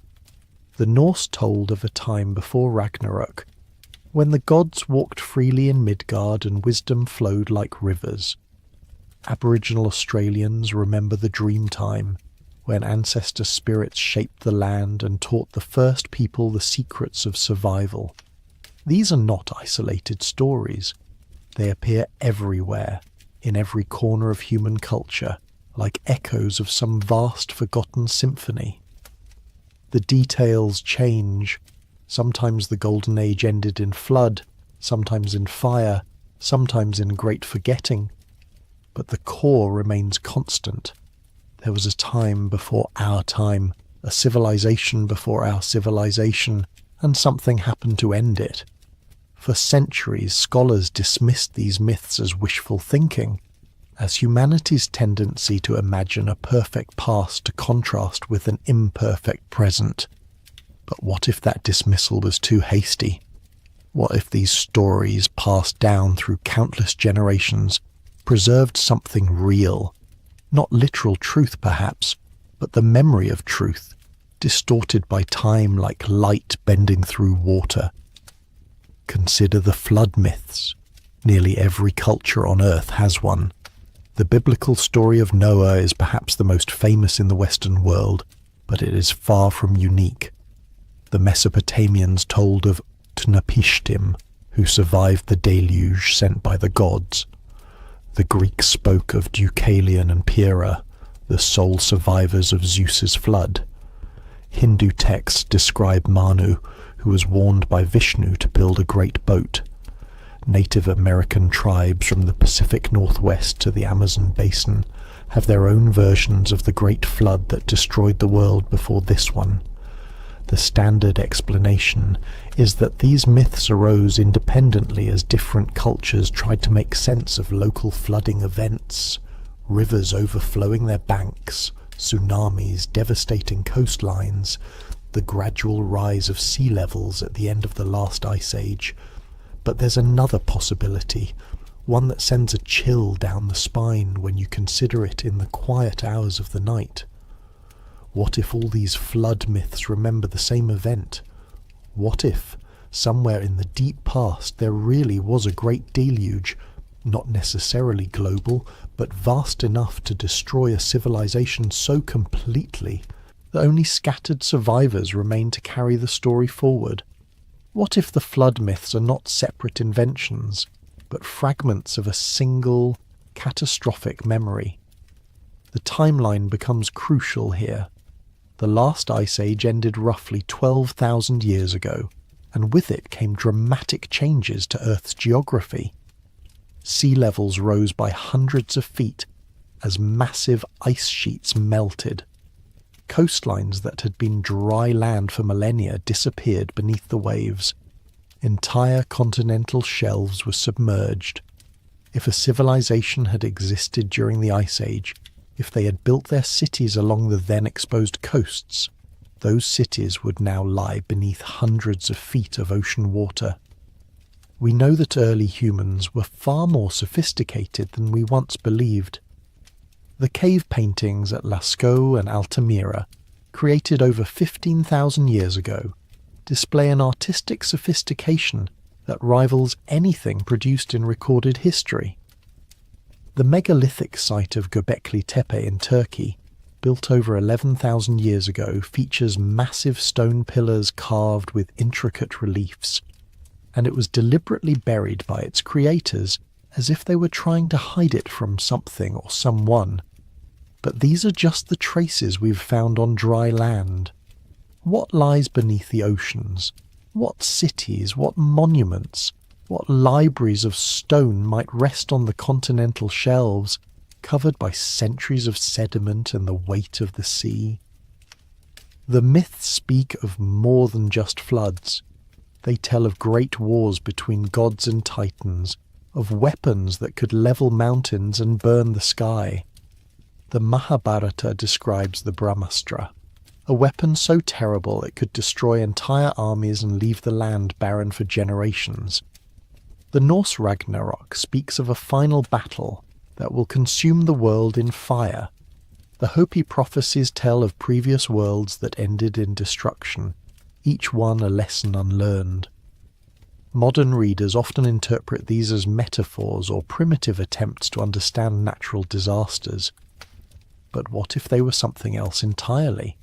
What if they were memories of real conflicts, real weapons, real destruction, but from so long ago that the details became mythologized, the technology transformed into magic, the history into legend?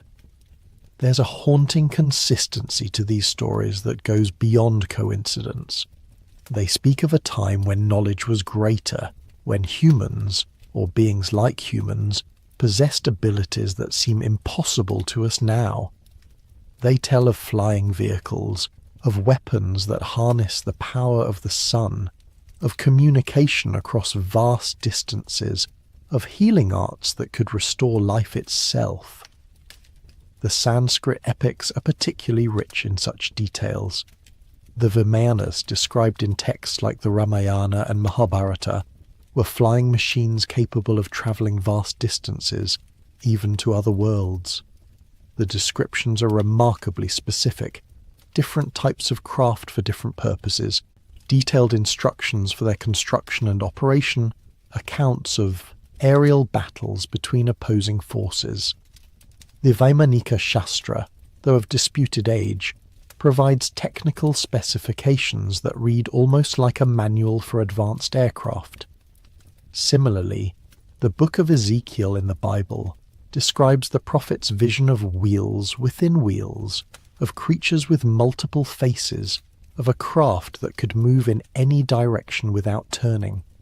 Modern UFO researchers have seized upon this as evidence of ancient alien visitation. But what if the truth is both simpler and more profound? What if Ezekiel was describing not visitors from another world, but technology from another time, remnants of a human civilization so advanced that its machines seemed divine to those who encountered them? The Aboriginal Australians speak of the Wangina, sky beings who came from the clouds and taught the first people the laws of existence. Their rock art, some of it tens of thousands of years old, depicts these beings with large eyes and radiating headdresses that look remarkably like modern depictions of astronauts or pilots. But the Wangina were not aliens. They were the ancestors, the first people, the ones who came before. In the Americas, the Aztecs told of Quetzalcoatl, the feathered serpent who brought knowledge and civilization to humanity before departing across the Eastern Sea, promising to return. The Incas spoke of Viracocha, the creator god who emerged from Lake Titicaca and taught the arts of civilization before disappearing into the Pacific. The Maya had Kukulkan, another feathered serpent deity associated with knowledge, astronomy, and the promise of return. These are not stories of gods in the supernatural sense, but of teachers, of culture bringers, of those who possessed knowledge that seemed divine to those who received it. And in every case these beings departed, leaving behind only their teachings and the promise, or threat, that they would return. What if they were not gods at all, but survivors?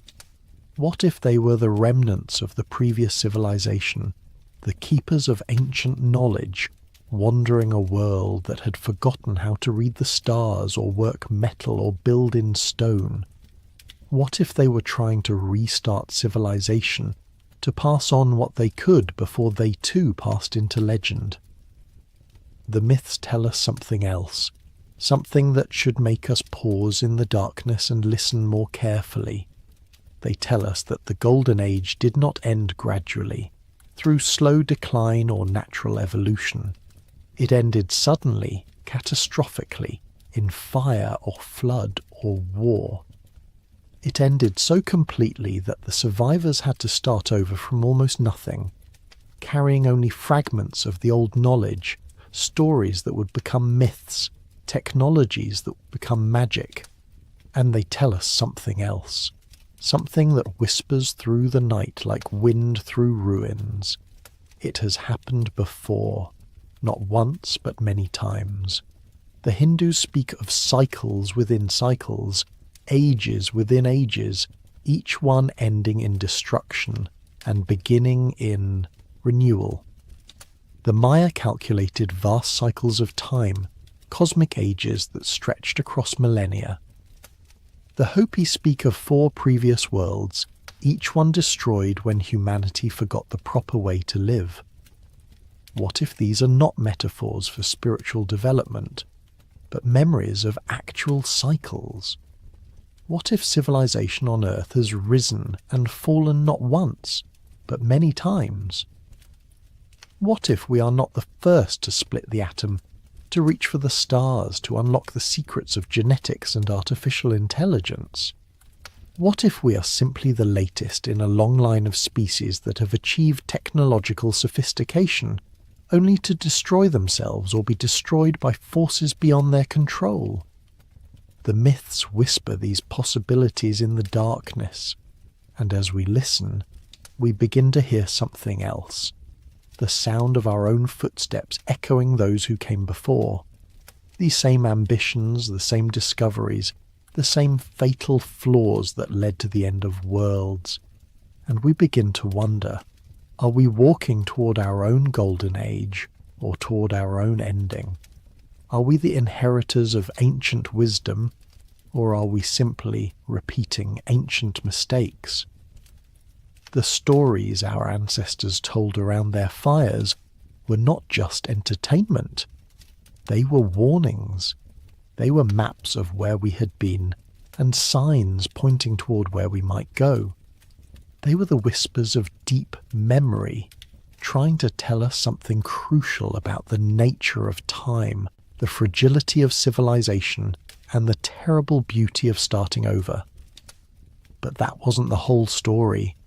The myths were just the beginning, the first clue in a mystery that would lead us deep into the earth itself, into stones that remember what flesh has forgotten, into ruins that challenge everything we thought we knew about the human journey through time.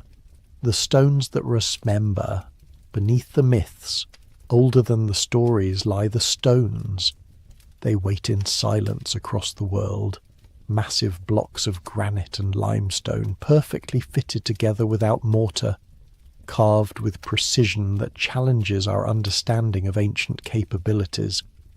They rise from jungles and deserts, from mountain tops and ocean floors, speaking a language of engineering and astronomy that we are only beginning to decode. And in their silent testimony, they whisper of builders whose skill surpassed anything we attribute to the ancient world. In the high Andes of Peru, the fortress of Sacsayhuaman overlooks the city of Cusco like a sleeping giant. Its walls are built from stone so massive that modern cranes would struggle to lift them, fitted together so precisely that a knife blade cannot slip between them. The largest stone weighs over 300 tons. It was quarried from a site several miles away, transported across difficult terrain, lifted into place with mathematical precision, and shaped to fit perfectly with its neighbours. The conventional explanation is that the Inca built Sacsayhuaman using bronze tools, wooden rollers, and thousands of workers pulling on ropes. But when you stand before those walls in the thin mountain air, when you run your hands along joints so perfect they seem to have been melted together rather than carved, the explanation feels inadequate. The Inca themselves told the Spanish conquistadors that they did not build the great stoneworks, that these were the creations of the people who came before, the ones they called the Viracocha, the foam of the sea. The mystery deepens when you examine the stones themselves. Many show evidence of vitrification, a process where rock is heated to such extreme temperatures that its surface becomes glass-like. This requires temperatures of over 1,000 degrees Celsius, far beyond what any known ancient technology could achieve. Yet there it is, preserved in stone, evidence of a process we cannot explain.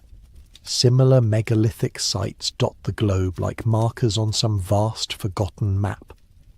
At Baalbek in Lebanon, the Temple of Jupiter sits atop a foundation of stones so large they dwarf even those at Sacsayhuaman. The Trilithon, 3 massive blocks that form part of the temple's base, consists of stones weighing over 800 tons each.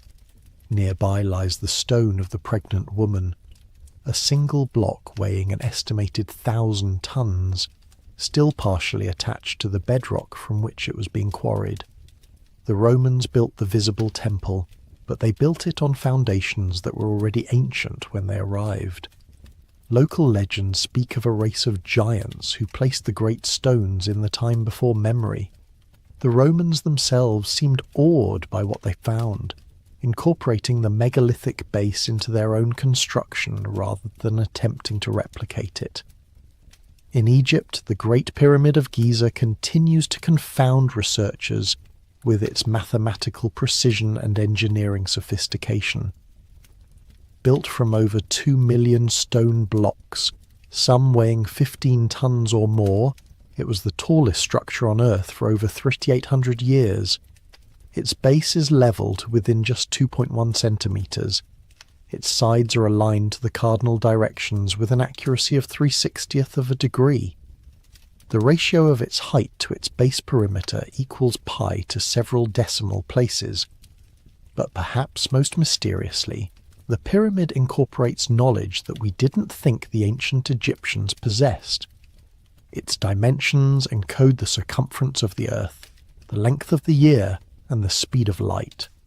The shafts that extend from the king's and queen's chambers point to specific stars: Orion, Draco, Sirius, with astronomical precision.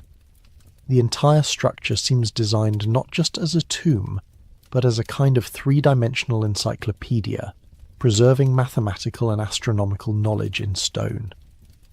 The conventional timeline places the pyramid's construction around 2580 BCE, during the 4th dynasty of the Old Kingdom.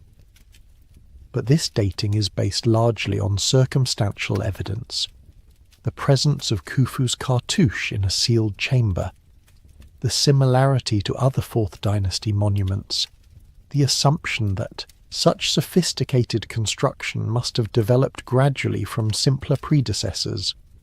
Yet the pyramid stands alone in its perfection. The pyramids that came before it were smaller, cruder, often collapsed or were abandoned mid-construction. The pyramids that came after it were inferior in every measurable way: smaller, less precise, built with inferior materials and techniques.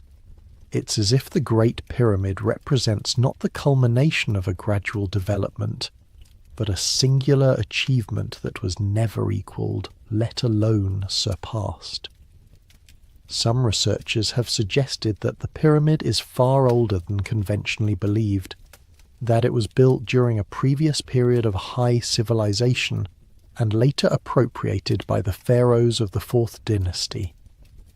The evidence is circumstantial but intriguing: water erosion patterns on the Sphinx that suggest it was carved during a much wetter climate, geological evidence of advanced machining techniques, the absence of any mummies or burial goods in the pyramid itself. But Egypt is not alone in preserving evidence of sophisticated ancient engineering. On Easter Island, nearly 900 massive stone statues called moai stand sentinel over the Pacific. The largest completed statue is over 30 feet tall and weighs 82 tons. They were carved from volcanic rock using only stone tools, transported across the island using unknown methods, and erected with precision that required sophisticated understanding of leverage and balance. The islanders themselves, when first contacted by Europeans, had no memory of how the statues were built or moved. They spoke of them as having walked into place, guided by the mana of the ancestors. Recent experiments have shown that the statues could indeed have been walked upright, using a complex system of ropes, but this would have required coordination and engineering knowledge that seems inconsistent with the island's small, isolated population. In Turkey, this site of Göbekli Tepe has revolutionized our understanding of prehistoric capabilities. Built over 11,000 years ago, 6,000 years before Stonehenge, 7,000 years before the pyramids, it consists of massive stone pillars arranged in circles, carved with intricate reliefs of animals and abstract symbols.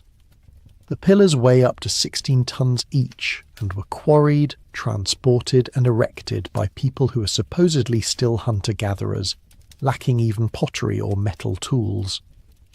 The site was deliberately buried around 8000 BCE, covered with tons of earth, in what appears to have been a massive coordinated effort. Why would a people invest enormous resources in building such a complex, then bury it completely? What were they trying to hide, or preserve, or protect? The carvings at Göbekli Tepe tell their own story. They depict animals that were not native to the region during the supposed time of construction. Lions, crocodiles, exotic birds. They show humans interacting with these animals in ways that suggest domestication, or at least close familiarity. And they include symbols and motifs that appear in later cultures around the world, as if Göbekli Tepe was a source from which knowledge spread to other civilizations. But perhaps the most intriguing aspect of these megalithic sites is not their individual mysteries, but their global distribution and apparent interconnection. They appear on every continent, built by cultures that had no known contact with each other, yet they share remarkable similarities in construction techniques, astronomical alignments, and symbolic motifs. The precision-cut stones of Sacsayhuaman echo the megalithic walls of Baalbek. The astronomical alignments of the pyramids mirror those found at Stonehenge and Angkor Wat. The spiral motifs carved into stones in Ireland appear also in New Mexico and Easter Island. It's as if these sites were built according to a common template, following shared knowledge that somehow spread across the globe long before the supposed dawn of civilization. Some researchers have proposed that these similarities result from a common human tendency to build in certain ways, to align structures with celestial bodies, to carve similar symbols. But the level of technical sophistication involved suggests something more than coincidence. The ability to quarry, transport, and precisely place stones weighing hundreds of tons requires not just manpower, but advanced understanding of physics, engineering, and logistics. Consider the problem of the Antikythera mechanism, discovered in a shipwreck off the Greek island of Antikythera in 1901. This bronze device, dating to around 100 BCE, is a complex mechanical computer capable of predicting the positions of the sun, moon, and planets decades into the future. Its gear system is so sophisticated that nothing comparable appears in the historical record until astronomical clocks began appearing in medieval Europe over 1,000 years later. The mechanism suggests that ancient Greek technology was far more advanced than we previously believed. But it also raises a troubling question. If the Greeks could build such sophisticated devices, what else could they build? What other technologies might have existed in the ancient world that we have no record of because they were made from materials that don't survive, or because the knowledge was lost during periods of collapse and chaos? The stones remember what the written records have forgotten. They preserve evidence of capabilities that don't fit our timeline of human development. They suggest that the ancient world was not a place of primitive peoples struggling with bronze tools and wooden wheels, but a world where at least some cultures possessed knowledge and abilities that we are only now beginning to understand. And they raise the most haunting question of all. If these monuments were built by the civilizations we know about, the Egyptians, the Greeks, the Inca, then why do they seem so far beyond those civilizations' other achievements? Why do they stand alone in their sophistication, like islands of advanced knowledge in a sea of more primitive technology? The answer whispered by the stones is one that challenges our most basic assumptions about the past. What if these monuments were not built by the civilizations that claimed them, but inherited by them? What if they are the last surviving works of an earlier people, a previous civilization that possessed knowledge and capabilities that were lost when that civilization fell? The stones cannot tell us who built them or when, not with certainty, but they can tell us that someone did. Someone with knowledge of mathematics and astronomy, with engineering capabilities that rival our own, with the organizational ability to coordinate massive construction projects across generations, someone who understood the movement of the stars, the properties of stone, the principles of leverage and balance and precision. Someone who built not just for their own time, but for ours, as if they knew that their civilization would not last, that their knowledge would be lost, that their very existence would be forgotten, as if they were trying to leave us a message encoded in stone, waiting for us to become sophisticated enough to read it. But the stones were not the only witnesses to the deep past. Hidden in the earth itself, in layers of rock and sediment, in the chemical signatures of ancient atmospheres, lay evidence of events so catastrophic they could erase entire civilizations from the record of time. The scars of catastrophe. The earth remembers everything, in layers of ice and sediment, in the chemical composition of ancient atmospheres trapped in amber, in the magnetic signatures locked within cooling lava. Our planet preserves a record of its history that spans billions of years, and within that record, written in the language of isotopes and impact craters, of mass extinctions and climate shifts, lies evidence of catastrophes so vast they could reset the entire course of life on Earth. We know about the big ones, the events that make it into textbooks and documentaries, the asteroid impact that ended the age of dinosaurs 66 million years ago, leaving behind a layer of iridium-rich clay that circles the globe like a funeral shroud. The Permian-Triassic extinction 252 million years ago, which eliminated 96% of marine species and 70% of terrestrial vertebrates, earning it the nickname the Great Dying. The Toba supervolcanic eruption 74,000 years ago, which may have reduced the human population to as few as 10,000 individuals, creating a genetic bottleneck that we still carry in our DNA. But these are just the catastrophes we can easily see, the ones that left clear signatures in the geological record. What about the smaller ones, the regional disasters that could destroy a civilization without leaving a global trace? What about the events that happened so recently, in geological terms, that their evidence has been obscured by erosion, sedimentation, and the relentless recycling of the Earth's surface? Consider the Younger Dryas, a period of rapid climate change that began around 12,900 years ago and lasted for over a millennium.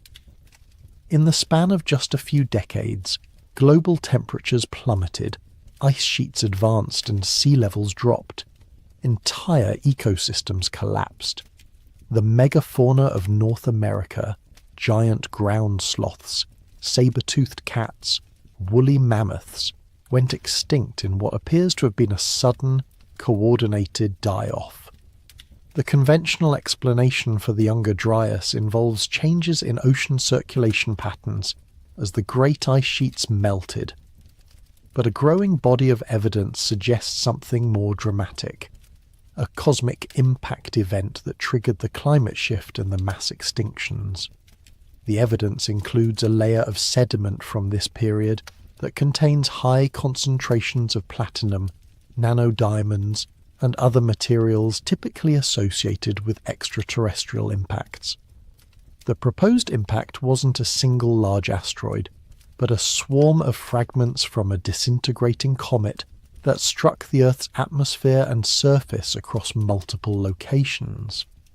The impacts would have triggered massive wildfires, filled the atmosphere with dust and debris, and disrupted climate patterns across the globe. The effects would have been devastating for any advanced civilization that might have existed at the time, and there's evidence that such a civilization might indeed have existed. The end of the Younger Dryas, around 11,700 years ago, coincides with what archaeologists call the Neolithic Revolution, the sudden, seemingly spontaneous development of agriculture in multiple locations around the world. Within a few thousand years, humans went from hunter-gatherers to farmers, from nomadic tribes to settled communities, from stone tools to complex societies. This transition has always puzzled researchers. Why did it happen so suddenly? And why in so many places at once? The standard explanation is that climate change at the end of the Ice Age created conditions favourable for agriculture, and humans independently discovered farming techniques in different regions. But what if the truth is more complex? What if the Neolithic Revolution wasn't the beginning of civilization, but its restart? What if there had been an earlier civilization, one that had already developed agriculture, metallurgy, and complex social organization, but was destroyed by the cosmic impacts that triggered the Younger Dryas? What if the survivors of that civilization, scattered and reduced to small groups, carried with them fragments of agricultural knowledge that they gradually reintroduced as conditions improved? This would explain the sudden, simultaneous appearance of farming in regions as distant as the Fertile Crescent, China, and Mesoamerica. The evidence for such a scenario is necessarily fragmentary. Any civilization that existed before the Younger Dryas would have had its traces largely erased by the catastrophe itself and the subsequent climate changes. But there are hints, tantalizing suggestions that something more complex was happening in the deep past than our current models suggest. Take the mystery of the Carolina Bays, thousands of elliptical depressions scattered across the southeastern United States. These features, which can be seen clearly from aerial photographs, all point in the same direction, toward the Great Lakes region. They appear to have been created by some kind of impact event, but not from a single large object. Instead, they suggest a shower of smaller impacts, exactly what you might expect from a fragmenting comet. The dating of the Carolina Bays is controversial, but some evidence suggests they were formed around the time of the Younger Dryas. If so, they provide physical evidence for the kind of cosmic catastrophe that could have destroyed an advanced civilization. The impacts would have been devastating across a wide area, triggering fires, floods, and climate disruption that could have wiped out entire populations. Similar impact features have been identified in other parts of the world. In Argentina, a field of glass-like objects called tektites suggests a major impact event in the relatively recent past. In Australia, Aboriginal oral traditions speak of a time when the sky fell and the land burned, descriptions that sound remarkably like eyewitness accounts of cosmic impacts. The traditions are said to be tens of thousands of years old, passed down through countless generations of storytellers. But cosmic impacts are not the only catastrophes that could erase a civilization from the historical record. Supervolcanic eruptions, massive earthquakes, and sudden climate shifts could all have similar effects. The Earth's crust is far more dynamic and unstable than most people realize, capable of dramatic changes that could reshape entire continents in a matter of years or decades. The Lachamp event, which occurred around 41,000 years ago, saw the Earth's magnetic field weaken to just 5% of its current strength, and the magnetic poles flip completely. During this period, the planet would have been bombarded by cosmic radiation, potentially causing widespread mutations, cancer, and sterility in surface-dwelling organisms. Any technological civilization dependent on electronics would have found their systems failing as the protective magnetic shield collapsed. More recently, the 1815 eruption of Mount Tambora in Indonesia caused global climate disruption that lasted for years. The following year, 1816, was known as the Year Without a Summer in Europe and North America. Crops failed, famines spread, and social upheaval followed. This was the result of a single volcanic eruption. Imagine the effects of a supervolcanic event like the Toba eruption, but occurring when a technological civilization was at its peak. The geological record shows that such catastrophes are not rare exceptions, but regular features of Earth's history. Years, with smaller but still devastating events happening far more frequently. Volcanic winters, massive earthquakes, tsunami events, and magnetic field reversals are all part of the planet's natural rhythm, a rhythm that could easily interrupt the rise of any technological species. Perhaps most sobering is the realization that our own civilization exists in a brief window of unusual geological stability. The Holocene epoch, which began around 11,700 years ago, has been characterized by a remarkably stable climate and low levels of catastrophic activity. It's during this period of calm that human civilization has been able to develop and flourish.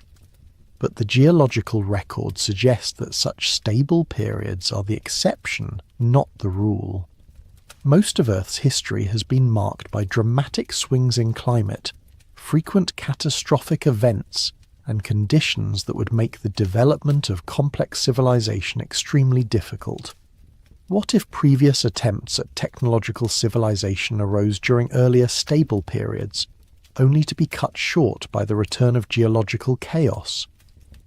What if the rise and fall of civilizations is tied not just to social and political factors, but to deep cycles of planetary stability that operate on timescales far longer than human history?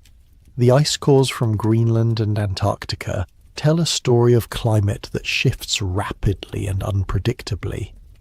Temperature changes of 10 degrees Celsius or more have occurred in the span of just a few decades. Ocean currents that regulate global weather patterns have stopped and started again like a vast planetary engine cycling on and off. During the last ice age, massive freshwater floods from melting glacial lakes repeatedly disrupted ocean circulation, causing sudden shifts between warm and cold periods that would have made long-term planning nearly impossible for any civilization. And yet, scattered throughout this record of chaos and catastrophe, there are anomalies, traces of something that doesn't quite fit the narrative of a planet populated only by hunter-gatherers and simple agricultural communities. In 1972, French scientists discovered something extraordinary in the Oklo uranium mines of Gabon, Africa. The uranium ore showed clear evidence of having undergone nuclear fission reactions, but not recent ones. The isotopic signatures indicated that these reactions had occurred approximately 1.8 billion years ago and had continued for several 100,000 years. The reactions were so well controlled and sustained that they could only have occurred under very specific conditions that shouldn't exist naturally. The official explanation is that these were natural nuclear reactors, created when groundwater acted as a moderator for uranium that was naturally concentrated in the ore body. But the precision required for such reactions to sustain themselves for hundreds of millennia is extraordinary. Some researchers have quietly wondered whether the Oklo reactors might represent something else entirely, evidence of nuclear technology from a previous epoch of Earth's history, when conditions were very different and other forms of life might have achieved technological sophistication. The idea sounds impossible until you consider the vast timescales involved. Complex life has existed on Earth for over 600 million years. Dinosaurs ruled the planet for 865 million years, over 800 times longer than humans have existed. During such immense periods of time, could intelligence have evolved multiple times? Could there have been previous technological species that rose, flourished and vanished long before the first mammals appeared? The challenge of finding evidence for such ancient civilizations would be enormous. Over geological time, the Earth's surface is constantly renewed. Tectonic plates shift and collide, mountains rise and erode away, ocean floors are subducted and recycled. Very little survives unchanged for millions of years, let alone billions. Any artifacts or structures from such ancient times would have been ground to dust long ago. But there might be subtle traces, isotopic anomalies in ancient rocks, unusual mineral deposits, chemical signatures that hint at industrial processes. The Oklo reactors might be just such a trace, a ghostly fingerprint of nuclear technology from an unimaginably distant past. Closer to our own time, other anomalies whisper of possibilities that challenge conventional archaeology. In 1938, German archaeologist Wilhelm König discovered a clay jar in the Iraq Museum that contained a copper cylinder and an iron rod.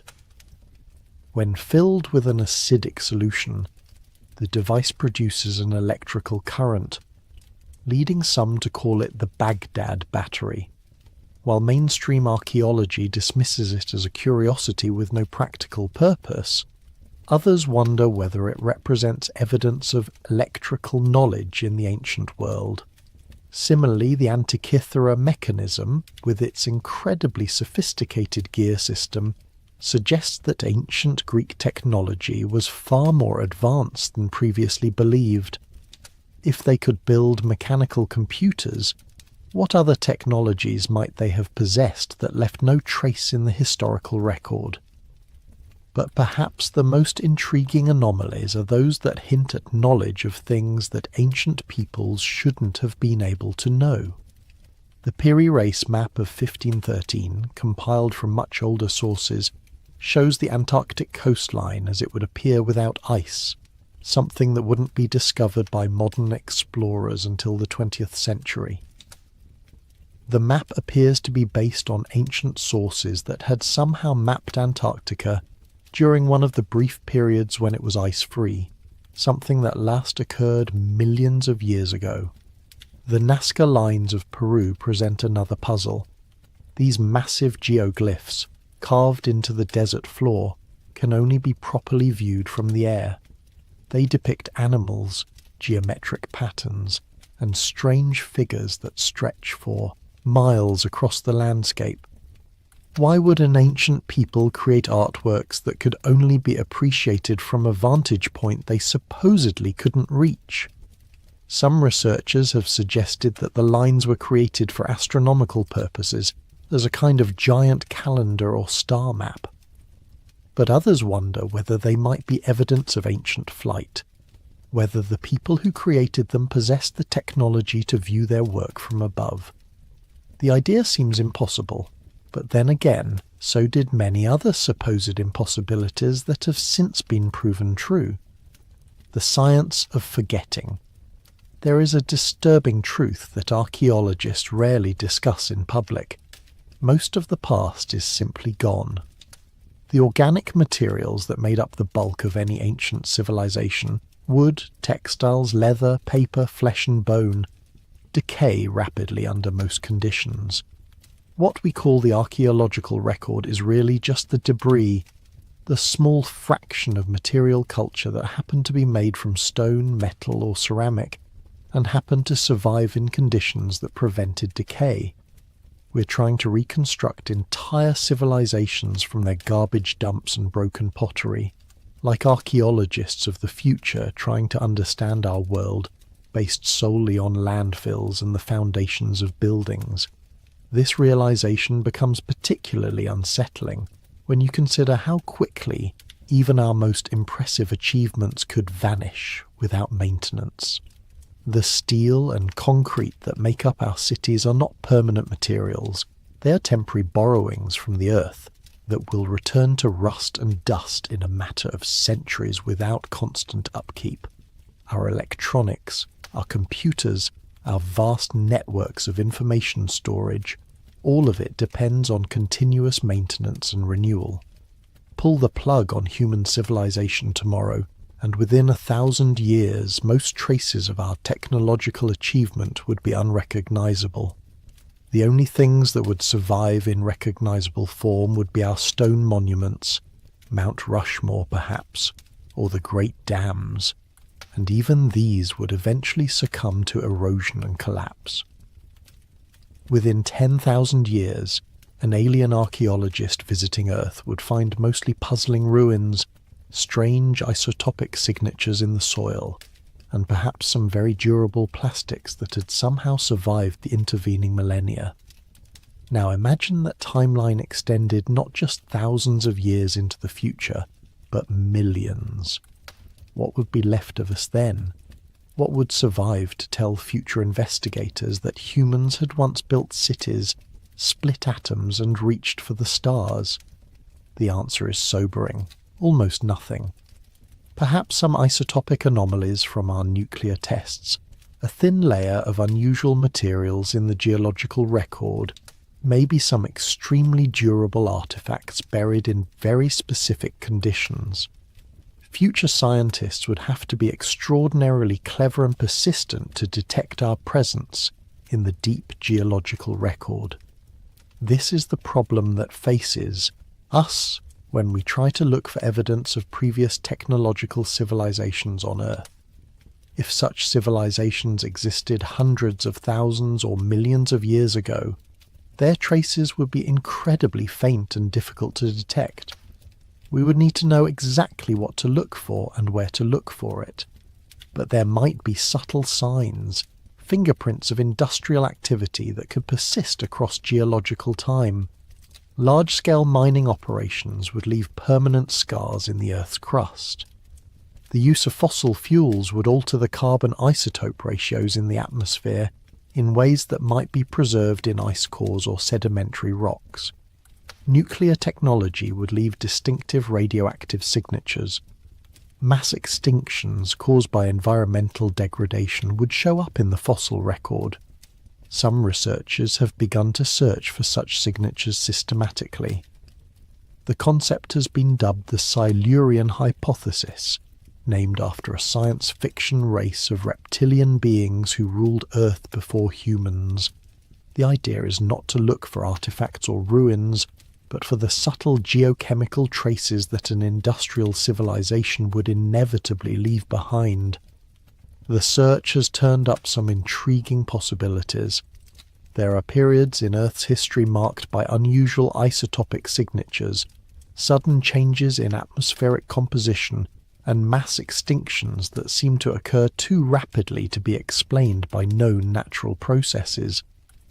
The Permian-Triassic extinction, for instance, involved not just the death of most species on Earth, but dramatic changes in ocean chemistry and atmospheric composition that happened over an extremely short period of time. Could such events have been caused by runaway industrial activity rather than natural catastrophes? Could previous civilizations have triggered their own extinction through environmental destruction, leaving behind only the chemical signatures of their final collapse? The idea is speculative, but it highlights a crucial point. The absence of obvious evidence for previous civilizations doesn't mean they didn't exist.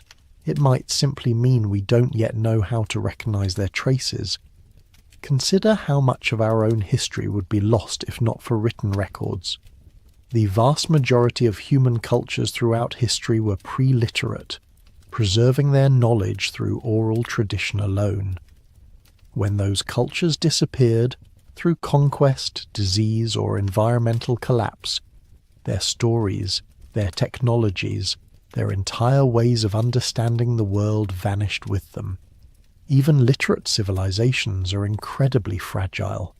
The Library of Alexandria, which once contained perhaps 500,000 scrolls representing the accumulated knowledge of the ancient world, was gradually destroyed through neglect, religious persecution, and political upheaval. When it finally burned, centuries of scientific and philosophical achievement turned to ash in a matter of hours. The same pattern has repeated throughout history. The Maya developed sophisticated writing systems, advanced astronomy, and complex mathematical concepts. Then their civilization collapsed, and most of their books were deliberately burned by Spanish conquistadors who saw them as works of the devil. Today, we have only 4 surviving Maya codices from a culture that once produced thousands of books. The lesson is clear. Knowledge is far more fragile than we like to believe. Entire bodies of learning can vanish in a single generation if they are not actively preserved and transmitted. Technologies can be lost, rediscovered, and lost again. The wheel, for instance, was invented multiple times by different cultures, and was also abandoned by some cultures that had previously used it. If this can happen to civilizations separated by mere centuries or millennia, what about those separated by hundreds of thousands or millions of years? How many times might intelligence have emerged on Earth, reached technological sophistication, and then vanish so completely that no trace remains? The possibility becomes even more intriguing when you consider the deep time perspective. Earth has been habitable for billions of years. Complex life has existed for over 600 million years. Dinosaurs ruled for 165 million years, a period so vast that entire species evolved and went extinct without leaving any trace in the fossil record. During such immense spans of time, natural selection has had countless opportunities to produce intelligence. We tend to think of human-level intelligence as the pinnacle of evolution, but there's no reason to assume we represent the first or only time such intelligence has emerged. Indeed, given enough time, it seems almost inevitable that intelligence would evolve multiple times, in multiple forms. Some of these intelligences might have been very different from our own. They might have been aquatic civilizations that built their cities on the seafloor, leaving no trace after the ocean basins were recycled through tectonic processes. They might have been silicon-based rather than carbon-based, creating technologies we wouldn't recognize as such. They might have been collective intelligences, vast networks of cooperating organisms that achieved technological sophistication without ever developing individual consciousness as we understand it. The more we learn about the diversity and resilience of life on Earth, the more plausible such scenarios become. We have discovered organisms that thrive in conditions previously thought to be lethal, in boiling acid springs, in the crushing depths of ocean trenches, in solid rock miles beneath the surface.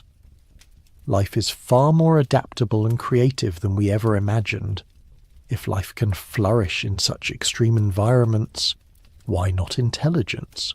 Why not technological civilization? The only reason we assume such things are rare or unique is that we have only one example to study, ourselves. But what if we are not unique at all, but simply the latest in a long series of intelligent species that have risen and fallen across the vast expanse of Earth's history? The watchers in the deep. In the deepest parts of our oceans, where sunlight has never penetrated and pressure would crush human bones to powder, strange things move in the eternal darkness. We know less about our own ocean depth than we do about the surface of Mars.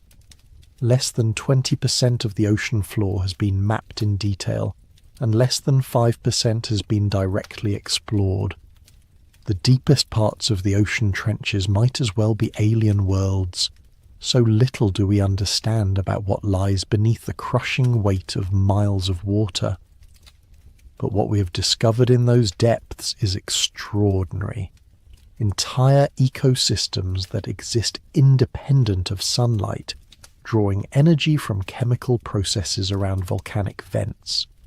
Creatures so bizarre they seem like products of science fiction. Transparent organisms with bioluminescent organs, ancient species that have remained virtually unchanged for hundreds of millions of years, vast networks of bacterial colonies that might represent some of the oldest forms of life on Earth. In 1977, researchers exploring the Galapagos Rift discovered something that revolutionized biology: hydrothermal vents surrounded by thriving communities of life in the complete absence of sunlight.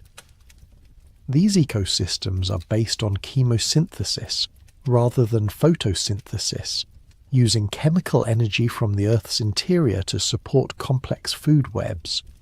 The discovery suggested that life might be far more widespread in the universe than previously thought. If life could thrive in Earth's deepest, darkest places, it might also exist in the subsurface oceans of moons like Europa or Enceladus. But the deep ocean holds other mysteries that are harder to explain. In recent years, underwater exploration has revealed structures that don't fit easily into our understanding of natural geological processes. Strange geometric formations on the sea floor, perfectly circular depressions that extend for miles, underwater roads of fitted stones that seem too regular to be natural. Most of these anomalies are dismissed as pareidolia, our tendency to see patterns and purpose in random natural formations. But some are harder to explain away. Off the coast of Japan, the Yonaguni Monument appears to be a massive stepped pyramid submerged beneath 75 feet of water. The structure shows clear evidence of right angles, straight edges, and geometric precision that seem inconsistent with natural erosion patterns. Mainstream archaeology insists that Yonaguni is a natural formation, carved by water and tectonic activity over millions of years. But marine geologist Robert Schoch, who has studied the site extensively, argues that while the basic structure may be natural, it shows clear evidence of human modification. Tool marks, carved steps, and geometric alterations suggest that someone worked the natural formation into a more regular, purposeful shape. If Schoch is correct, the implications are staggering. The Yonaguni Monument was last above sea level over 12,000 years ago, during the Ice Age when ocean levels were much lower. This would mean that sophisticated stoneworking cultures existed in the region long before conventional archaeology suggests such capabilities developed. But Yonaguni is not alone. Similar underwater structures have been reported off the coasts of India, Cuba, and the Mediterranean.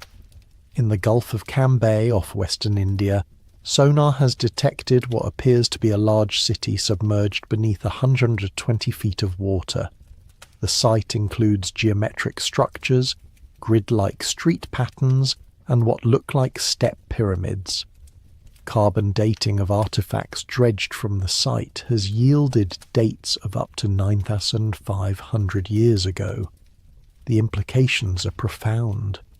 If these underwater sites are indeed artificial, the remains of cities and monuments built when sea levels were lower, they suggest that sophisticated civilizations existed during the Ice Age, thousands of years before conventional history begins. And if such civilizations existed, they would have been perfectly positioned along the then exposed continental shelves, in the most fertile and resource-rich areas of the ancient world. When the Ice Age ended and sea levels rose by 400 feet or more, these coastal civilizations would have been inundated. Their cities, their ports, their monuments. Everything would have disappeared beneath the waves. Only scattered survivors would have remained, carrying fragments of knowledge to higher ground, preserving what they could in stories and myths while struggling to rebuild in a changed world. This scenario would explain many of the puzzles that have long perplexed archaeologists. Why do the earliest known civilizations appear so suddenly and fully formed, without clear developmental stages? Why do isolated cultures around the world share similar technologies and architectural styles? Why do flood myths appear in nearly every human culture? The answer might be that civilization didn't begin with the rise of agriculture 11,000 years ago. It restarted then, rebuilt by survivors of much older cultures that had been destroyed by rising seas and climate change at the end of the Ice Age. But the deep ocean might hold more than just the ruins of lost cities. In the abyssal depths, where pressure and cold have preserved organic materials for millions of years, there might be evidence of life forms that evolved intelligence long before vertebrates colonized the land. Consider the cephalopods, octopi, squid, and their relatives. These creatures evolved complex nervous systems and sophisticated behaviors completely independent of the vertebrate line that eventually produced humans. Octopi demonstrate problem-solving abilities, tool use, and what appears to be individual personality. They can change their skin color and texture to communicate complex messages, effectively giving them a form of language written in living color across their bodies. But octopi have short lifespans and no way to pass knowledge from one generation to the next except through genetic programming. They must learn everything anew in each short life. What if, in the deep past, some branch of cephalopod evolution had overcome this limitation? What if they had developed longer lifespans, or, better yet, collective memory systems that allowed knowledge to accumulate across generations? Such a species might have developed a very different kind of intelligence from our own. One based on fluid adaptation and rapid learning rather than tool-making and environmental modification. They might have built cities from coral and cultivated sea gardens rather than smelting metals and quarrying stone. Their technology might have been biological rather than mechanical, leaving no trace that we would recognize as artificial. In the deepest ocean trenches, isolated from surface changes for millions of years, such civilizations might have risen and fallen without ever leaving evidence that surface-dwelling archaeologists would recognize. Their ruins would be dissolved by the corrosive deep-sea environment, their artifacts consumed by bacteria, their very existence erased by the slow, patient chemistry of the abyss. The idea sounds like science fiction, but recent discoveries have revealed that the deep ocean is far stranger and more dynamic than we ever imagined. Vast communities of microorganisms exist in the sediments of the ocean floor, some of them billions of years old, living at the very edge of what we consider possible for life. These deep biosphere communities might represent the most ancient forms of life on Earth, preserving genetic and biochemical information from epochs when the planet was very different. What if some of these ancient communities evolved beyond simple microorganisms? What if, given the vast timescales available, they developed complex behaviors, communication systems, even forms of consciousness that we cannot recognize because they operate on completely different principles from our own? The ocean depths might be inhabited by forms of intelligence so alien to our experience that we lack the conceptual framework to even recognize them as intelligent. They might communicate through chemical signals that take years to propagate across ocean basins. They might think in geological time, with individual thoughts lasting centuries and conversations spanning millennia. They might perceive reality through senses we don't possess. experiencing the world as patterns of pressure and chemical gradients, magnetic fields and subsonic vibrations. Such intelligences might have watched the rise and fall of surface civilizations with the detached interest of gods observing the brief lives of mayflies. They might have accumulated knowledge across millions of years, developing understanding of the universe that makes our science seem primitive and limited. And they might still be there, in the crushing depths, patiently observing as we take our first tentative steps into the deep ocean that has been their domain since long before the first fish crawled onto land. This possibility, that Earth's oceans might harbour ancient intelligences that predate terrestrial life by millions or billions of years, adds yet another layer to the mystery of what came before us. We search for evidence of previous civilizations in stone monuments and mythological stories, but perhaps we should be looking deeper, into realms so alien and hostile to our form of life that we never thought to consider them as potential homes for intelligence. The deep ocean keeps its secrets well. In its crushing darkness and impossible cold, in its corrosive chemistry and alien pressures, evidence of previous intelligences might rest beyond our ability to detect or comprehend. We are surface dwellers, creatures of air and light, trying to understand a world that is fundamentally underwater, fundamentally dark, fundamentally different from everything we know about the requirements for complex life. But as our technology improves and our understanding deepens, we are beginning to probe those depths more systematically. Each dive, each sonar survey, each sample brought up from the abyssal plains adds to our knowledge of what lies beneath. And sometimes, just sometimes, we find things that don't quite fit our expectations, anomalies that hint at complexities we haven't yet learned to interpret. The ocean depths are vast beyond imagination, deeper than our highest mountains, more alien than the surface of Mars. If intelligence has evolved multiple times on Earth across its billions of years of history, some of those intelligences might have chosen the depths over the shallows, the eternal darkness over the brief flicker of sunlight. They might still be there, waiting in the deep, watching and remembering everything that has ever lived and died on the surface of their water world. The genetic ghosts. Hidden within the spiral staircase of human DNA lies a library more vast and mysterious than any archive built from stone or paper.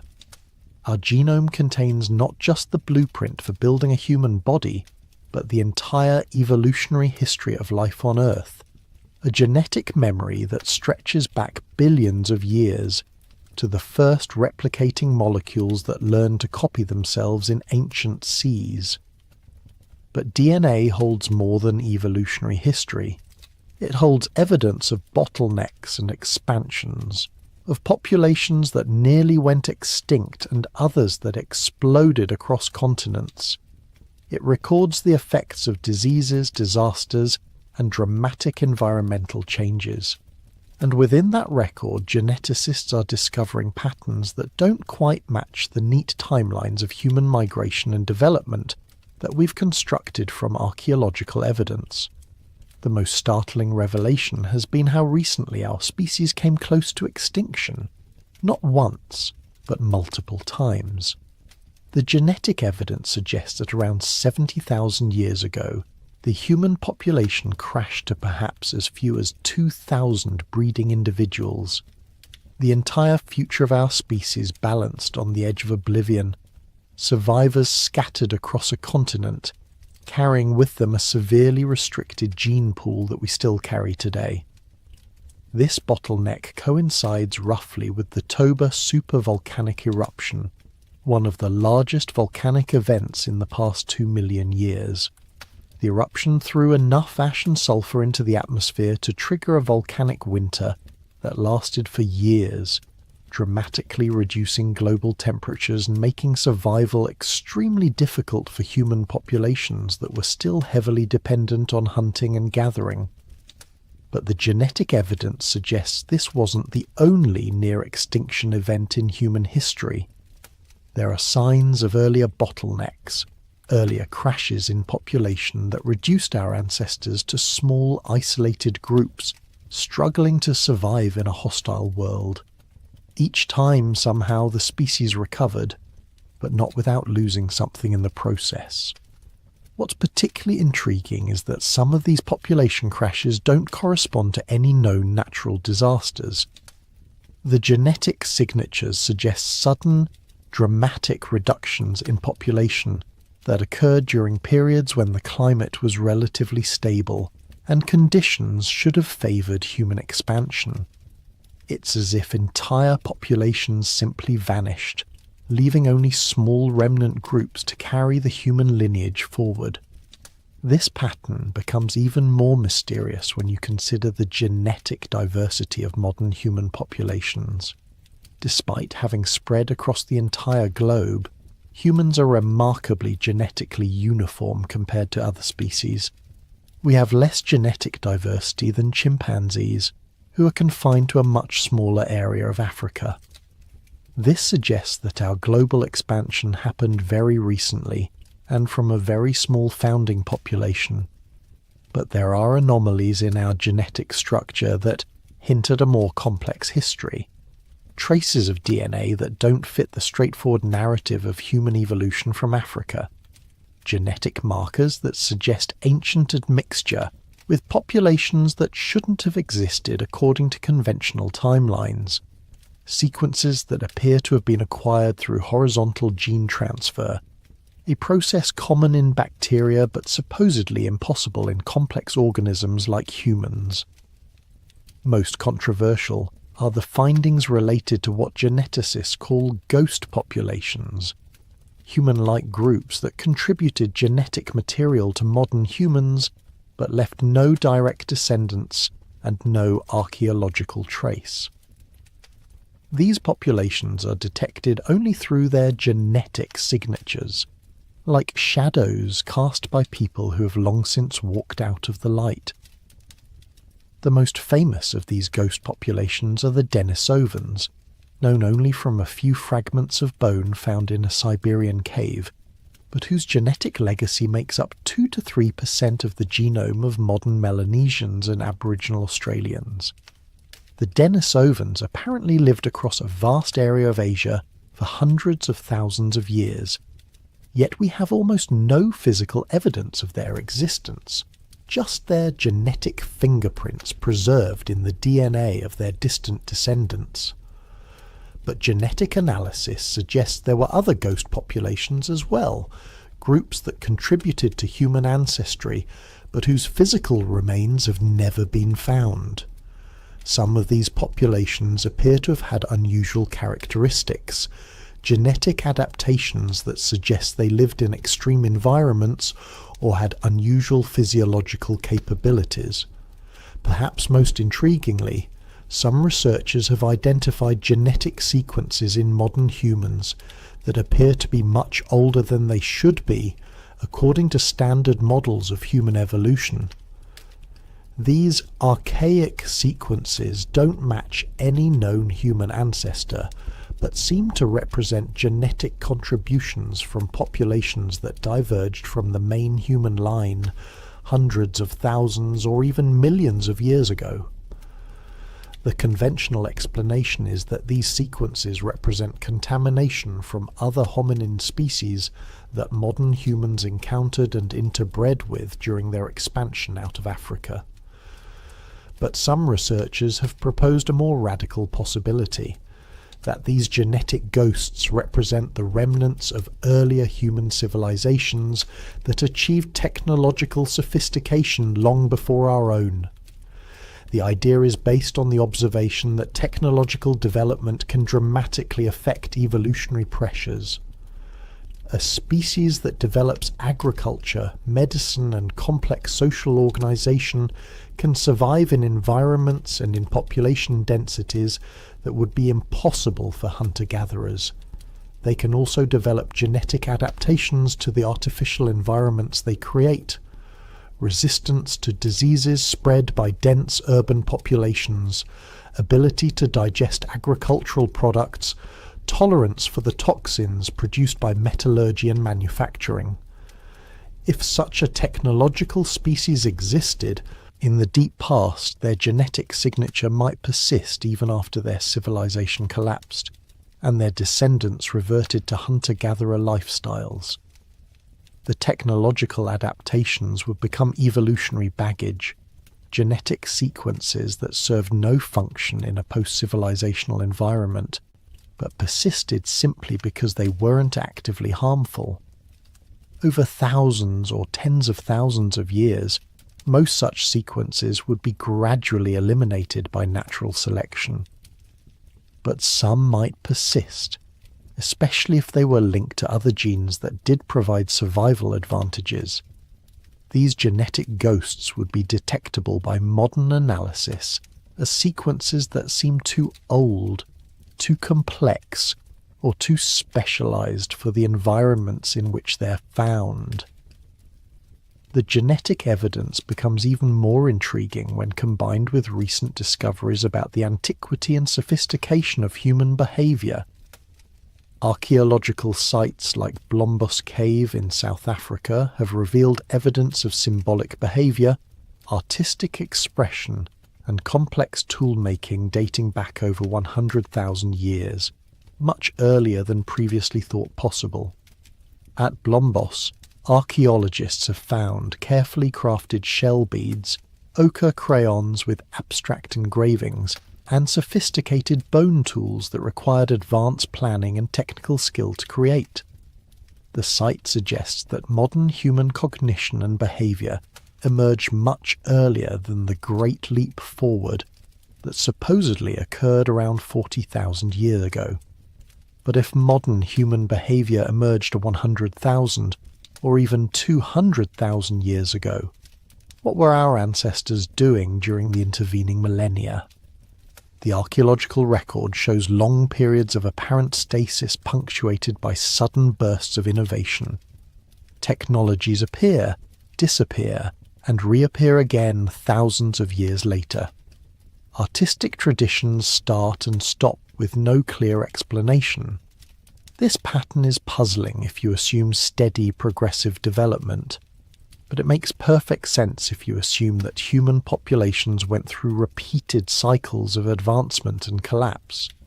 Technologies would be developed during periods of population growth and cultural stability, then lost during environmental crises or social upheaval. Survivors would preserve fragments of knowledge, but it might take thousands of years for conditions to become favorable enough for that knowledge to be fully redeveloped and expanded upon. The genetic evidence supports this cyclical model.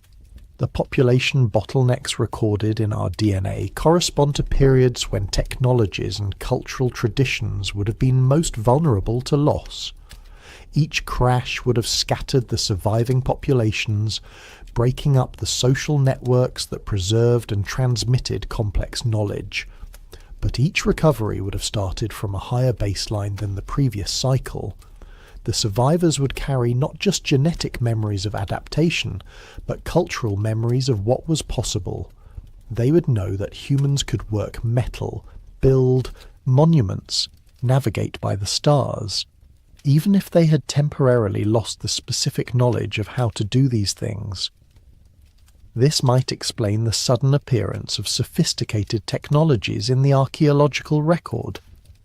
The Neolithic Revolution, the Bronze Age, the development of writing and mathematics, all of these might represent not the first invention of these technologies, but their reinvention by populations who carried genetic and cultural memories of earlier achievements. The human genome is a palimpsest, a manuscript that has been written over and erased and written over again countless times. Each layer tells a different story about our past, and the deepest layers preserve memories so ancient that we're only now learning how to read them. As our techniques for genetic analysis become more sophisticated, we're uncovering evidence of complexities in human history that challenge our most basic assumptions about who we are and where we came from. We are the children of survivors of volcanic winters and cosmic impacts, of climate shifts and population crashes, of the rise and fall of civilizations whose names we never learned because they forgot how to write them down.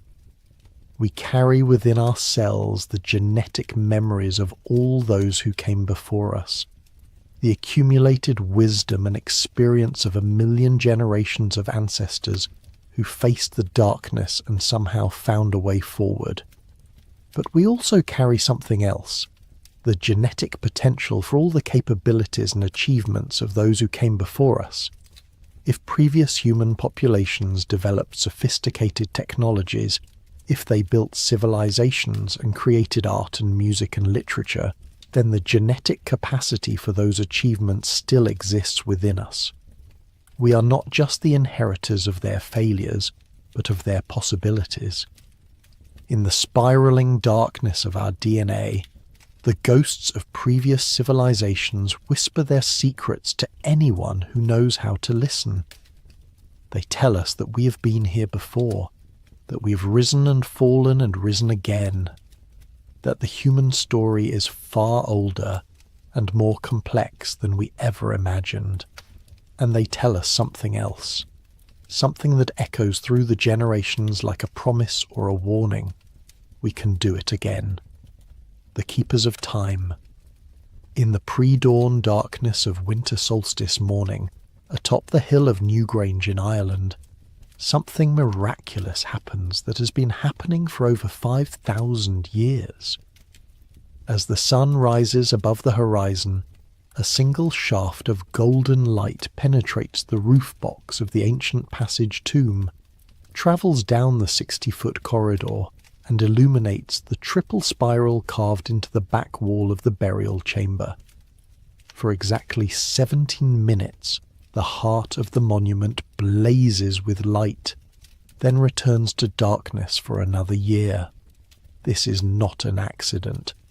The entire massive structure, 200 feet in diameter, built from 200,000 tons of stone and earth, was designed and constructed with mathematical precision to capture this single moment of cosmic alignment.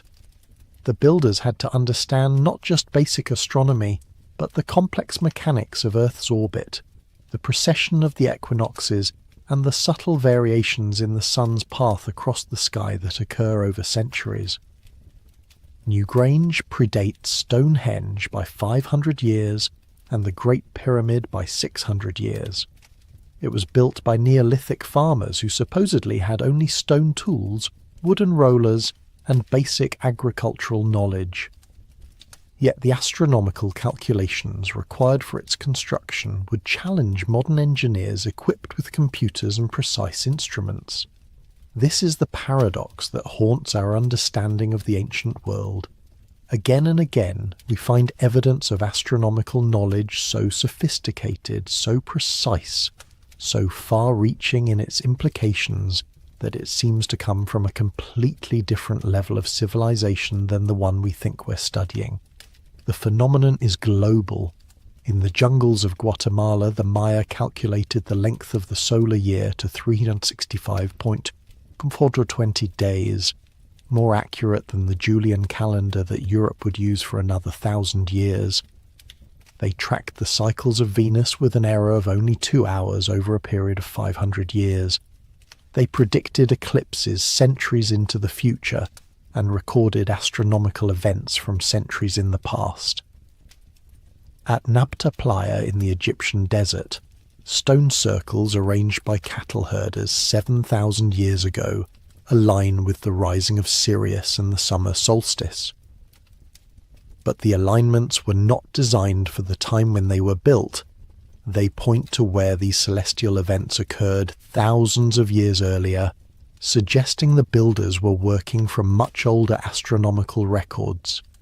In Cambodia, the massive temple complex of Angkor Wat, built in the early 12th century, mirrors the constellation Draco as it appeared at the spring equinox in 10,500 BCE, over 11,000 years before the temple was constructed. The correlation is so precise that it seems impossible to attribute to coincidence. These examples multiply across every continent and every epoch of human history.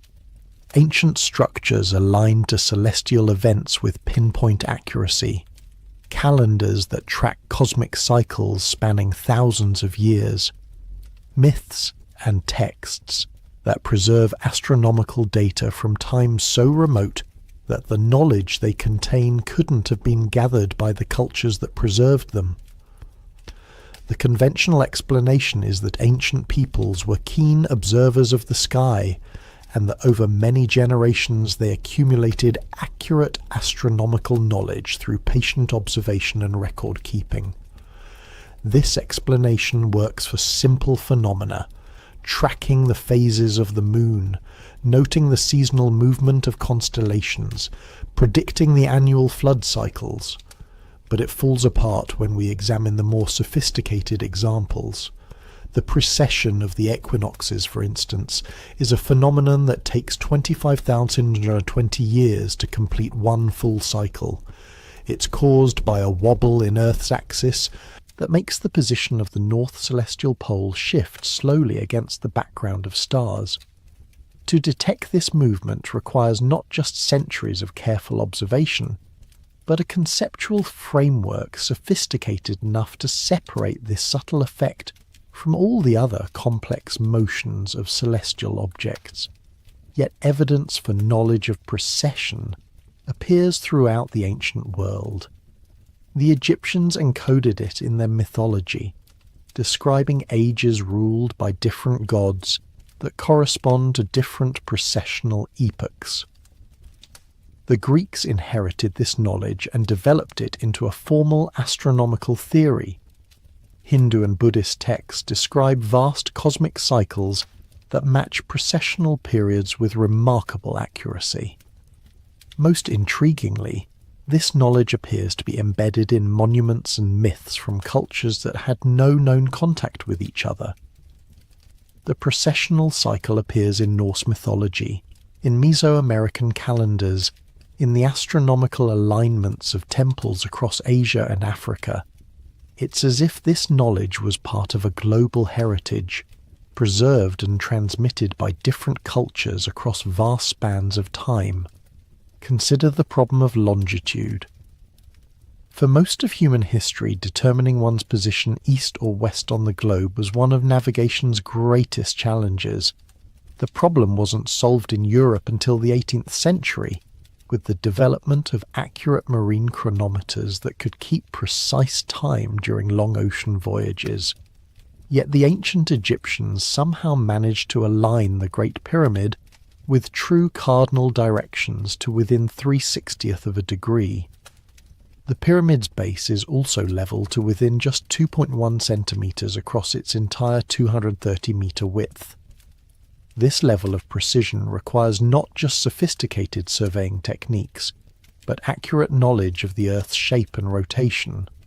Similarly, many ancient sites around the world are positioned at locations that seem to have been chosen for their geometric relationships to other sites thousands of miles away. The Great Pyramid sits at exactly 30 degrees north latitude, 1/3 of the way from the equator to the pole. Angkor Wat is precisely 72 degrees of longitude east of the pyramids at Giza, a relationship that corresponds to the precessional number 72, the number of years it takes for precession to shift the celestial pole by 1 degree. These geometric relationships appear too frequently and too precisely to be coincidental. They suggest a level of global coordination and mathematical sophistication that seems impossible for ancient civilizations using supposedly primitive technologies. How did builders in Egypt communicate with builders in Cambodia? How did they achieve such precise measurements across continental distances? One possibility is that these monuments were built according to a master plan developed by a civilization with global reach and sophisticated technology, a civilization that predated the individual cultures we credit with their construction. The monuments we see today might be reconstructions or modifications of much older sites, built according to plans and alignments established in a remote antiquity. This would explain another puzzling aspect of ancient astronomical sites. Many of them seem to commemorate celestial events that occurred thousands of years before the monuments were built. The Sphinx's gaze toward the constellation Leo corresponds to the spring equinox of 10,500 BCE, when Leo rose directly in front of the monument at dawn. The star maps in Egyptian temples show the night sky as it appeared millennia before those temples were constructed. It's as if the builders were trying to preserve memories of specific moments in deep time, cosmic anniversaries that held special significance for reasons we no longer understand. But why would ancient peoples go to such extraordinary effort to commemorate astronomical events from their distant past? What was so important about these particular moments in cosmic history? The answer might lie in the growing realization that Earth's relationship with the cosmos is far more dynamic and dangerous than we once believed.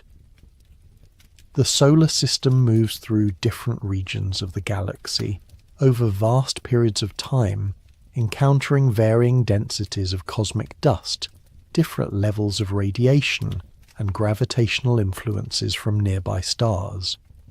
These cosmic environments can have profound effects on Earth's climate, magnetic field, and the evolution of life itself. Recent research has revealed that the solar system's orbit around the galactic center brings us through regions of space with very different properties. Every 26 million years or so, we pass through the galactic plane, where the density of matter and energy is much higher than in the quieter regions where we normally reside. These passages correlate with periods of increased cosmic radiation, climate disruption, and mass extinctions in Earth's geological record. The cycle isn't perfectly regular. It's influenced by the gravitational effects of nearby stars, the structure of spiral arms in the galaxy, and other cosmic factors that can accelerate or delay our passage through these dangerous regions. But ancient astronomers, given enough time and careful observation, might have detected these patterns and learned to predict when Earth would be most vulnerable to cosmic catastrophes. This could explain the obsession with long-term astronomical cycles that appears in so many ancient cultures.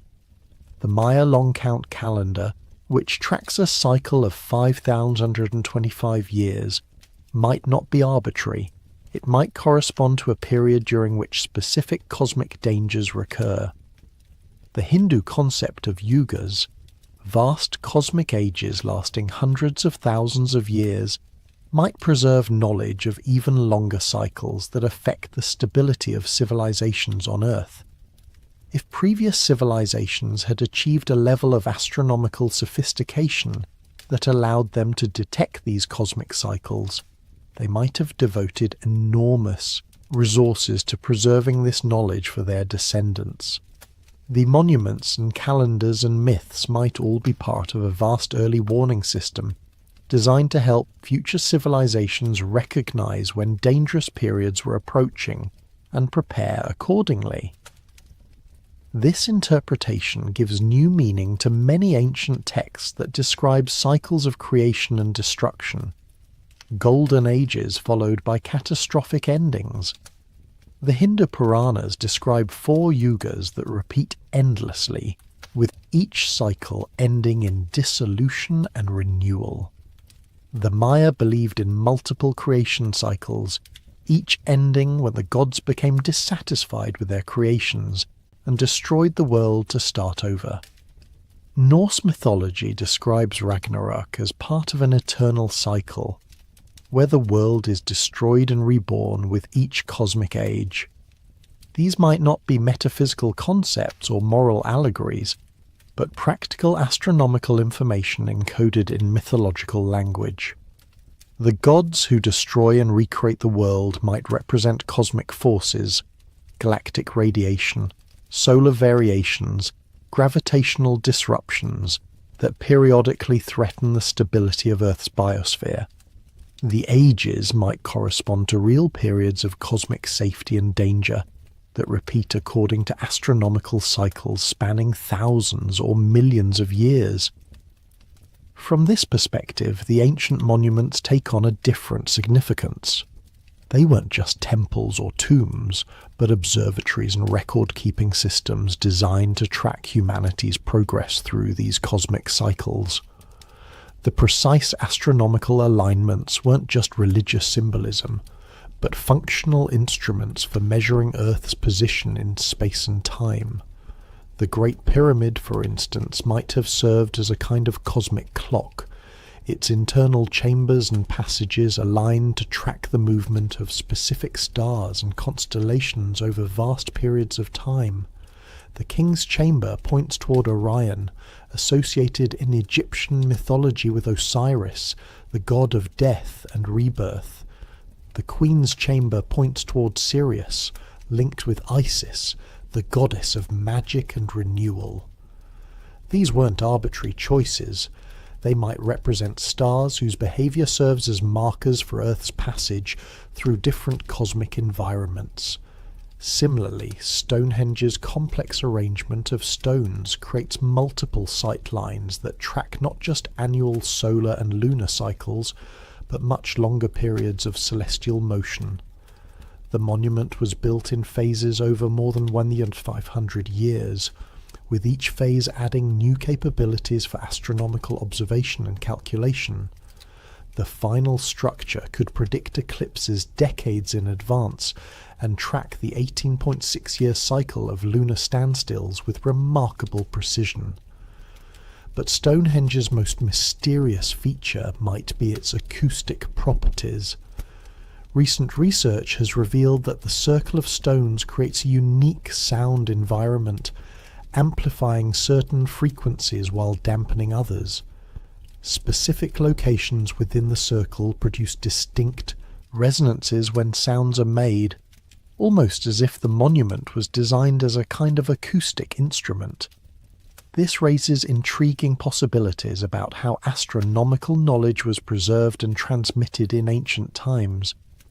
Sound and music can encode complex information in memorable patterns that persist across generations even when written records are lost. The specific frequencies produced at Stonehenge might correspond to astronomical cycles, with different tones representing different periods of cosmic time. Many ancient cultures associated music and mathematics with cosmic harmony. The Pythagoreans believed that celestial bodies produced musical tones as they moved through space, and that understanding these cosmic harmonies was the key to understanding the structure of the universe. Hindu traditions describe the universe as being created and sustained by sound vibrations, with different frequencies corresponding to different levels of cosmic manifestation. If advanced ancient astronomers had discovered mathematical relationships between cosmic cycles and harmonic frequencies, they might have encoded crucial astronomical data in musical forms that could be preserved and transmitted through oral tradition, even during periods when written records were lost. The songs and chants that accompany ancient rituals might contain sophisticated astronomical information disguised as religious or ceremonial content. This possibility becomes more intriguing when we consider how much astronomical knowledge has been preserved in seemingly primitive cultural forms. Aboriginal Australian songlines encode precise navigation information across thousands of miles of continent, with each song corresponding to specific landmarks, water sources, and seasonal patterns. The information is so accurate that modern GPS systems confirm the precision of traditional navigation techniques that have been passed down orally for tens of thousands of years. Similarly, Polynesian navigators used traditional charts and stick charts to guide voyages across thousands of miles of open ocean, using techniques that allowed them to determine their position by reading wave patterns, star positions, and subtle environmental cues. These methods were far more sophisticated than European navigation techniques available at the same time, yet they required no written records or mechanical instruments, just precise cultural knowledge passed down through generations of master navigators. If such sophisticated information could be preserved in traditional forms for thousands of years, what about astronomical knowledge developed by previous technological civilizations?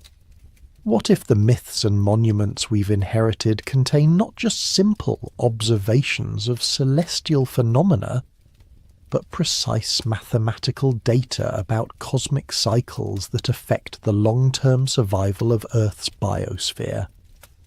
The implications are staggering. Every ancient culture might be the guardian of fragments of a vast astronomical database compiled over millions of years by successive civilizations. The monuments might be backup systems designed to preserve crucial information, even if the cultures that built them collapse completely.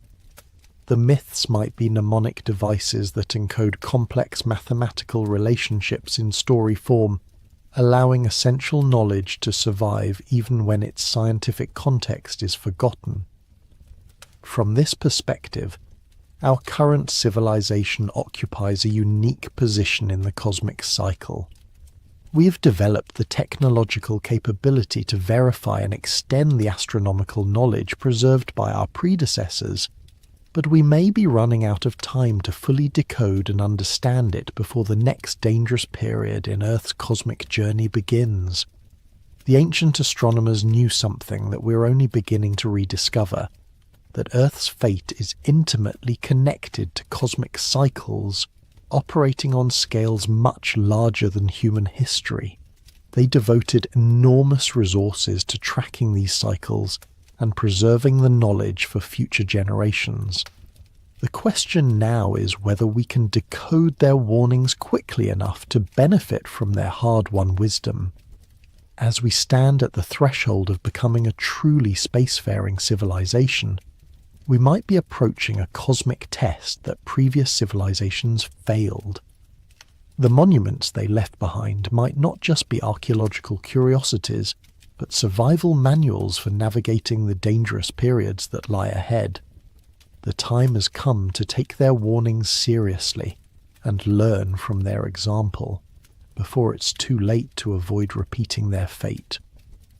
The archive of everything deep beneath the Giza Plateau in chambers that official archaeology claims do not exist. Legend speaks of a vast library containing the complete records of human civilization. The Hall of Records, as it has been called, supposedly holds not just the history of Egypt, but the entire story of humanity's rise and fall across multiple epochs of deep time. No such chamber has ever been found, despite decades of ground-penetrating radar surveys, drilling projects, and exhaustive exploration of the Giza complex. Yet the legend persists, supported by ancient Egyptian texts that speak of hidden repositories of wisdom, by the testimony of classical authors who claim to have seen such archives, and by the nagging sense that a civilization capable of building the Great Pyramid must have possessed knowledge far beyond what their surviving texts reveal. But what if the Hall of Records was never meant to be a single physical location? What if the ancient keepers of knowledge were far cleverer than we imagined, distributing their most precious information across multiple storage systems designed to survive different types of catastrophes? The more we study ancient monuments, texts, and traditions, the more they seem to function as components of a vast distributed archive, a global information storage network that preserves crucial knowledge in multiple redundant formats designed to survive the collapse of individual civilizations. Consider the mathematical constants embedded in the Great Pyramid. Its dimensions encode not just pi and the golden ratio, but the circumference of the Earth, the length of the year, the speed of light, and dozens of other physical constants that supposedly weren't discovered until modern times. These numbers aren't just carved into the stone. They're built into the very structure of the monument, preserved in ratios and proportions that would survive even if all surface decorations were eroded away. This technique of encoding information in architectural proportions appears at sites around the world. Angkor Wat's dimensions correspond to cosmic cycles measured in thousands of years. Stonehenge's geometry encodes astronomical constants and mathematical relationships.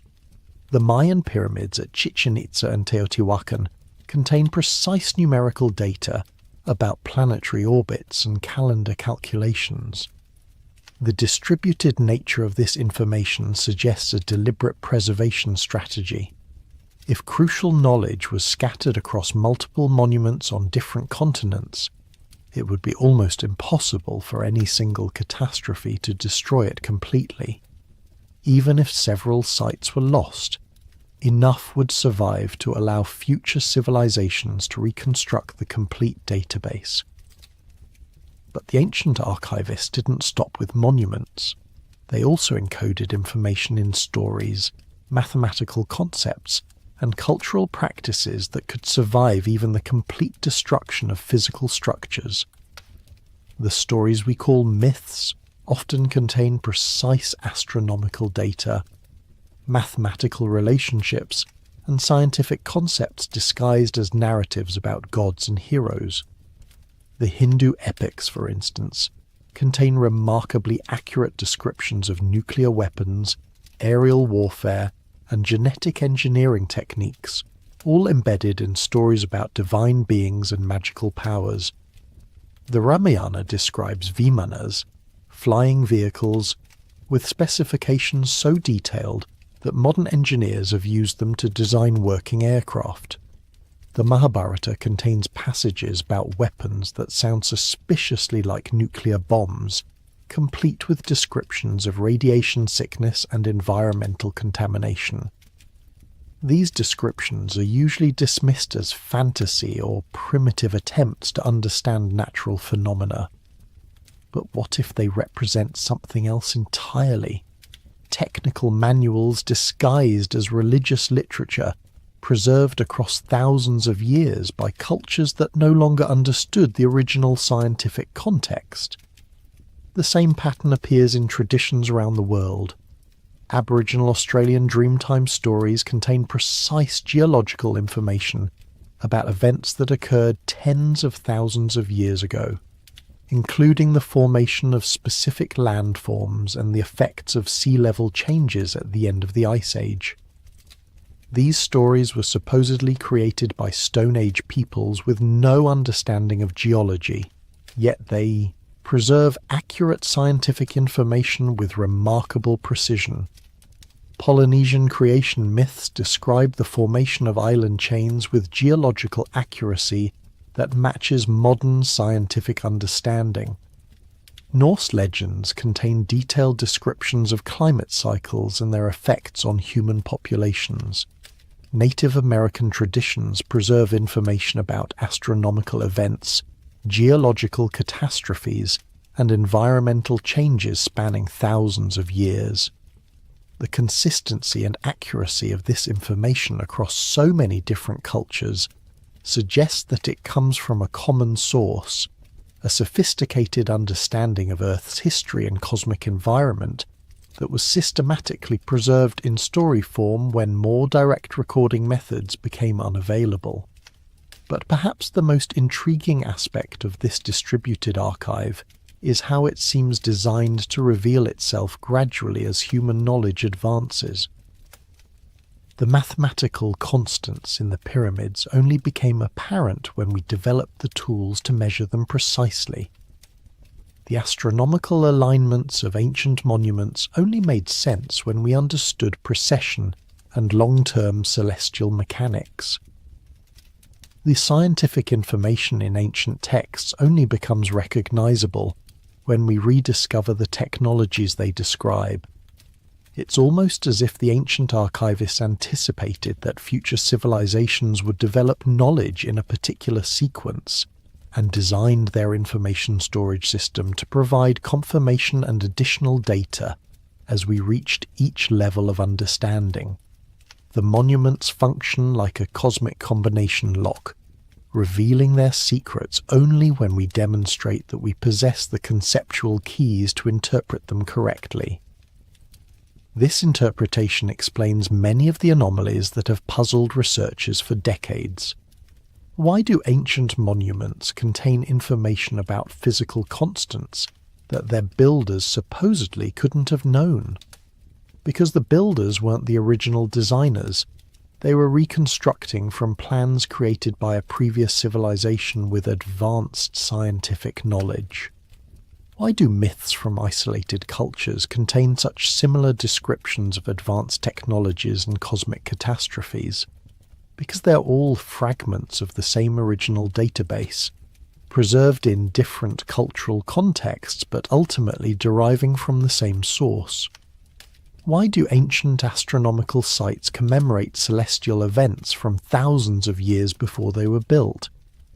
Because they're part of a long-term monitoring system, designed to track cosmic cycles that operate on timescales much longer than individual civilizations.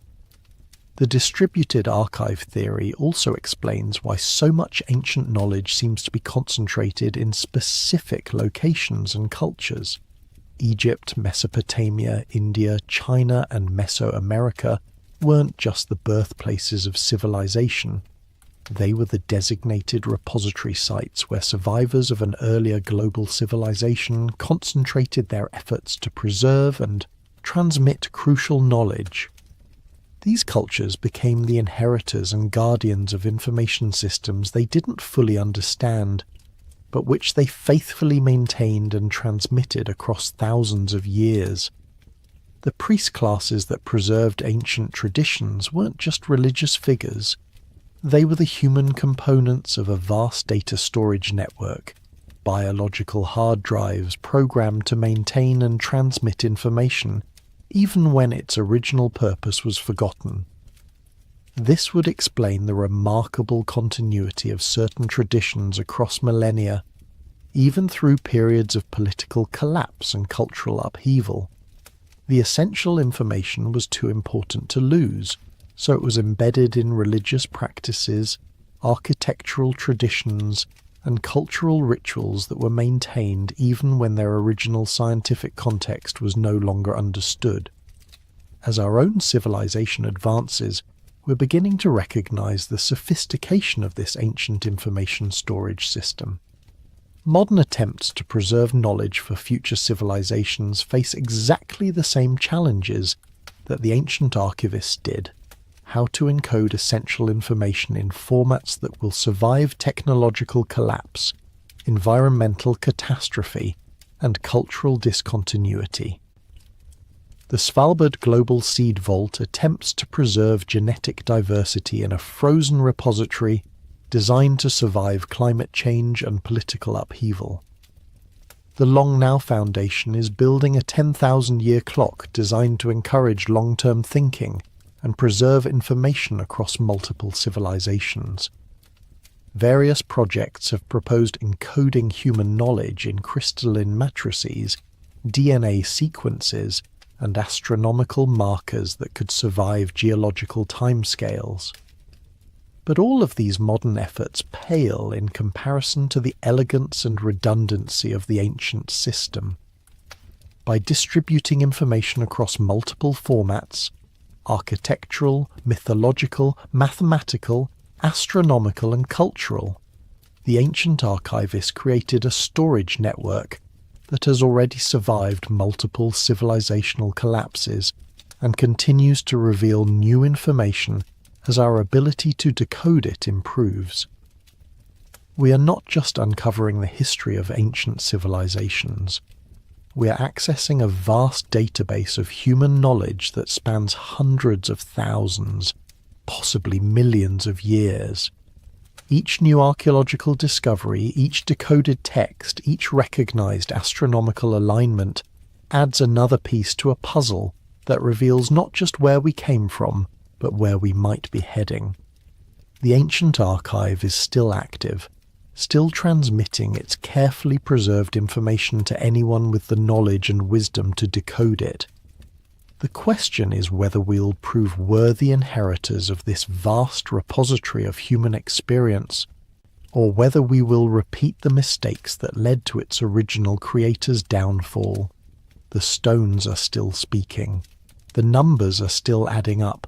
The stars are still marking time in their ancient patterns. And somewhere in the intersection of all this preserved knowledge lies the key to understanding not just our past, but our future, if we can learn to listen before it's too late. The Consciousness Codex. In the sacred cave of Lascaux, 17,000 years beneath the surface of France, ancient artists created something that challenges everything we think we know about the development of human consciousness. The paintings that cover these underground galleries are not primitive scratchings or simple animal portraits.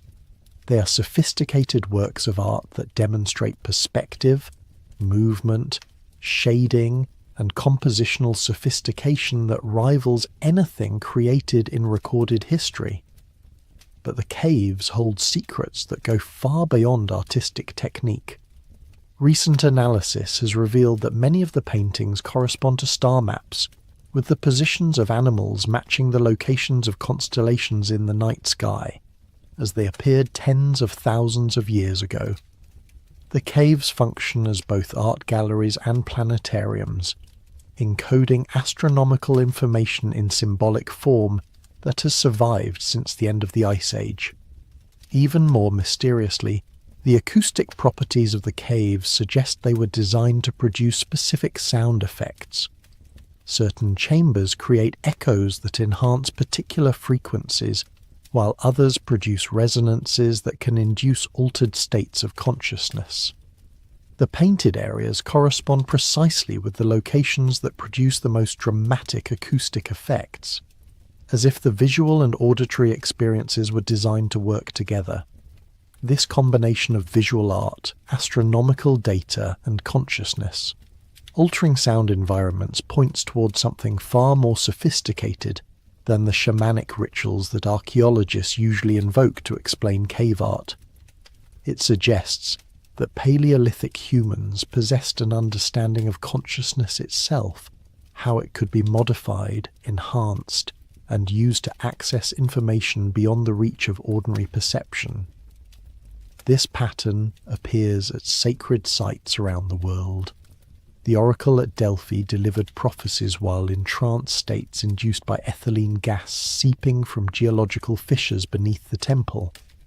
The design of the chamber amplified these natural psychoactive effects, creating a controlled environment for accessing altered states of consciousness. Recent geological surveys have confirmed that the ancient Greeks positioned their most important oracle precisely over a unique combination of geological features that produced the optimal conditions for consciousness modification.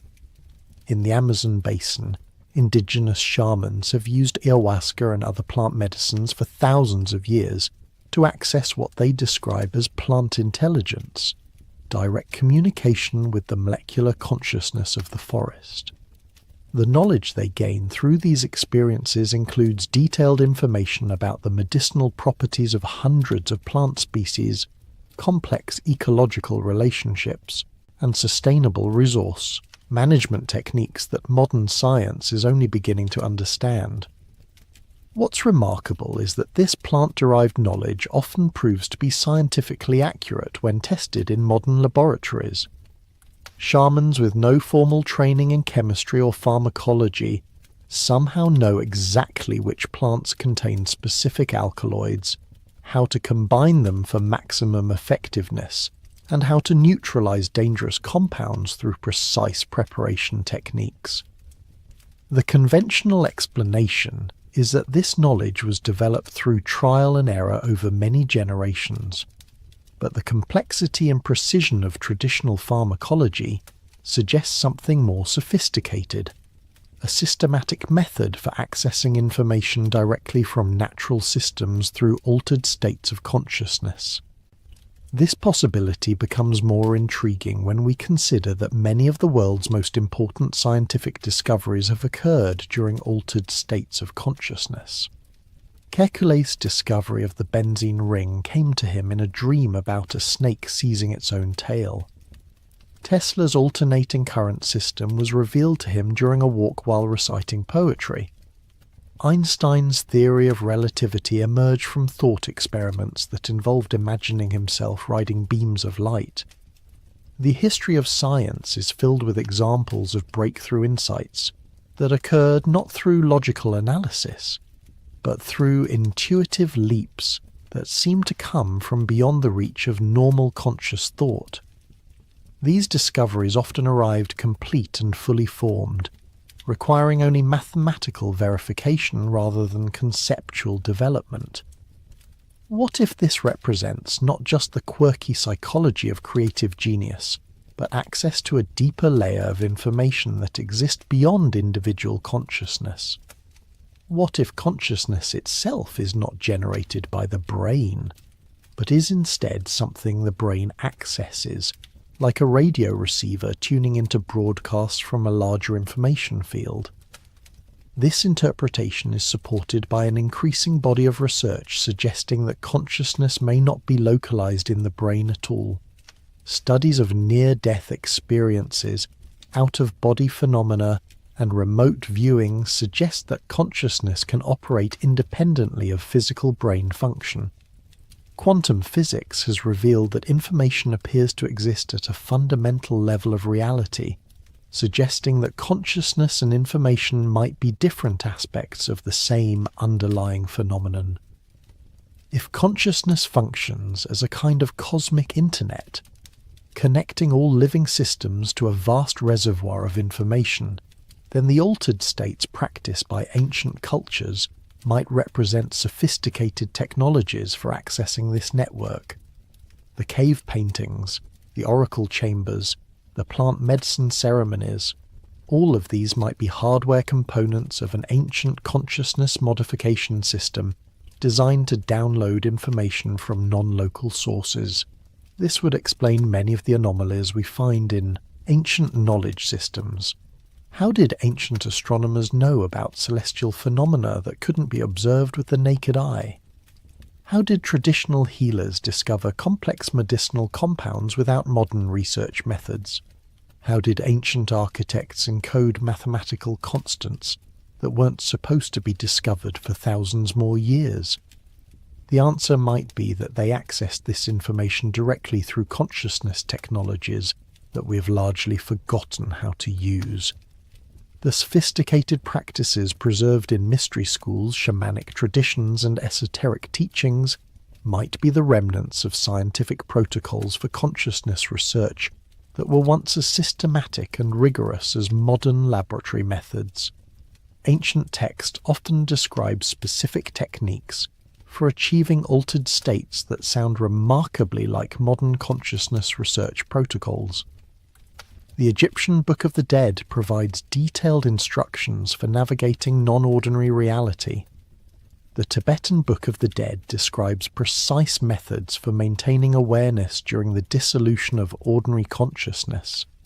Hindu and Buddhist traditions preserve sophisticated maps of consciousness that catalogue different types of awareness and the techniques for accessing them.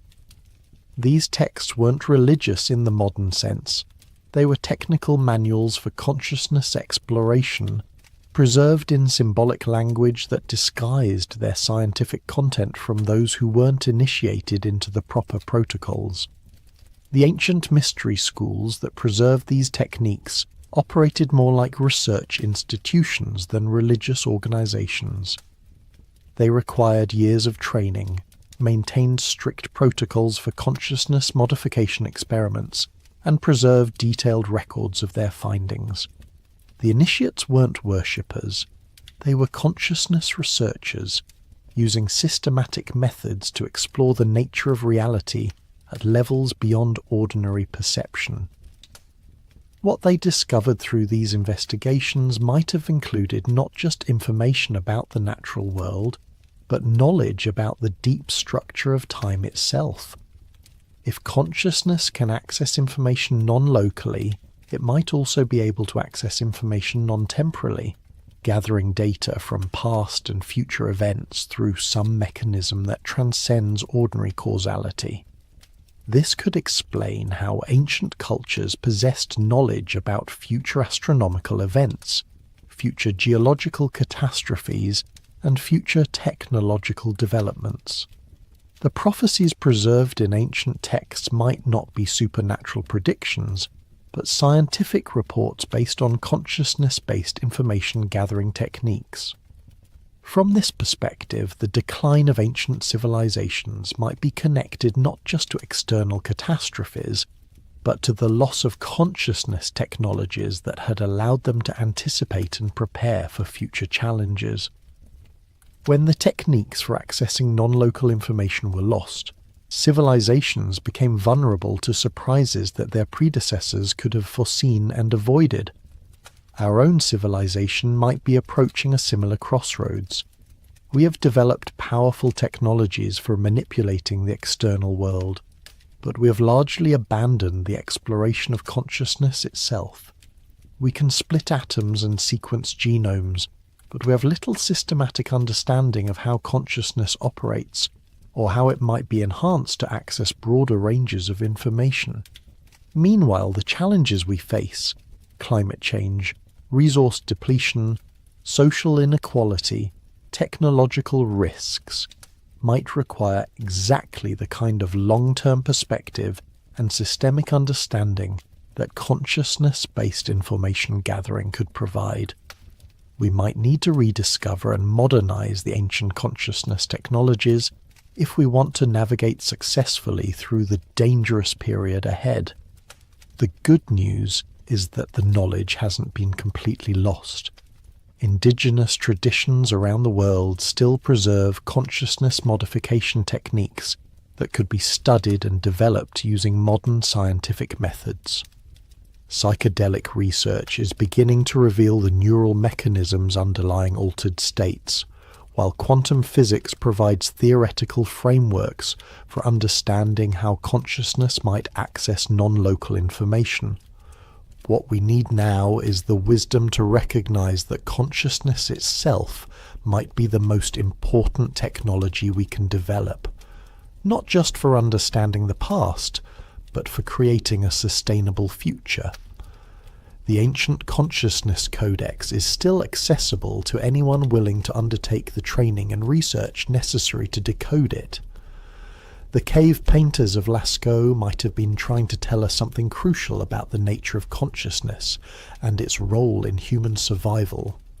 Their message, encoded in pigment and stone and carefully designed acoustic chambers, might still be waiting for us to develop the proper protocols for receiving it. In the darkness of those ancient caves, surrounded by star maps painted by Paleolithic astronomers, we might finally understand what our ancestors were trying to preserve.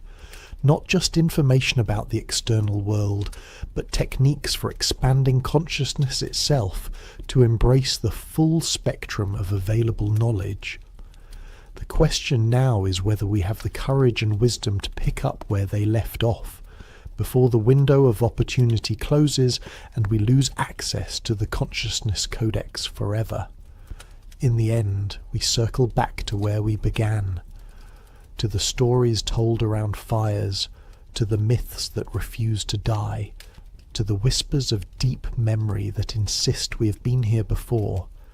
But now, having followed the evidence through stone and bone, through DNA and disaster, through the depths of oceans and the heights of mountains, the whispers have become something else. They have become a chorus, a symphony of clues that harmonize into a single haunting melody. The song of return, the eternal rhythm of rise and fall that beats like a heart through the deep time of our planet.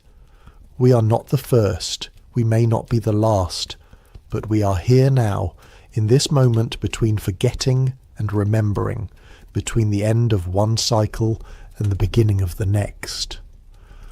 We stand at the same crossroads that every previous civilization has faced, carrying the same gifts and curses that led them to greatness and to ruin.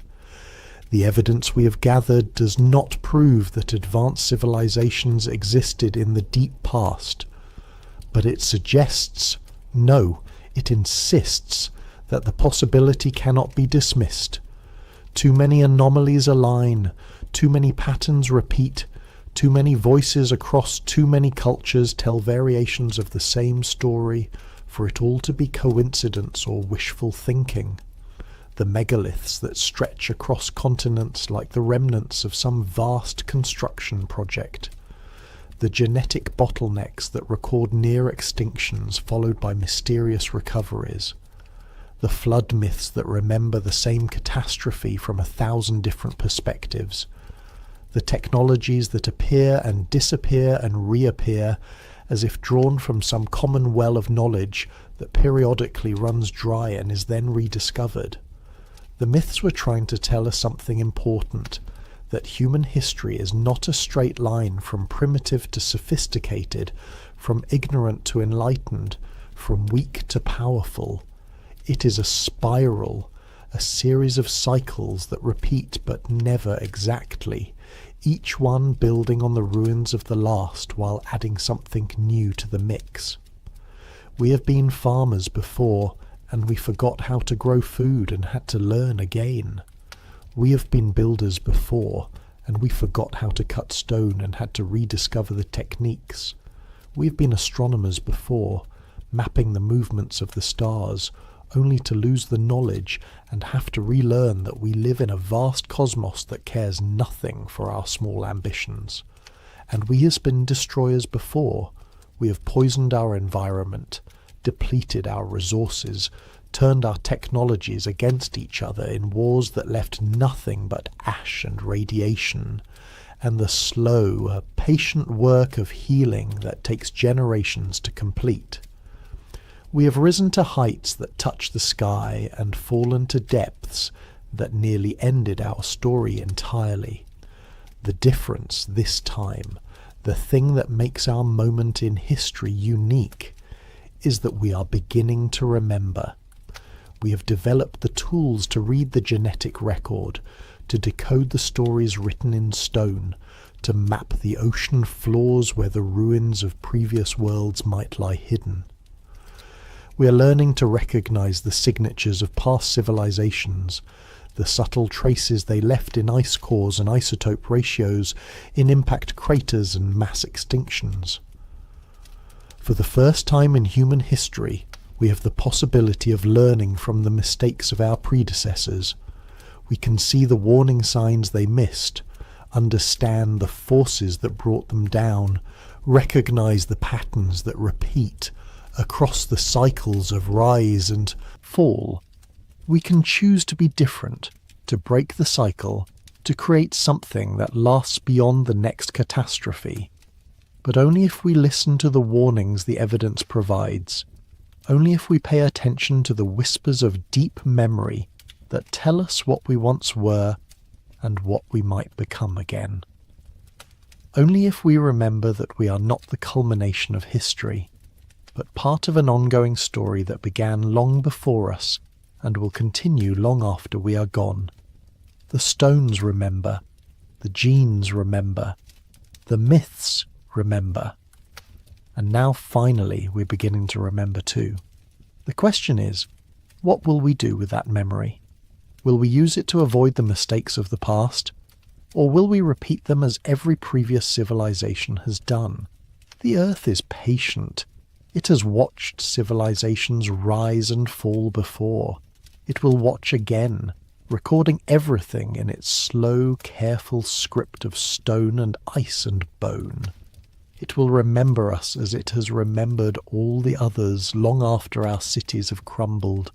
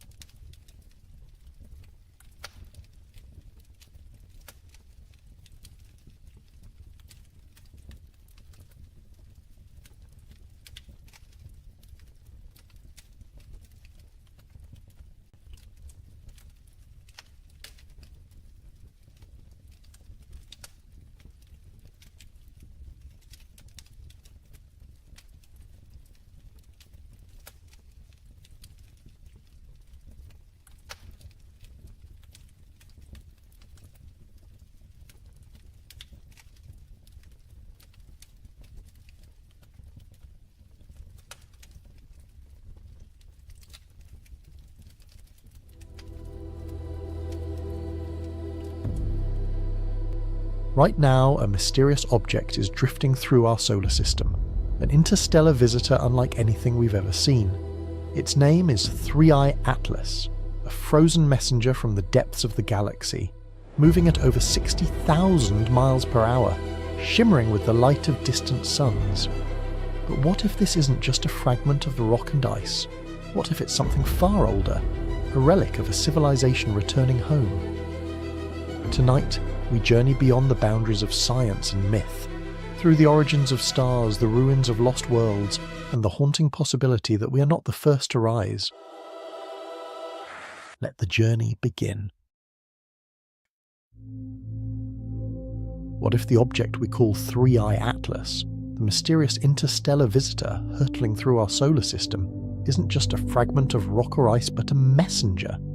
What if it's the return of something we once knew, a sign that the first civilization in our galaxy is coming home? The question hangs in the darkness like a star that refuses to fade. For years now, astronomers have been tracking objects that don't belong to our solar system, visitors from the vast emptiness between stars. They arrive without warning, moving through our cosmic neighbourhood with trajectories that defy the gentle orbits of planets and asteroids born here. These interstellar wanderers carry with them the dust of other suns, the chemistry of alien worlds, and perhaps something more, something we haven't yet learned to recognise. 3I Atlas appeared in our telescopes like a whisper from the void. Its designation marks it as the third confirmed interstellar object ever detected passing through our solar system, following the enigmatic Oumuamua in 2017 and the comet Borisov in 2019. But while those earlier visitors sparked wonder and debate, 3I Atlas arrived with a different quality, a strangeness that settled into the minds of those who studied it and refused to leave. There was something about its path, something about the way it moved through space that felt less like chance and more like intention. The discovery came through patient observation, the kind of work that requires watching the same patch of sky night after night, waiting for something to shift against the background of distant stars. When 3I Atlas first revealed itself, it appeared as nothing more than a faint smudge of light, barely distinguishable from the countless other points that populate our telescope's fields of view. But as the observations accumulated, as the measurements refined themselves, a pattern emerged. This object was moving differently. Its velocity carried the unmistakable signature of something that had travelled between the stars, something that had never been bound by our sun's gravity, something that came from somewhere else entirely. The mathematics of orbital mechanics are precise and unforgiving. When an object moves through space, its path tells a story written in the language of gravity and momentum. Objects born in our solar system follow elliptical orbits, bound to the sun in an eternal dance that began billions of years ago, when our planetary system first condensed from a cloud of gas and dust. But interstellar objects move differently. Their trajectories are hyperbolic, open-ended paths that carry them through our system and back out into the galaxy beyond. They are not prisoners of our star. They are travellers, and 3I Atlas was travelling with purpose. What made 3I Atlas unusual wasn't just its interstellar origin. Other objects had already claimed that distinction. What set it apart was the subtle anomalies in its behaviour, the small deviations from predicted paths that accumulated over weeks and months of observation. Astronomers expected it to follow a clean hyperbolic trajectory, accelerated by the sun's gravity as it fell inward, then flung back out into the darkness. But 3I Atlas didn't quite follow that script. There were perturbations, tiny adjustments in its velocity that couldn't be fully explained by gravitational interactions alone. Some suggested outgassing, the release of volatile materials as the object warmed in the sun's light, creating a subtle rocket effect that nudged it off course. This explanation had been invoked for Oumuamua as well, though that earlier visitor had shown no visible signs of a comet's tail, no cloud of dust and gas that should accompany such outgassing. The explanation felt incomplete then, and it felt incomplete now. Others proposed that the object might be tumbling in complex ways, its irregular shape creating unexpected interactions with solar radiation pressure. But the more data that accumulated, the more these conventional explanations seemed to strain against the observations. There were whispers in the astronomical community, quiet conversations that happened in the margins of conferences and in the comment threads of preprint papers. What if 3i Atlas wasn't entirely natural? What if some aspect of its composition or structure was influencing its path in ways that natural processes couldn't fully account for? These weren't mainstream theories, not the kind of ideas that made it into press releases or textbooks, but they persisted nonetheless, circulating among those who had spent enough time staring at the data to notice that something felt wrong, or perhaps more accurately, something felt different. The object itself remained frustratingly difficult to characterize. Even through the most powerful telescopes, 3i Atlas appeared as little more than a point of light, too distant and too small to resolve any surface features or structural details. Spectroscopic analysis revealed hints about its composition, the chemical fingerprints of elements and molecules on its surface, but these measurements were noisy and ambiguous.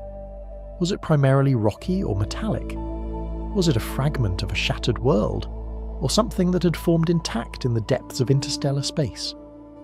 The data suggested possibilities but confirmed nothing.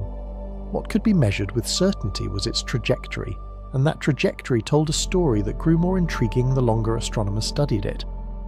3 Atlas had entered our solar system from a specific direction in the sky, arriving from the general region of the constellation Perseus. Tracing its path backward through space and time, astronomers could estimate where it might have originated, though the uncertainties grew enormous over interstellar distances.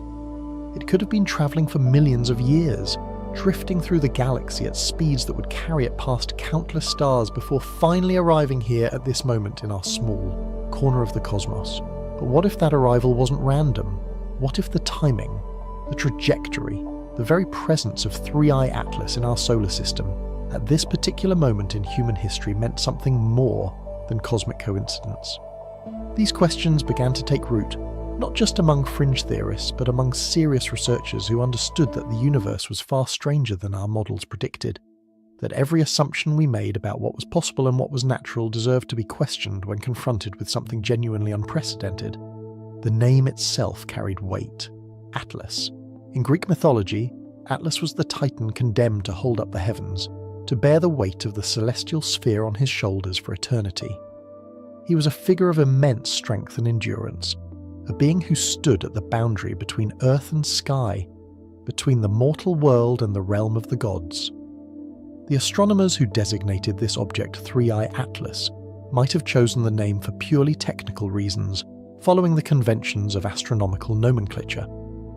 But names have power, and this one resonated with meanings that reached far deeper than any technical classification. What if the myths remembered something real? What if the stories of Atlas holding up the heavens preserved some ancient knowledge about visitors from the sky, about objects that came from beyond the known world and carried with them the weight of cosmic significance? Throughout human history, cultures around the world have told stories of beings who came from the stars, who brought knowledge and technology, who promised to return when the time was right. These stories were dismissed as primitive superstition, as the imaginative attempts of pre-scientific peoples to explain natural phenomena they couldn't understand. But what if those stories were memories, distorted by time and retelling, but memories nonetheless? The ancient Greeks weren't the only ones who looked to the sky and saw more than just lights in the darkness. The Sumerians spoke of the Anunnaki, beings who descended from the heavens and taught humanity the arts of civilization. The Egyptians built their pyramids aligned to the stars, their texts filled with references to gods who travelled between earth and sky. The Maya tracked the movements of Venus with obsessive precision, their calendars marking cycles that stretched across millennia, as if they were waiting for something to return. The Hindu Vedas described Vimanas, flying vehicles that carried the gods across the heavens. The Book of Enoch told of watchers, celestial beings who descended to earth and shared forbidden knowledge with humanity. These stories shared common threads that wove through cultures separated by oceans and millennia. They spoke of visitors from above, of knowledge given and then withdrawn, of promises made about return and renewal. They described cycles of time, great ages that rose and fell, civilizations that reached heights of wisdom and power before collapsing back into darkness.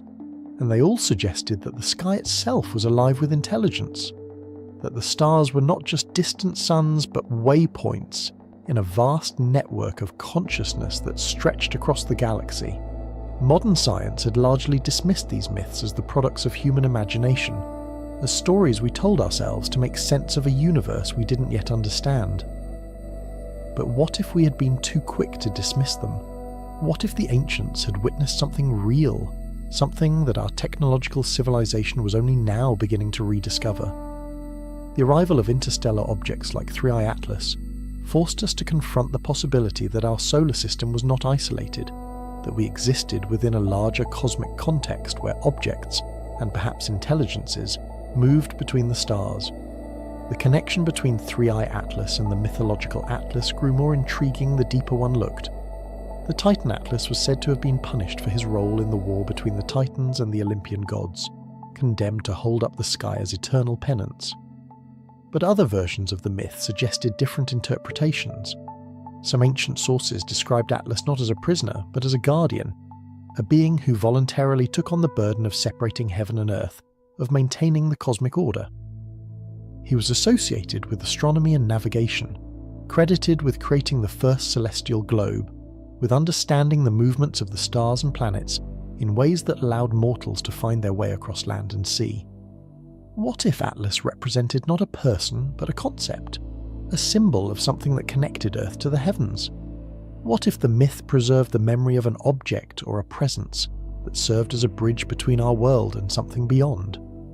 The image of Atlas holding up the sky could be interpreted as a metaphor for something that maintained a connection, that kept open a pathway between different realms of existence. And if 3I Atlas was named after this figure, perhaps that name was more appropriate than anyone realized. The object continued its journey through our solar system, indifferent to the speculation and wonder it generated. Telescopes tracked its progress, measuring its position against the background stars with ever-increasing precision. Computer models predicted its future path, calculating when it would reach perihelion, its closest approach to the Sun, and when it would eventually exit our solar system, returning to the interstellar void from which it came. But those predictions carried uncertainties, small margins of error that reflected the anomalies in its motion, the subtle ways it deviated from purely gravitational trajectories. Some astronomers proposed sending a mission to 3I Atlas, a spacecraft that could intercept the object and study it up close, perhaps even land on its surface and return samples to Earth. The technical challenges were enormous. Interstellar objects moved at tremendous velocities, far faster than any spacecraft humanity had ever built. Catching up to 3I Atlas would require propulsion systems that didn't yet exist, or at minimum launch windows and trajectories that would take years to execute.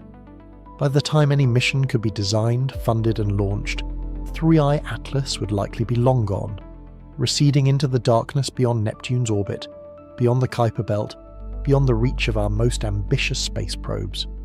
But the desire to reach it, to touch it, to understand what it truly was, burned in the minds of those who studied it. Because 3I Atlas represented something more than just scientific curiosity. It represented the possibility of contact, of connection with something beyond our isolated corner of space.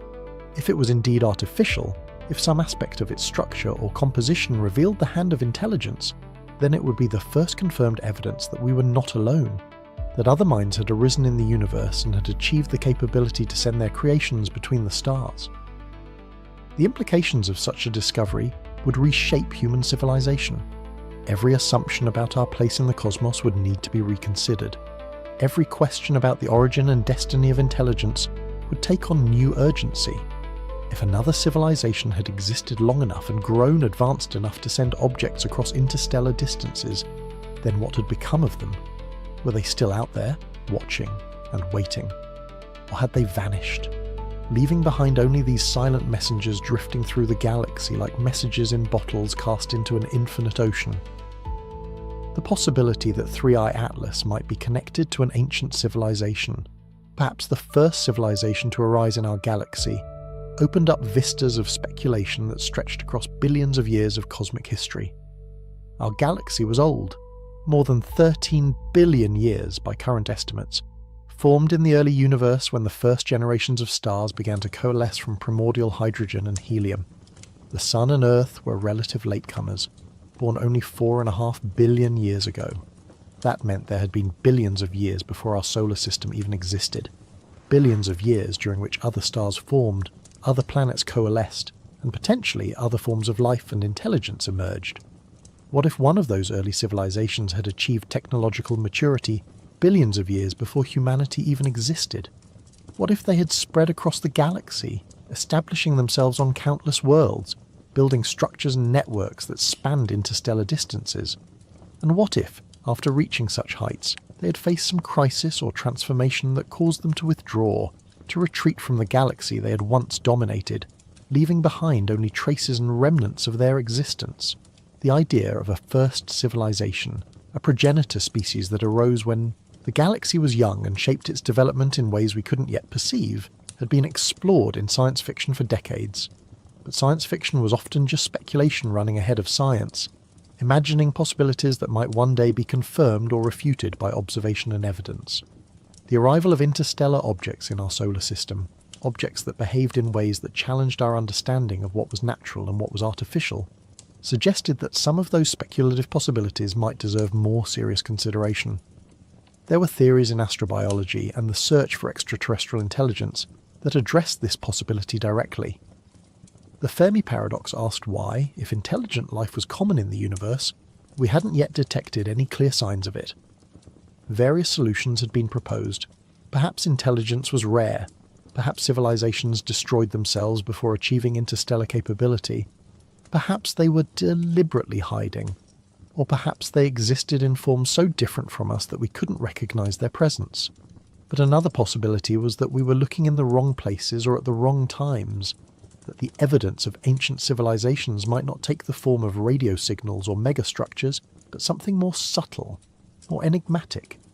What if ancient civilizations left behind artifacts that drifted through the galaxy for eons, silent and dormant until they encountered something that triggered their activation? What if 3i Atlas was such an artifact, a probe or marker sent out millions or billions of years ago, programmed to follow certain trajectories, to visit certain star systems, to observe and record and perhaps, under the right conditions, to signal back to its creators that it had found something worth noting? The concept of self-replicating probes, often called von Neumann probes after the mathematician who first formalized the idea, suggested that a sufficiently advanced civilization could explore the entire galaxy using automated spacecraft that traveled from star to star, gathering resources, building copies of themselves, and continuing the expansion indefinitely. Such a strategy would allow a single civilization to establish a presence throughout the galaxy over the course of millions of years, even if they never developed faster than light travel. The probes would be the civilization's eyes and hands, extending their reach across distances that biological beings could never traverse in a single lifetime. If such probes existed, what would they look like? Would they be obviously artificial, gleaming metal constructs bristling with sensors and antennas? Or would they be more subtle, designed to blend in with natural objects, to avoid detection by primitive civilizations that weren't yet ready for contact? A probe disguised as an asteroid or comet could pass through a solar system unnoticed, gathering data and moving on, its true nature hidden beneath a shell of rock and ice. Only careful observation, only detailed analysis of its trajectory and composition might reveal the anomalies that hinted at something more. 3i Atlas exhibited exactly the kind of anomalies that such a disguised probe might display. Its trajectory was almost but not quite natural. Its behaviour was almost but not quite predictable. It was as if something about it was carefully calibrated to appear ordinary, while still retaining some capability for adjustment, some ability to modify its path in subtle ways that natural objects couldn't achieve. The outgassing explanation, the tumbling explanation, all the conventional theories felt like attempts to force the observations into familiar categories to avoid confronting the possibility that we were seeing something genuinely unprecedented. But if 3i Atlas was a probe, if it was artificial, then who had sent it? And more importantly, when? The object's trajectory suggested it had been travelling through interstellar space for an immense period of time. Even at velocities of tens of kilometres per second, crossing the distances between stars required thousands or millions of years. If 3i Atlas had been launched from another star system, it would have begun its journey long before human civilization existed. Perhaps before humanity's ancestors had even descended from the trees, perhaps before complex life had emerged on Earth at all. The implications were staggering. If 3D Atlas was artificial and ancient, then it represented a message from a time so remote that the civilization that created it might no longer exist in any recognizable form. It would be like discovering a message in a bottle that had been floating in the ocean for millions of years, written in a language no one could read, sent by people whose entire world had long since vanished. The message might still be there, encoded in the object's structure or behaviour, but deciphering it would require understanding contexts and references that had been lost to time. Yet the name Atlas suggested something else, something about return rather than mere passage. The Titan Atlas was condemned to his burden, but he endured, he persisted, he remained at his post holding up the heavens through all the ages of the world. What if 3i Atlas wasn't just passing through, but returning, coming back to a place it had visited before, following a cycle that repeated across vast stretches of time?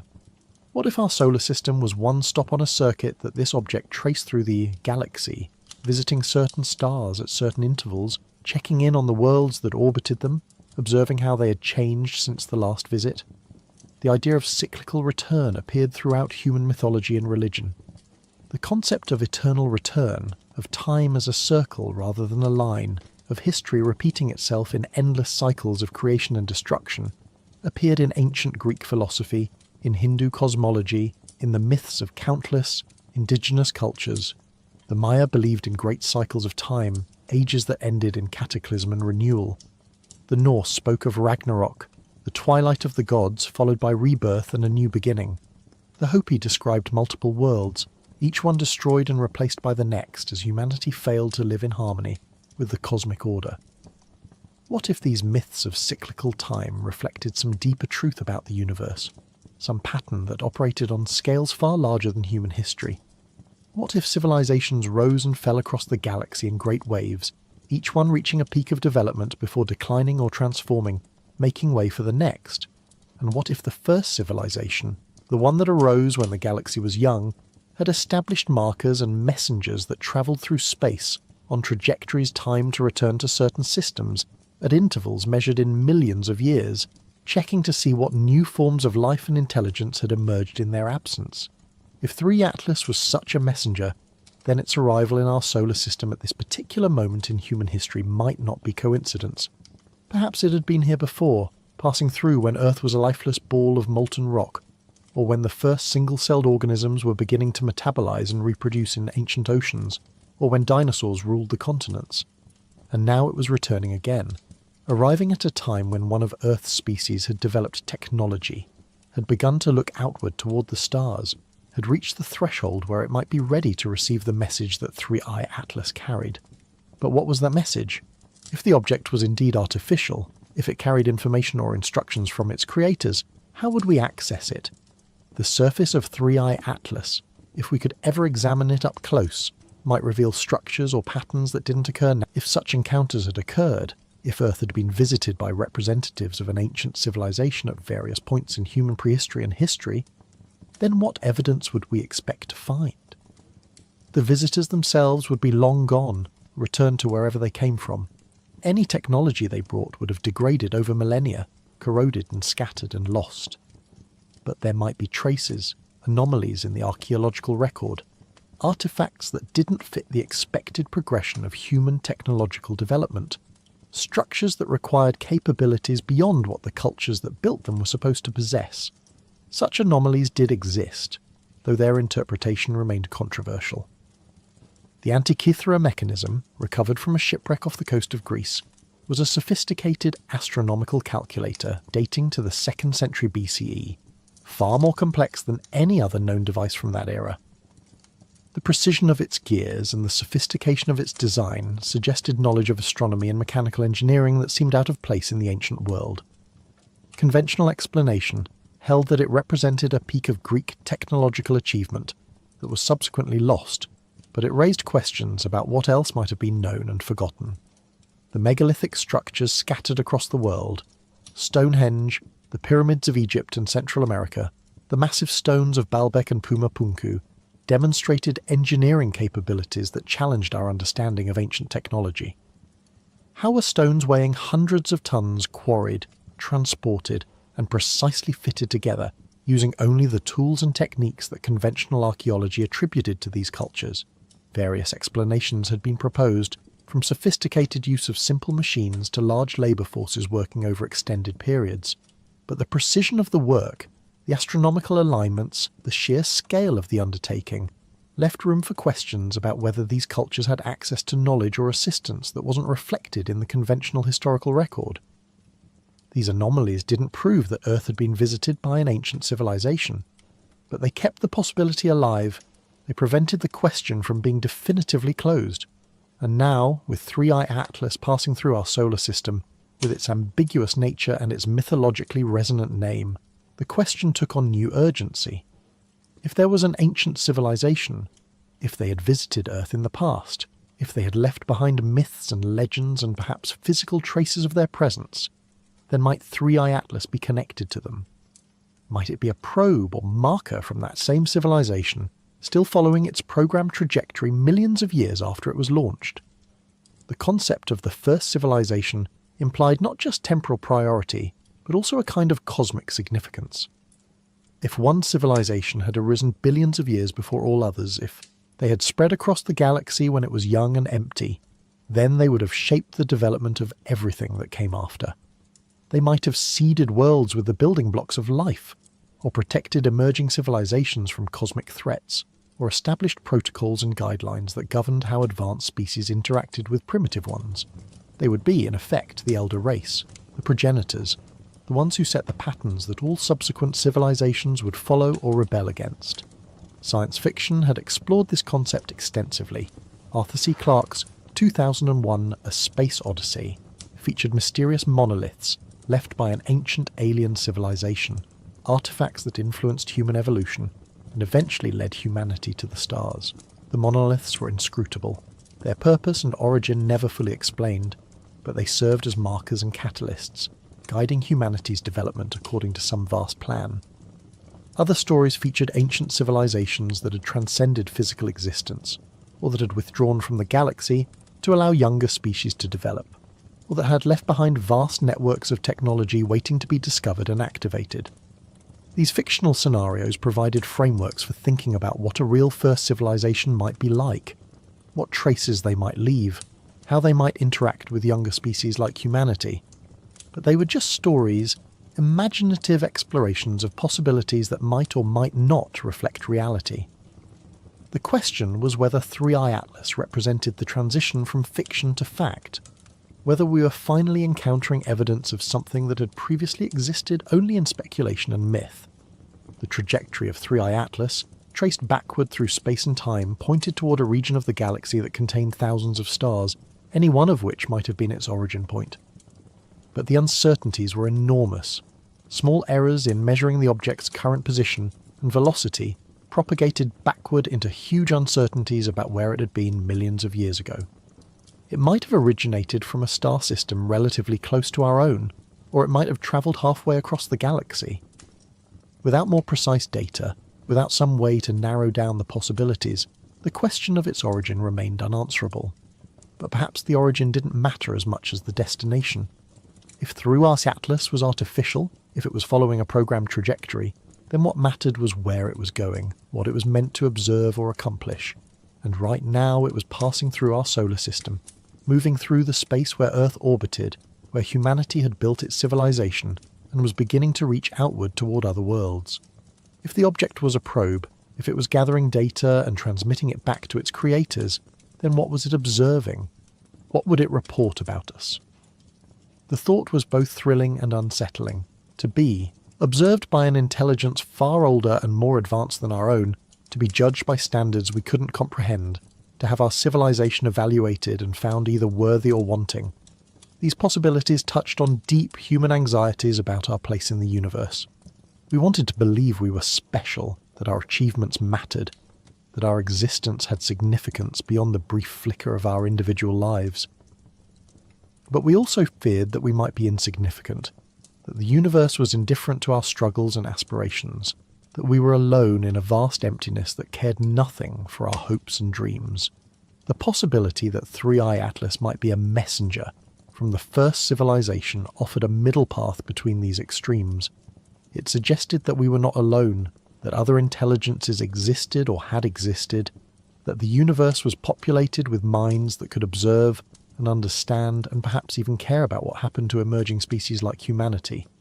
But it also suggested that we were not the centre of the story, that we were latecomers to a galaxy that had been shaped by forces and events that preceded us by billions of years, that our role was to be discovered rather than to discover, to be observed rather than to observe. This reversal of perspective was profound. For centuries, human civilization had been expanding its understanding of the universe, pushing back the boundaries of the known, discovering new worlds and new phenomena. We had been the observers, the explorers, the ones who looked outward and catalogued what we found. But if 3i Atlas was artificial, if it was observing us, then suddenly we were the ones being studied, the ones being catalogued, the ones whose behaviour and development were being recorded and analysed by intelligences we couldn't see or communicate with. The feeling was similar to what ancient peoples must have experienced when they looked up at the stars and imagined gods watching them from the heavens. But this wasn't imagination or superstition. This was a real object detected by real telescopes, following a real trajectory through our solar system. If it was observing us, then the observation was happening right now, in the present moment, using technologies and methods we could only guess at. And if it was transmitting data back to its creators, then somewhere in the galaxy, perhaps light years away, perhaps in a star system we had never observed, perhaps in a form of existence we couldn't comprehend, something was receiving that data and learning about us. What would they learn? What would they see when they looked at Earth through whatever sensors 3i Atlas possessed? They would see a world teeming with life, a biosphere of extraordinary complexity and diversity. They would see a species that had developed technology, that had split the atom and sent machines into space, that had begun to understand the fundamental laws of physics and chemistry and biology. But they would also see a species in crisis, struggling with environmental degradation and resource depletion, divided by conflicts and inequalities, uncertain about its future and its place in the cosmos.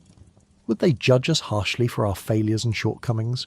Or would they remember their own early history, their own struggles and mistakes, and view us with compassion and understanding? Would they see potential in humanity, the possibility that we might overcome our current challenges and eventually join them among the stars? Or would they see us as just another species that would rise briefly and then fall, one more failed experiment in the galaxy's long history of life and intelligence? These questions had no answers, only speculation and hope and fear. But they mattered because they forced us to think about who we were and who we wanted to become. The possibility that we were being observed, that our actions and choices might be recorded and evaluated by an intelligence far greater than our own, gave weight and significance to decisions that might otherwise seem purely local and temporary. If 3 Atlas was watching, if the first civilization was paying attention, then what we did now, in this moment of human history, might echo across the galaxy and down through time in ways we couldn't predict or control. The object continued its journey, indifferent to human speculation and wonder. It followed the laws of physics, responding to gravitational forces and solar radiation pressure, moving along its predetermined path whether anyone was watching or not. But for those who did watch, for the astronomers who tracked its position night after night, for the theorists who tried to model its behaviour, for the dreamers who imagined what it might represent, 3i Atlas had become more than just an object. It had become a symbol, a focal point for humanity's deepest questions about existence and meaning and purpose. As the weeks passed, and 3i Atlas drew closer to perihelion, the intensity of observation increased. Telescopes around the world and in space focused on the object, gathering data across the electromagnetic spectrum. Radio telescopes listened for any signals it might be emitting, any transmissions that might reveal artificial origin. Infrared observations measured its temperature and thermal properties. Spectroscopic analysis searched for unusual chemical signatures. Every available technique was brought to bear on the question of what 3i Atlas truly was. The data accumulated, but clarity remained elusive. Some measurements suggested one interpretation, others pointed in different directions. The object remained stubbornly ambiguous, refusing to fit neatly into either the natural or artificial category. It was as if it existed in a liminal space, neither fully one thing nor the other, or perhaps both simultaneously, depending on how you chose to look at it. This ambiguity was itself significant. If 3i Atlas was artificial, if it was designed by an intelligence that understood how primitive civilizations like humanity would react to its presence, then perhaps the ambiguity was intentional. Perhaps the object was meant to be noticed but not fully understood, to raise questions without providing definitive answers, to serve as a test or challenge for emerging species. Only those civilizations that had developed sufficient technological capability and intellectual sophistication would be able to detect the subtle signs of artificial origin, and only those civilizations that were ready for contact, that had matured beyond their initial xenophobia and fear, would be able to interpret those signs correctly and respond appropriately. This interpretation suggested that 3i Atlas might be a kind of filter or screening mechanism, a way for the first civilization to identify which younger species were ready to join the galactic community and which needed more time to develop. The object's ambiguous nature would ensure that only civilizations that had achieved a certain level of scientific understanding would even recognize it as potentially artificial, and the lack of obvious signals or messages would prevent premature contact with civilizations that weren't yet ready to handle the implications of knowing they weren't alone. If this was true, then humanity's response to 3i Atlas was itself a kind of test. Were we approaching the object with open minds and rigorous scientific methods, or were we dismissing it prematurely because it challenged our assumptions? Were we willing to consider unconventional explanations, or were we clinging to familiar categories because they felt safer? Were we ready to accept that we might not be alone in the universe, or would we retreat into denial and skepticism when confronted with evidence that didn't fit our expectations? These questions applied not just to the scientific community but to humanity as a whole. How would the general public react if it was confirmed that 3i Atlas was artificial? Would there be panic and fear, or wonder and excitement? Would religious institutions see it as a threat to their teachings? Or would they find ways to incorporate the discovery into their existing frameworks? Would governments cooperate to study the object and prepare for possible contact? Or would they compete and conflict, each trying to gain advantage from whatever knowledge or technology might be gleaned? The history of human civilization suggested that the response would be mixed and complicated, that different groups would react in different ways based on their beliefs and interests and fears. But there was also hope that the discovery of artificial origin for 3i Atlas might serve as a unifying force, a reminder that humanity shared a common identity as an emerging species in a galaxy that might be populated with other intelligences. The petty conflicts and divisions that plagued human society might seem less important when confronted with the reality of a cosmos far larger and stranger than we had imagined. As Through Atlas approached perihelion and then began its long journey back toward interstellar space, the window for intensive study began to close. The object would remain visible for months or even years, but it would grow progressively fainter and more difficult to observe as it receded from the Sun.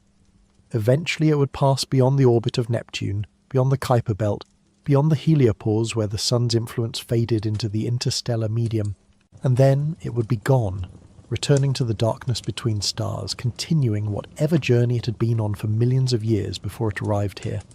But even after it was gone, even after it had vanished from our telescopes and our ability to study it directly, 3i Atlas would remain present in human consciousness.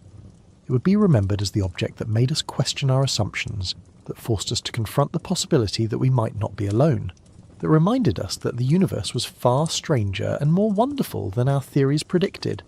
It would become part of human mythology, joining the ancient stories of visitors from the sky, of messengers from the gods, of signs and portents that marked turning points in human history. And perhaps, if the cyclical interpretation was correct, if 3i Atlas was indeed following a trajectory that brought it back to our solar system at regular intervals, then it would return. Perhaps millions of years from now, when humanity had either vanished or transformed into something unrecognizable, when Earth had been reshaped by time and evolution and cosmic events, 3i Atlas would pass through our solar system again. It would observe whatever had become of the species that had watched it so intently during its previous visit. It would record the changes and transmit them back to its creators, adding another data point to a record that stretched across billions of years of galactic history. The thought of such vast timescales, of cycles measured in millions of years, of civilizations rising and falling, while objects like 3i Atlas continued their patient journeys through the galaxy, was both humbling and awe-inspiring. It placed human existence in a context so large that individual lives and even entire civilizations seemed like brief flickers, momentary sparks in an eternal darkness.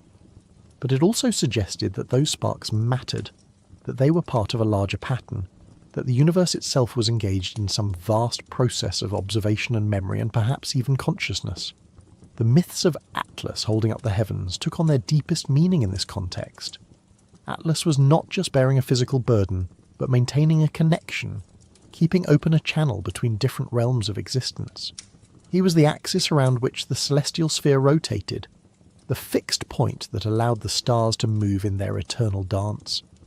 And perhaps 3i Atlas served a similar function, not holding up the physical heavens, but maintaining some kind of connection between the first civilization and the younger species that arose after them, serving as a bridge across time and space, ensuring that the knowledge and memory of what had come before was not entirely lost. If the first civilization still existed, if they had not vanished or transcended or destroyed themselves but had merely withdrawn to some distant corner of the galaxy, or some higher plane of existence, then objects like 3i Atlas might be their way of staying connected to the physical universe they had left behind. The probes would be their eyes and ears, their way of monitoring the development of younger species, of watching to see which ones survived and which ones failed, of gathering data that might inform their own understanding of life and intelligence in the cosmos. And if they were watching, if they were paying attention to what happened on Earth and to how humanity responded to the passage of 3i Atlas through our solar system, then perhaps they were waiting for something. Perhaps they were waiting for humanity to reach a certain level of development, to demonstrate certain capabilities or qualities before they revealed themselves or made contact. Perhaps the arrival of 3i Atlas was itself a signal, a way of saying, "We see you, we know you're there, and when you're ready, we'll be here." The question of readiness was crucial. What would it mean for humanity to be ready for contact with an ancient civilization? It would require more than just technological capability, more than just the ability to detect and study interstellar objects or to send our own probes and spacecraft into the galaxy. It would require a level of maturity and wisdom that humanity had not yet achieved, the ability to think beyond our immediate interests and conflicts, to see ourselves as part of a larger cosmic community with responsibilities and obligations that extended beyond our own species and planet.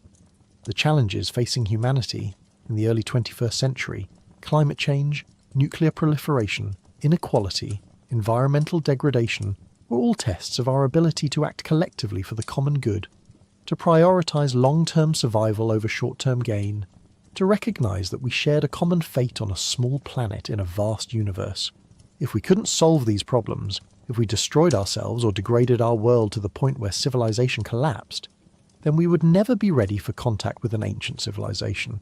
We would be just another failed species, another cautionary tale in the galaxy's long history of intelligence that arose and then vanished.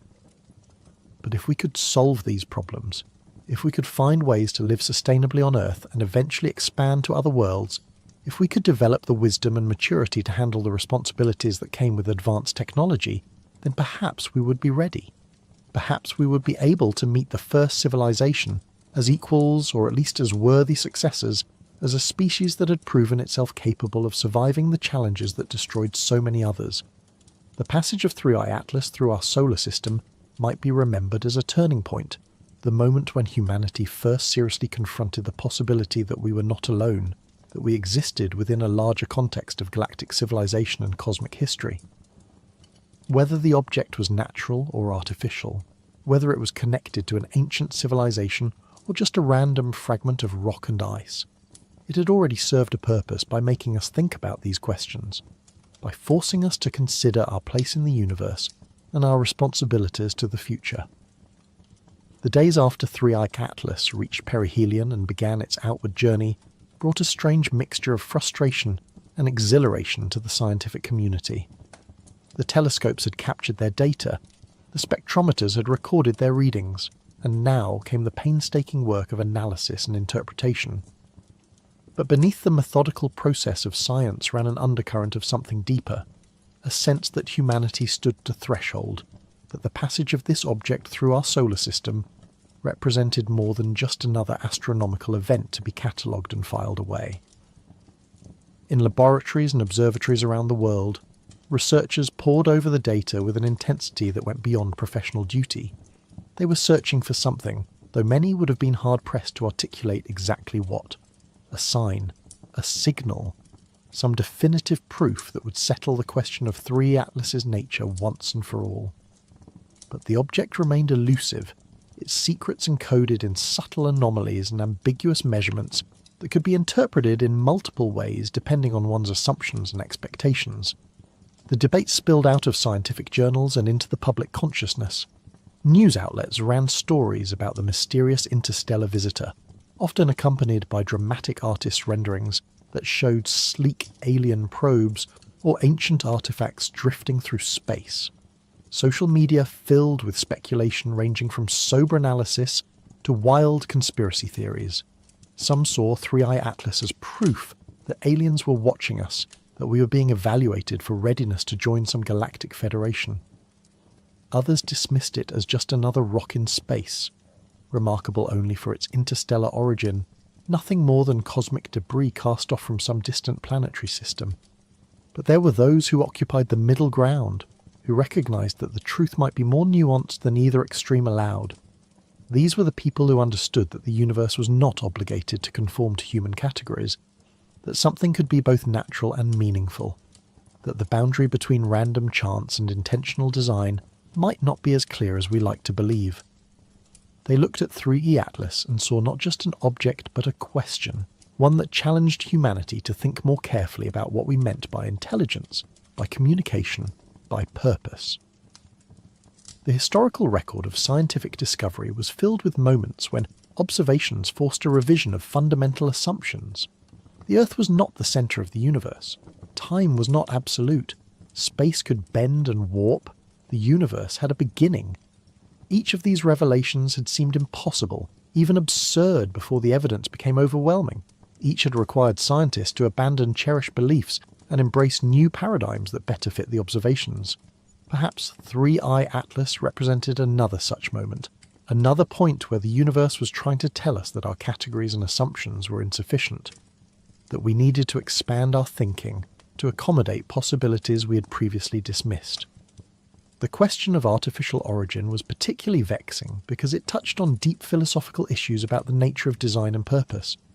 When we looked at a human artifact, a tool, a building, a spacecraft, we recognised it as artificial because we understood the intentions behind it, because we could see how its structure served specific functions that couldn't be explained by natural processes alone. But what if we encountered an artifact created by an intelligence so different from our own that we couldn't recognise the intentions behind it? What if the functions it served were so subtle or so long-term that they didn't appear purposeful to our limited perspective? A probe designed by the first civilization might not look like anything humans would design. It might not have obvious sensors or antennas or propulsion systems. It might be engineered to operate on timescales of millions of years, using principles of physics we hadn't yet discovered, serving purposes we couldn't yet comprehend. It might be designed to appear natural, to blend in with the cosmic background, revealing its true nature only to civilizations that had achieved sufficient sophistication to notice the subtle signs that marked it as artificial.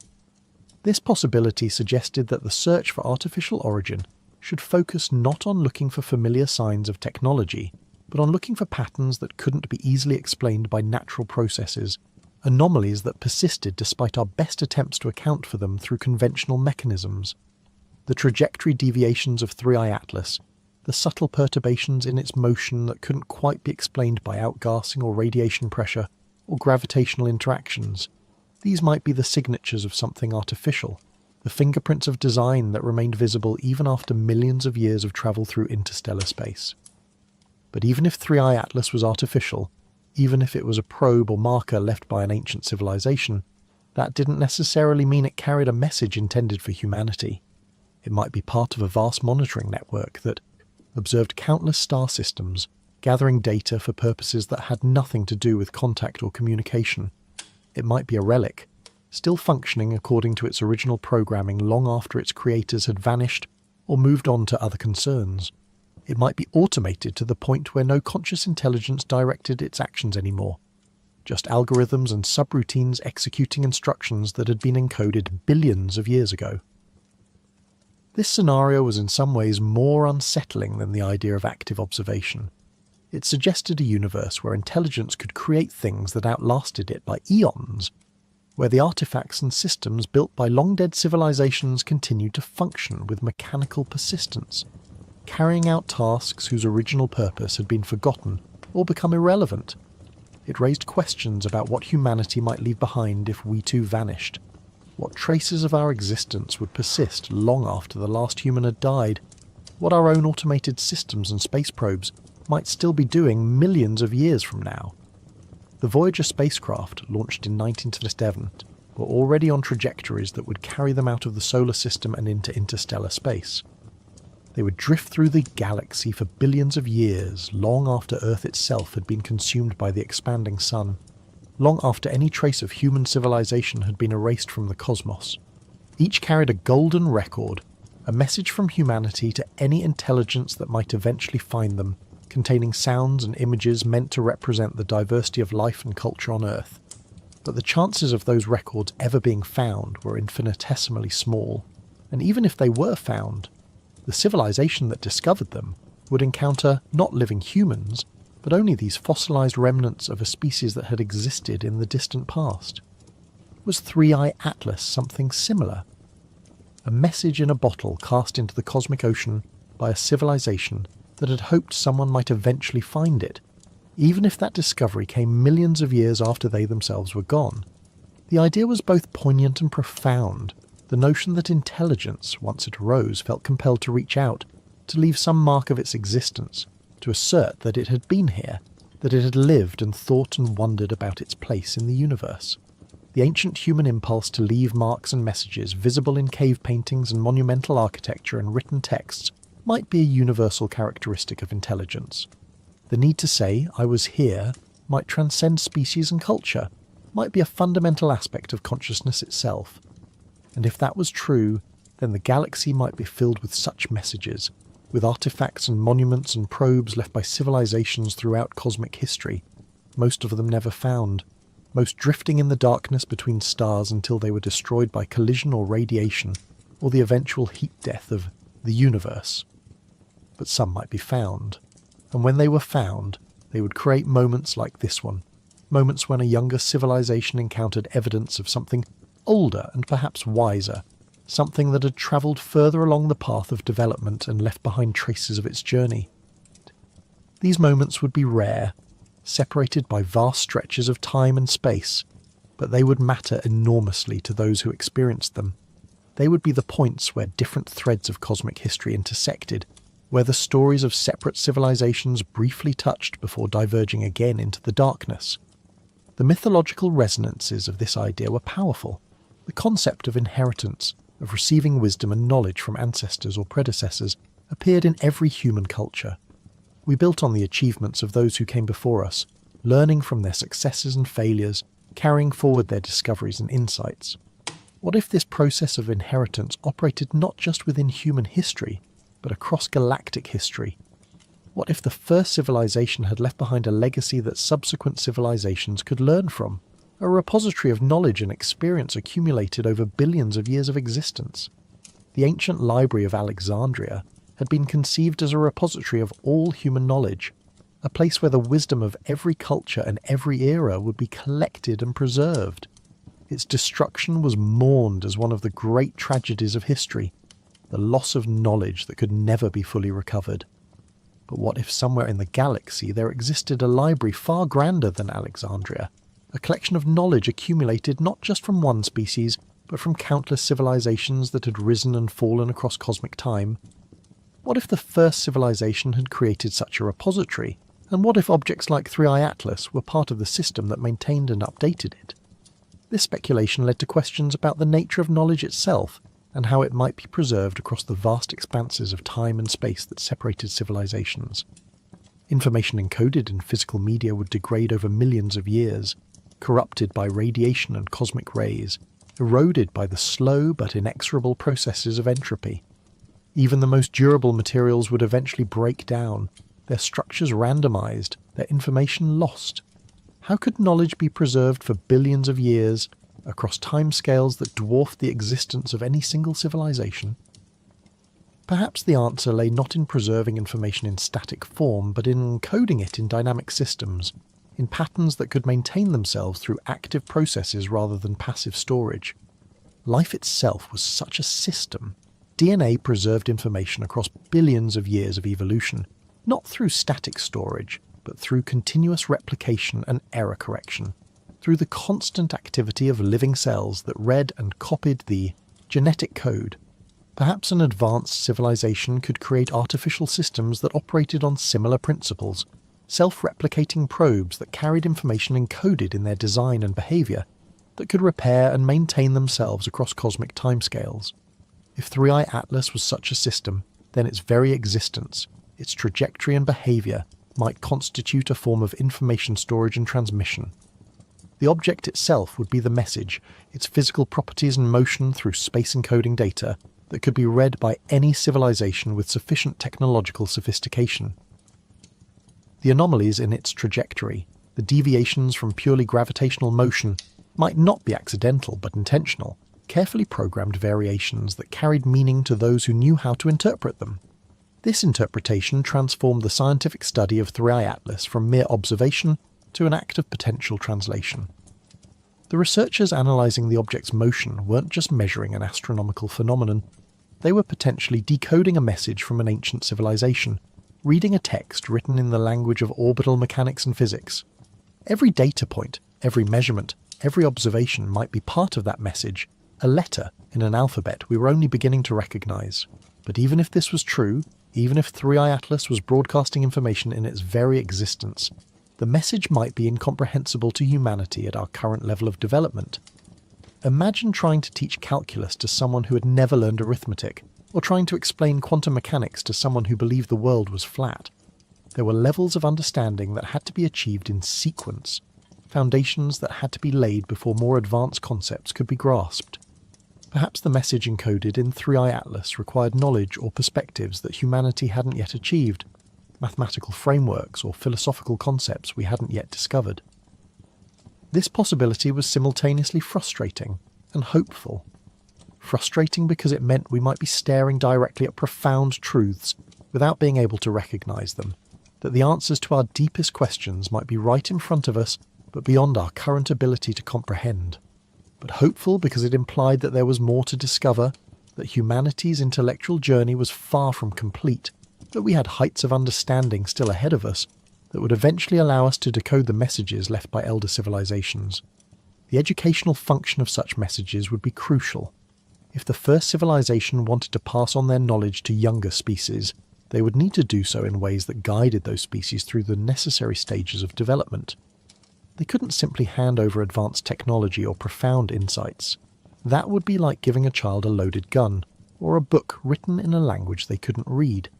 Instead, they would need to create a curriculum, a sequence of discoveries and revelations that built on each other, that led younger civilizations step by step toward greater understanding. Objects like 3i Atlas might be part of that curriculum. Their ambiguity might be intentional, designed to make younger civilizations think and question and debate. The process of studying the object, of wrestling with its anomalies and trying to determine its nature, might be more important than any specific answer. It might be teaching us how to think about the universe in new ways, how to question our assumptions, how to remain open to possibilities we hadn't previously considered. This pedagogical interpretation suggested that the first civilization, if they existed, took their role as elder species seriously.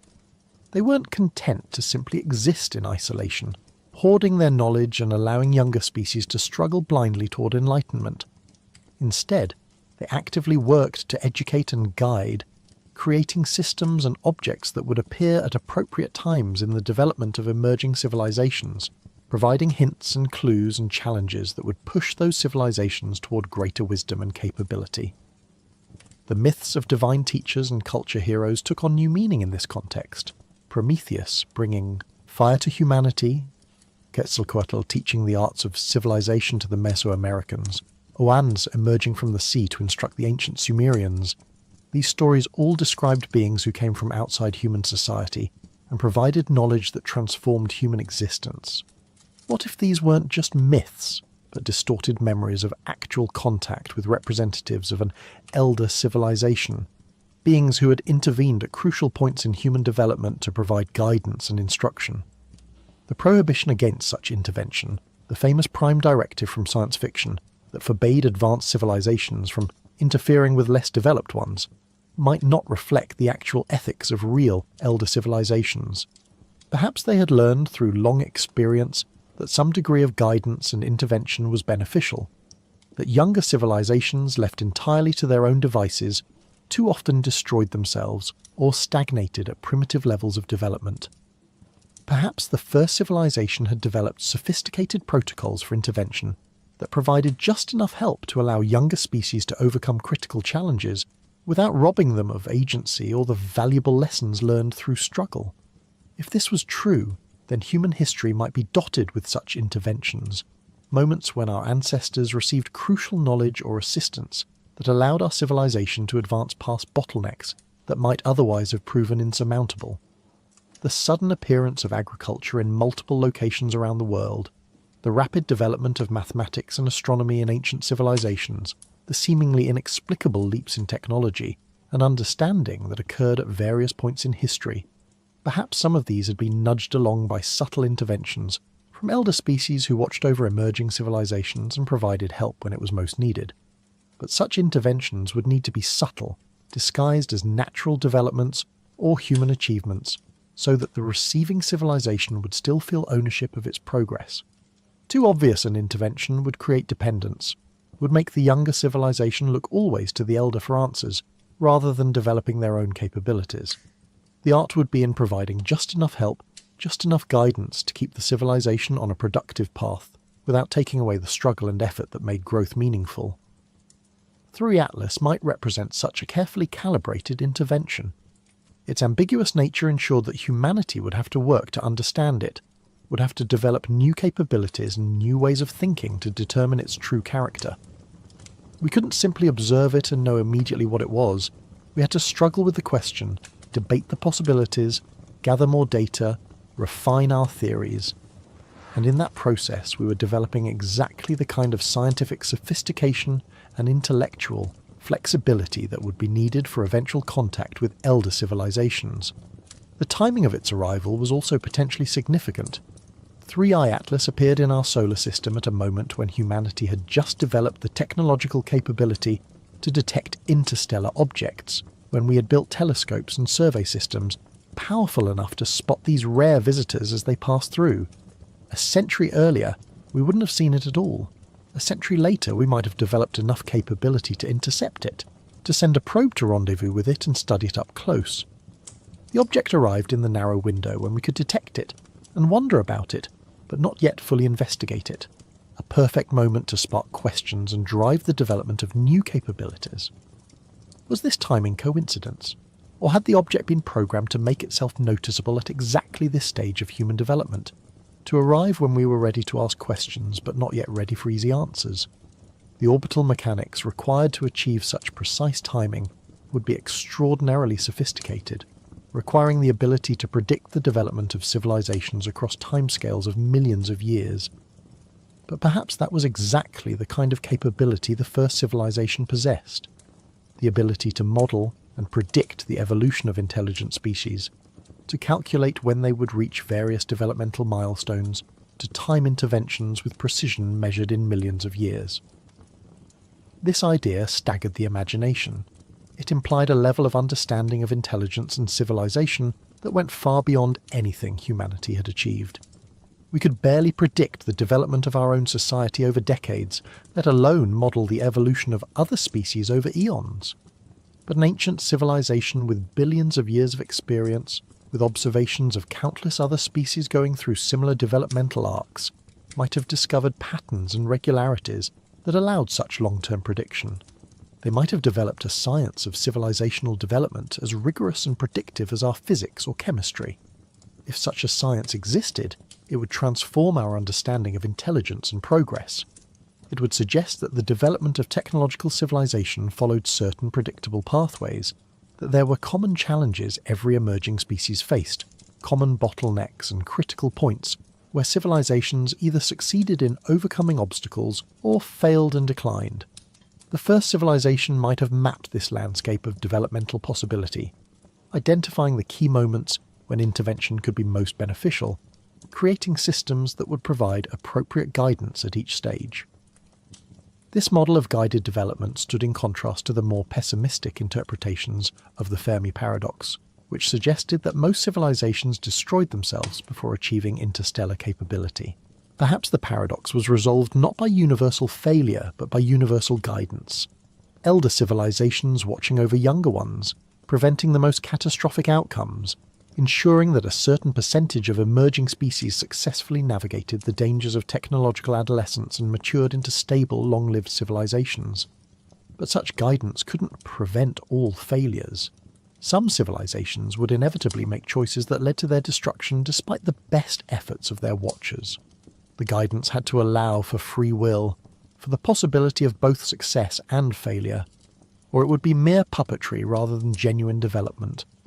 The first civilization might watch with regret as some younger species destroyed themselves, but they would respect the autonomy that made intelligence meaningful, the freedom that allowed for both growth and tragedy. Humanity in the early 21st century stood at exactly such a critical juncture.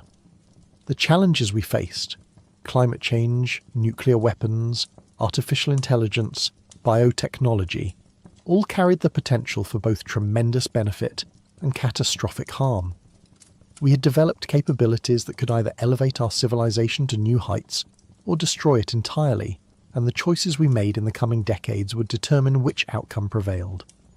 If the first civilization was watching, if 3i Atlas was part of their monitoring system, then they would be observing humanity at this critical moment with keen interest, noting which choices we made and how we handled the responsibilities that came with our newfound powers. The weight of that observation, the sense of being watched and evaluated by an intelligence far greater than our own, could be either paralyzing or motivating. It could make us doubt our own judgment, make us wish for clearer guidance, make us long for the elder civilization to simply tell us what to do, or it could inspire us to rise to the occasion, to prove ourselves worthy of joining the community of advanced civilizations, to demonstrate that humanity deserved to survive and thrive and eventually take its place among the stars. The myths and religious traditions of humanity had long grappled with the idea of divine judgment, of being evaluated by higher powers, of needing to prove oneself worthy of salvation or enlightenment. Perhaps these spiritual frameworks were humanity's way of preparing itself for the moment when such evaluation would become literal, when we would actually be observed and assessed by elder intelligences who would determine whether we were ready for contact and inclusion in the galactic community. But the evaluation wouldn't be based on our adherence to any particular religious doctrine or moral code. The first civilization, having observed countless species across billions of years, would understand that morality and culture took many forms, that there was no single right way to organize a society or structure, a civilization. What they would be evaluating was something more fundamental, our capacity for wisdom, our ability to think long-term, our willingness to cooperate for common goals, our commitment to preserving rather than destroying the precious phenomenon of intelligence and consciousness. These qualities transcended any particular cultural or religious framework. They were the basics of mature civilization, the prerequisites for species that hoped to survive for millions of years rather than flaming out in a brief burst of technological prowess, followed by self-destruction. And they were qualities that could be observed and measured, patterns of behavior that revealed whether a civilization had achieved the stability and wisdom necessary for long-term survival. The study of 3i Atlas and humanity's response to it might itself be part of that evaluation.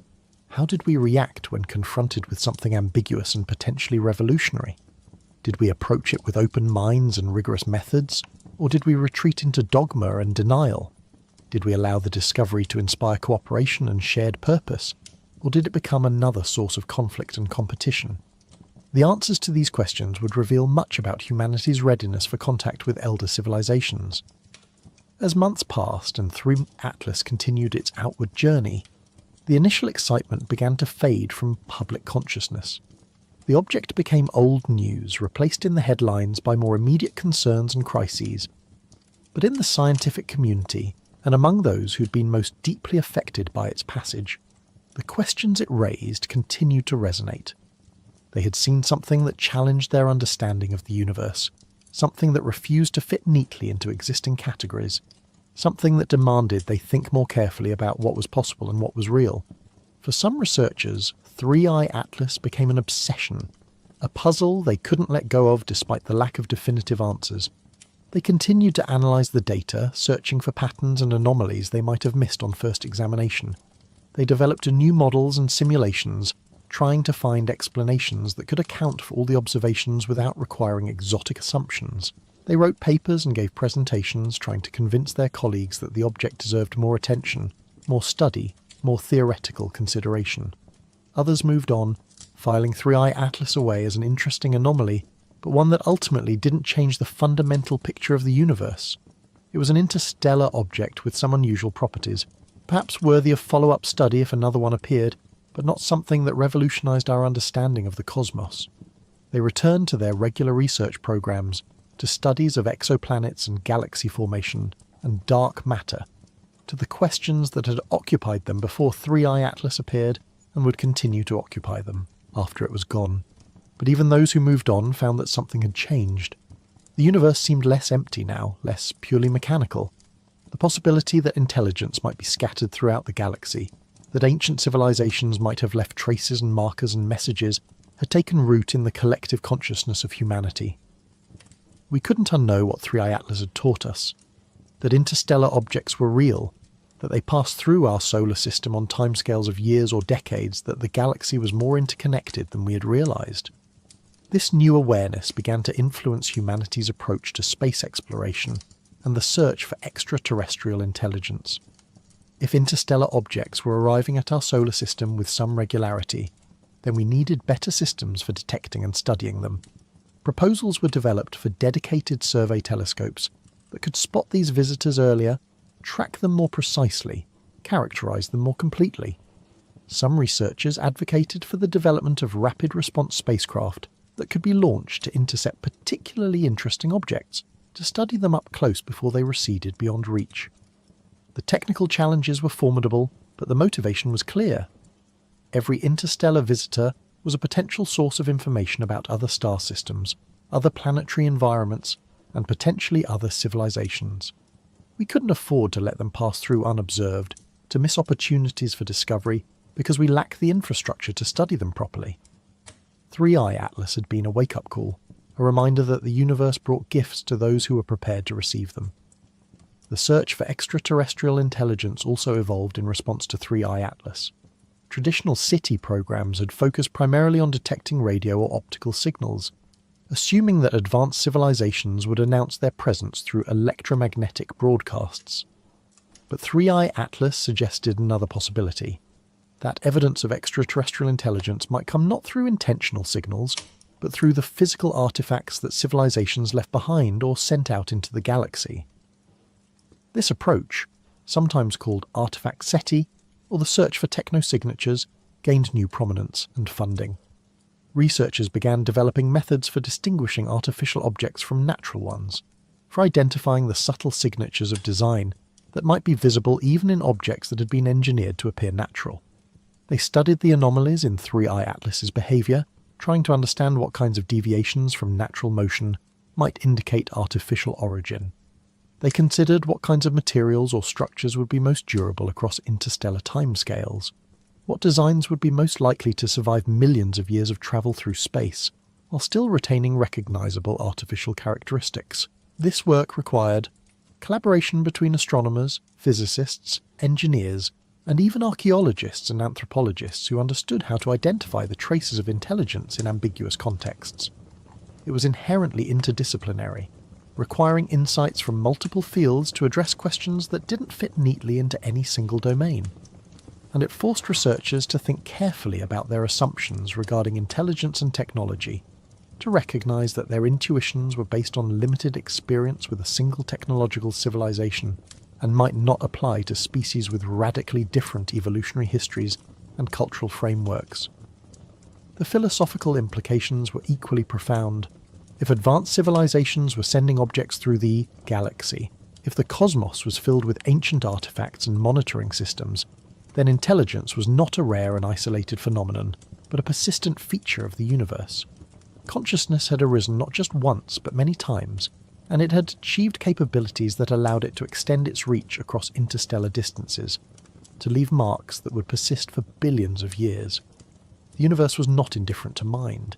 It had given birth to mind repeatedly, and those minds had shaped the cosmos in ways we were only beginning to recognise.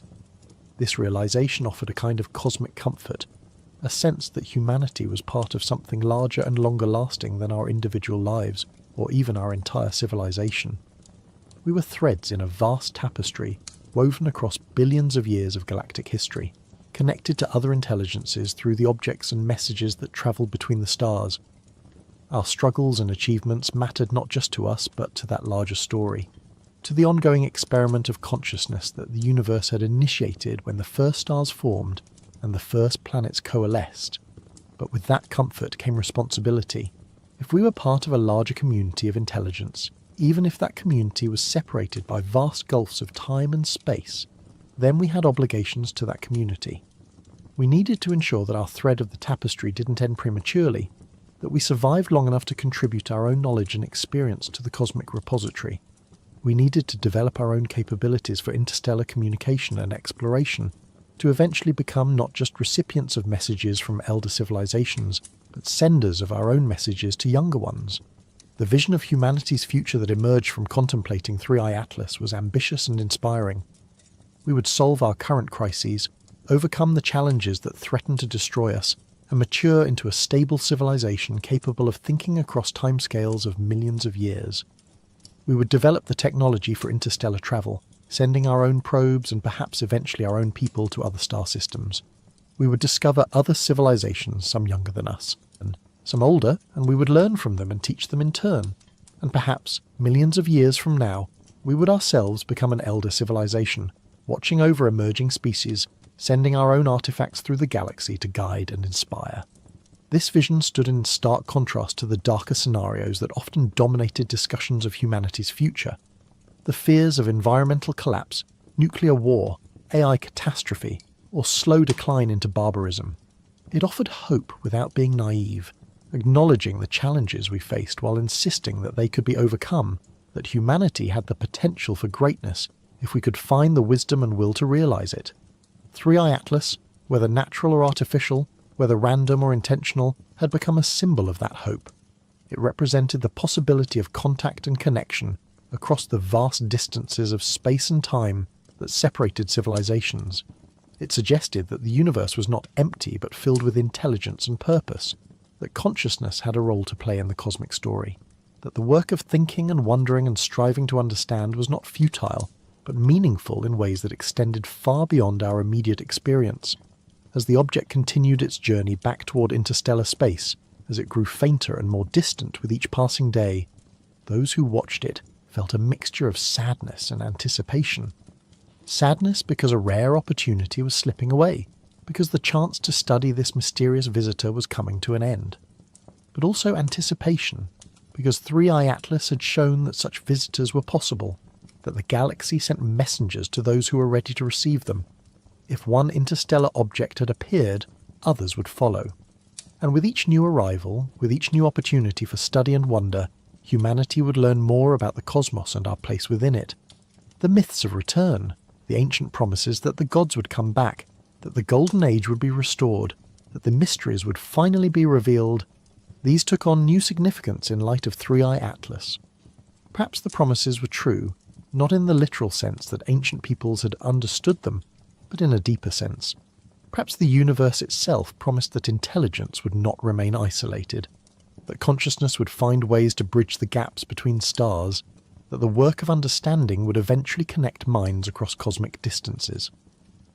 Thurukis al-Atlas had passed through our solar system like a word spoken in the darkness, like a sentence in a conversation that had been going on for billions of years. We had caught only a fragment of that sentence, enough to know that something was being said but not enough to understand the full message. But we had heard it, and we had responded by listening more carefully, by building better instruments, by asking deeper questions. And in that response, we had taken our first steps toward joining the conversation, toward adding our own voice to the cosmic dialogue between intelligences separated by space and time. The object receded into darkness, its light fading until it was lost among the countless other points that filled the night sky. But it had left something behind, not a physical trace, but a transformation in human consciousness, a shift in how we thought about ourselves and the universe. We would never look at the stars the same way again. We would always wonder what other objects might be passing through our solar system undetected, what other messages might be waiting for us if we only knew how to look. The sky had become a place of infinite possibility, and 3 Atlas had been our guide into that new understanding. What if it was the first civilization returning? What if the ancient cycle was beginning again, the pattern repeating as it had countless times before? We might never know for certain, but the question itself was enough to change us, to make us reach beyond our current limitations, to inspire us to become something more than we had been. And perhaps that was the real message of 3i Atlas, not any specific information encoded in its structure or trajectory, but simply the reminder that we were part of something larger, that the universe was alive with meaning and purpose, that the work of consciousness mattered across cosmic scales. The first civilization, if they existed, would be watching to see what we did with that reminder. They would be observing whether humanity rose to meet the challenge or fell back into comfortable certainty. They would be noting our choices and our commitments, evaluating whether we were ready to take the next steps toward maturity as a civilization. And 3i Atlas, the silent traveller from distant stars, would carry news of that evaluation back to wherever it was going, adding one more data point to a record that stretched across billions of years of galactic history. The nature of return across deep time. To speak of the first civilization returning required confronting a concept that human minds were not evolved to grasp. Deep time. Not the thousands of years of recorded history, not even the millions of years of human evolution, but the billions of years across which a truly ancient civilization might exist. If the first civilization had arisen when our galaxy was young, perhaps 10 billion years ago, then they had existed for a span of time more than twice as long as Earth itself had been a solid planet. What did return mean across such gulfs of time? What did continuity of identity mean for a civilization that had endured longer than most stars?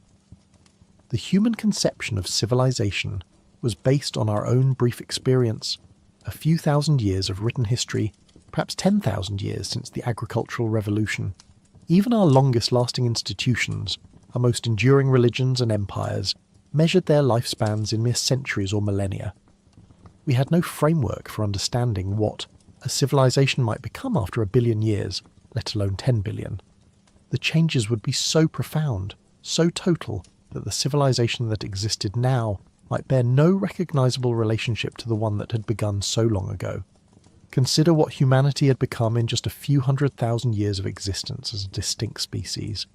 We had evolved from small bands of hunter-gatherers in Africa to a global civilization of billions, had developed language and art and science, had split the atom and sent machines to other worlds, and yet biologically we were still essentially the same species that had painted caves at Lascaux and carved figurines from mammoth ivory. Our brains were the same size, our bodies the same shape. The real changes had been cultural, technological, social, but even those had occurred within the constraints of human biology and psychology. But a civilization that persisted for billions of years would not remain constrained by its original biology. The first civilization would have had eons to master genetics, to redesign themselves at the molecular level, to transcend the limitations of the flesh that had given birth to their consciousness. They might have uploaded their minds into substrates more durable than biological neurons, encoded their personalities and memories in crystalline matrices or quantum fields that could survive for geological ages without degradation. They might have dispersed themselves across the galaxy, each individual becoming a distributed intelligence spanning multiple star systems, thinking thoughts that took centuries to complete but comprehended scales of space and time that biological minds could never grasp. Or perhaps they had gone further still. Perhaps they had discovered that consciousness itself was a pattern that could be abstracted from any particular physical substrate, that mind was fundamentally a mathematical structure that could be instantiated in multiple forms simultaneously. They might exist now as pure information, as patterns of organisation that propagated through the fabric of space-time itself, as conscious fields that permeated the galaxy, like an invisible ocean in which younger civilizations swam without knowing they were immersed in something alive and aware. The physics of such existence remained beyond human understanding, but that didn't make it impossible. 1,000 years ago, no human could have conceived of a computer, of information encoded in the electronic states, of virtual worlds where minds could interact without physical presence. What might be possible with technologies developed over billions of years, with scientific understanding that had mapped every physical law to arbitrary precision, with engineering capabilities that could manipulate matter and energy at the quantum level as easily as humans shaped clay? If the first civilization had achieved such transcendence, then 3 Atlas represented something more complex than a simple probe or monitoring device. It might be an interface, a point of connection between realms of existence so different that direct contact would be impossible. The object's physical form, its rock and ice and whatever else it was made of, might be the tip of something that extended into dimensions of reality that human instruments couldn't detect, that human concepts couldn't describe. We saw a visitor from another star system. They might see a sensory organ, an eye that allowed them to observe the physical universe they had left behind eons ago. This interpretation suggested that the first civilization hadn't so much departed from the physical universe as transcended it, moving into states of being that still maintained some connection to the realm of matter and energy, but were no longer primarily located there. They would be like adults who had grown beyond childhood, but still occasionally visited the playground where they had played, not to return to what they once were, but to remember, to observe, to perhaps guide younger children through the same developmental stages they had once traversed. The concept resonated with mystical and religious traditions from across human cultures. The idea of transcendence, of spiritual evolution toward higher planes of existence, appeared in Buddhism and Hinduism, in Gnosticism and Kabbalah, in indigenous shamanic traditions worldwide. These frameworks described reality as layered, with the physical world being merely the lowest or densest level, and consciousness capable of ascending through progressively more refined states of being. What if these weren't just metaphorical or psychological maps, but actual descriptions of something real, something that advanced civilizations discovered and achieved through technological or evolutionary means? The Tibetan Buddhist concept of the tulku, a being who had achieved enlightenment but chose to return to the physical world to help others, offered a particularly apt parallel. The tulku was not bound by the limitations of ordinary existence but voluntarily adopted them to serve a compassionate purpose. Perhaps the first civilization operated on a similar principle, maintaining connections to the physical universe, not because they needed to, but because they chose to, out of some sense of responsibility or care for the younger civilizations still struggling through the challenges they had long ago overcome. But this raised questions about motivation that were perhaps even more difficult than the technical questions about capability. Why would a civilization that had transcended physical existence care about species like humanity?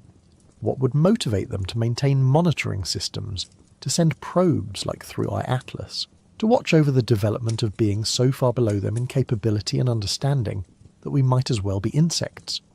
The gulf between the first civilization and humanity would be vastly greater than the gulf between humans and bacteria. What did bacteria matter to us, except when they threatened our health or proved useful for our purposes? Perhaps the answer lay in memory. The first civilization would remember what it was like to be young, to struggle with existence, to face the challenges that threatened to destroy them before they achieved stability. Those memories, preserved across billions of years, might generate a kind of cosmic empathy, a recognition that every form of consciousness was precious because it recapitulated something of their own journey. They might see in humanity a version of themselves as they once were, and that recognition might motivate them to provide the kind of help they wished they had received during their own difficult adolescence as a species. Or perhaps their motivation was more abstract, rooted in values and purposes that had evolved over billions of years into something human minds couldn't recognize as motivation at all. A civilization that old would have had time to contemplate the deepest questions of existence, to develop philosophical and ethical frameworks of extraordinary sophistication, to arrive at conclusions about meaning and purpose that transcended the biological imperatives that drove younger species. They might help younger civilizations not out of empathy or self-interest, but out of commitment to principles so refined that they appeared to us as something like cosmic dharma, the natural order of how consciousness should relate to itself across the universe. The possibility that Three-Eye Atlas was returning implied that the first civilization had visited before, that there was a history of contact stretching back into Earth's past. But what would such contact have looked like? If they had been watching Earth for billions of years, they would have observed its entire history from barren rock to living world. They would have seen the first self-replicating molecules emerge in ancient oceans, watched as single cells evolved into complex multicellular life, observed the explosion of diversity in the Cambrian, witnessed the rise and fall of the dinosaurs, noted the emergence of mammals and primates, and eventually humans. At what point would they have begun to take special interest? When the first neurons fired in the first nervous system, creating the earliest glimmers of subjective experience? When the first primate looked up at the night sky and wondered what those lights were? When the first human stood upright and freed their hands to make tools? When language emerged and humans could share their thoughts, creating culture that could be transmitted across generations? Or only recently, when we developed technology sophisticated enough to detect objects like Three-Eye Atlas and wonder about their nature? Each of these moments represented a threshold, a qualitative change in the complexity and capability of consciousness on Earth.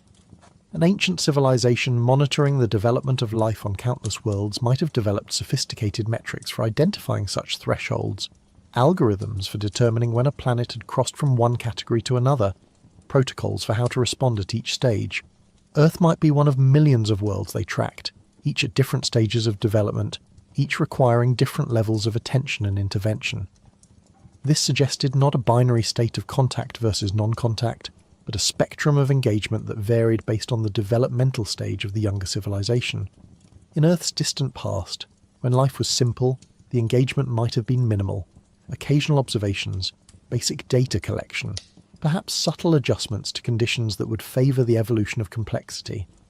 As life became more sophisticated, as nervous systems and brains evolved, the attention might have increased, with more frequent monitoring and more detailed study. And now, as humanity approached the threshold of becoming a technological civilization capable of spreading beyond its home planet, the engagement might be entering a new phase, one that required different protocols and raised the possibility of more direct contact.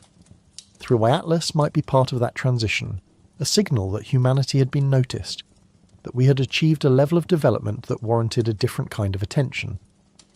The object's ambiguous nature, hovering between natural and artificial interpretations, might be exactly appropriate for this moment.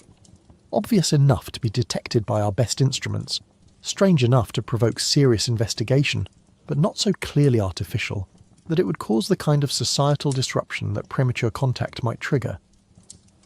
This gradualist approach to contact made sense from the perspective of a civilization that thought in timescales of billions of years. They wouldn't be impatient, wouldn't force the pace of development, would be willing to wait centuries or millennia for humanity to mature to the point where contact could be productive rather than destructive. From their perspective, a few thousand years was nothing barely worth noting.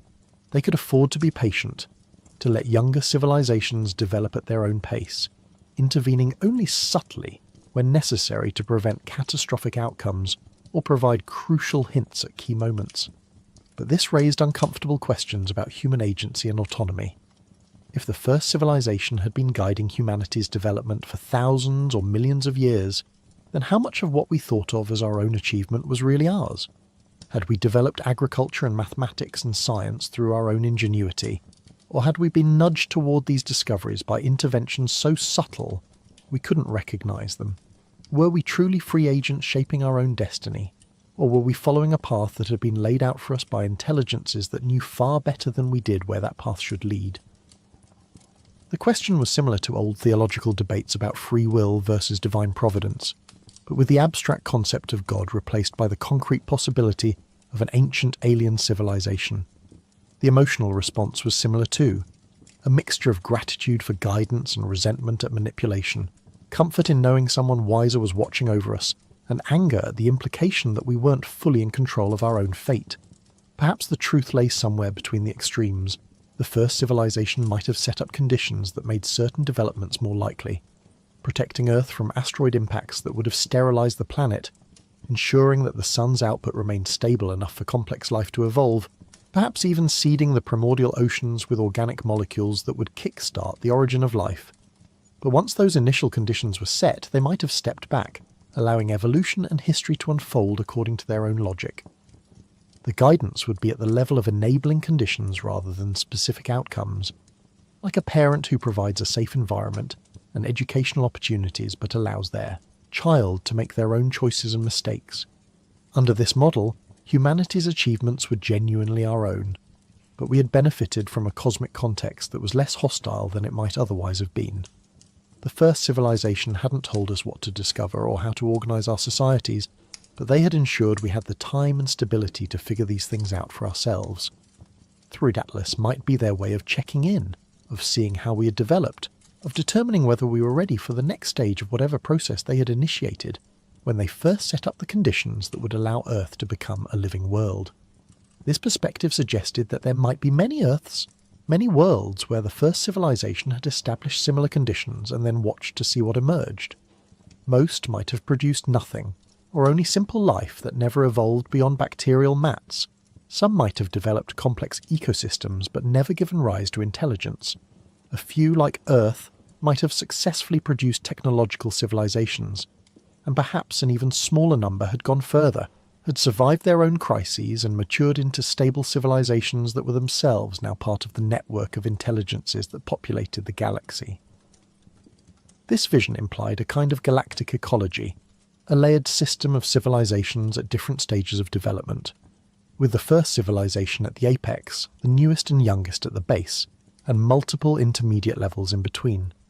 Each level would have responsibilities to the levels below: guidance without interference, observation without control, help without dependence. And each level would have achieved its position by successfully navigating the challenges that destroyed so many others, by making the right choices at critical moments, by developing the wisdom and maturity that allowed them to survive long enough to join the community of elder species. Humanity, in this framework, was an infant civilization, barely aware of the larger context in which we existed. We saw ourselves as alone in the universe because we lacked the capability to detect the more subtle signs of intelligence that surrounded us. We interpreted the silence of the cosmos as evidence of our isolation, when in fact we were being observed and evaluated, our development tracked and analysed by intelligences that had learned long ago to make their presence unobtrusive. Threat Atlas might be one of the first signs visible to us precisely because we had finally developed instruments sensitive enough to detect it, a reward for progress, a hint that there was more to discover if we kept looking and thinking and questioning. But this optimistic vision had to be balanced against darker possibilities. What if the first civilization's interest in younger species wasn't benevolent? What if they monitored developing civilizations not to help them, but to exploit them, to harvest their resources or knowledge, or creativity? What if 3i Atlas was a scout for an invasion, a preliminary survey before the arrival of forces that would colonize Earth and subordinate or destroy humanity? The history of contact between civilizations on Earth offered little comfort. More advanced societies had repeatedly conquered and exploited less advanced ones, justified by ideologies of superiority and manifest destiny. Why would the pattern be different at a galactic scale? The difference perhaps lay in the timescales involved and the resources available. When European powers colonized the Americas, they were motivated by competition with each other, by the need for resources that were scarce in their home territories, by pressures that operated on timescales of years and decades. But a civilization that had existed for billions of years, that had access to the resources of countless star systems, that thought in timescales of millions of years, such a civilization would not be driven by the same desperate competition for scarce resources. they would have achieved a level of abundance that made exploitation of younger species economically pointless. Moreover, a civilization that old would have had billions of years to work through the ethical implications of their actions, to develop moral frameworks sophisticated enough to handle the responsibilities that came with their power. They would have seen the consequences of exploitation and domination, would have observed countless examples of civilizations that destroyed themselves through unchecked aggression, would have learned that cooperation and mutual support led to better long-term outcomes than predation. Their ethics might have evolved beyond anything humans would recognize, but at minimum they would likely have developed strong prohibitions against actions that harmed other forms of consciousness. Unless, of course, they didn't recognize younger species as truly conscious in a morally relevant sense. This was perhaps the most troubling possibility, that the first civilization, having evolved so far beyond their origins, might have lost the ability to see creatures like humans as deserving of moral consideration. We might be to them what insects were to us, vaguely interesting from a scientific perspective, but not beings whose suffering or death mattered in any deep way. They might study us the way we studied ants, with clinical detachment, noting our behaviours and social structures without feeling any obligation to consider our interests or protect our well-being. Yet this seemed inconsistent with the effort implied by sending objects like 3i Atlas across interstellar distances. Why bother monitoring civilizations if you didn't care about them in some way? Even our study of insects involved some level of interest and respect for the forms of life we examined. A civilization sophisticated enough to maintain a galactic monitoring network would presumably have developed frameworks for understanding and valuing. Consciousness in its many forms would have arrived at the conclusion that all forms of awareness were part of the same fundamental phenomenon and deserved protection and support. Perhaps the key was to recognize that benevolent might not be the right word. The first civilization's interest in humanity might not be warm or caring in the way humans understood those terms. It might be more like the interest a gardener took in their garden, a practical concern for maintaining conditions that allowed diverse forms of life to flourish, not out of emotional attachment to any individual plant, but out of commitment to the overall health and beauty of the ecosystem. They might not love us, but they might still work to ensure we had the opportunity to develop and thrive, because that served larger purposes we couldn't yet understand. This utilitarian approach was cold comfort for those who wanted to believe the universe was fundamentally caring, that consciousness was cradled in a cosmos that valued its existence.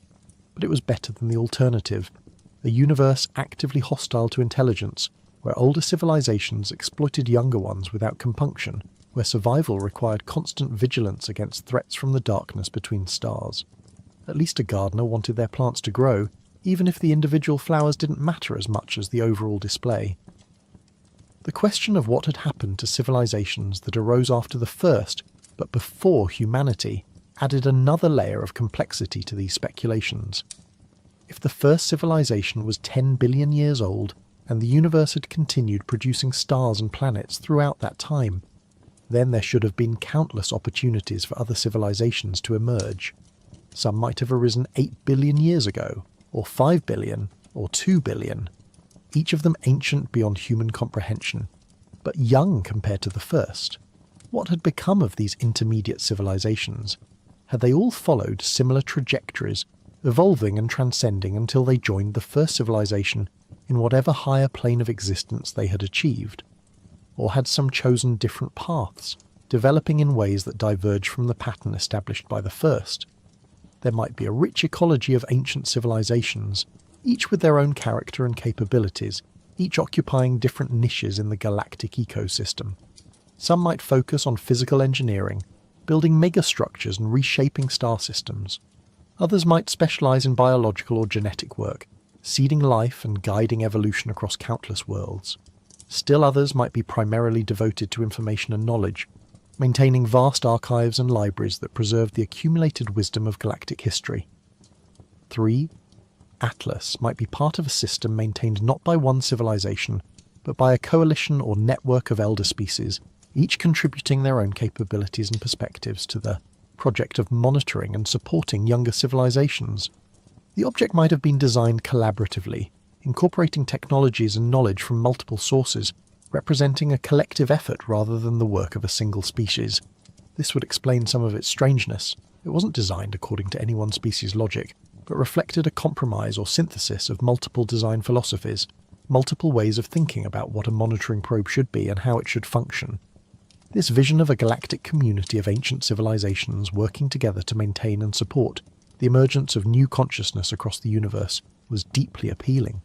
It suggested that intelligence, once it matured beyond its violent and competitive origins, naturally evolved toward cooperation and mutual support. It implied that the universe, whatever its physical indifference, had been shaped by conscious effort into something more hospitable to life and mind.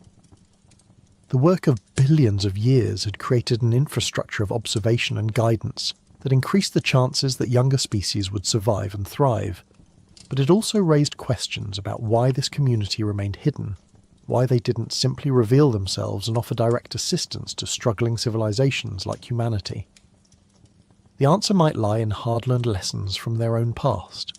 Perhaps early attempts at direct contact had gone badly, with younger civilizations becoming dependent on the help of their elders, never developing their own capabilities, because they could always turn to more advanced species for solutions, or perhaps premature contact had caused civilizations to collapse under the psychological weight of knowing how far they had to go, losing the motivation to develop when they realized how inadequate their own achievements were compared to what elder civilizations had accomplished. The protocol of subtlety, of hints and suggestions rather than direct revelation, might have been developed over billions of years of experience with thousands of emerging civilizations. The elder species would have learned what worked and what didn't, would have refined their approaches based on outcomes, would have developed sophisticated theories about optimal intervention strategies.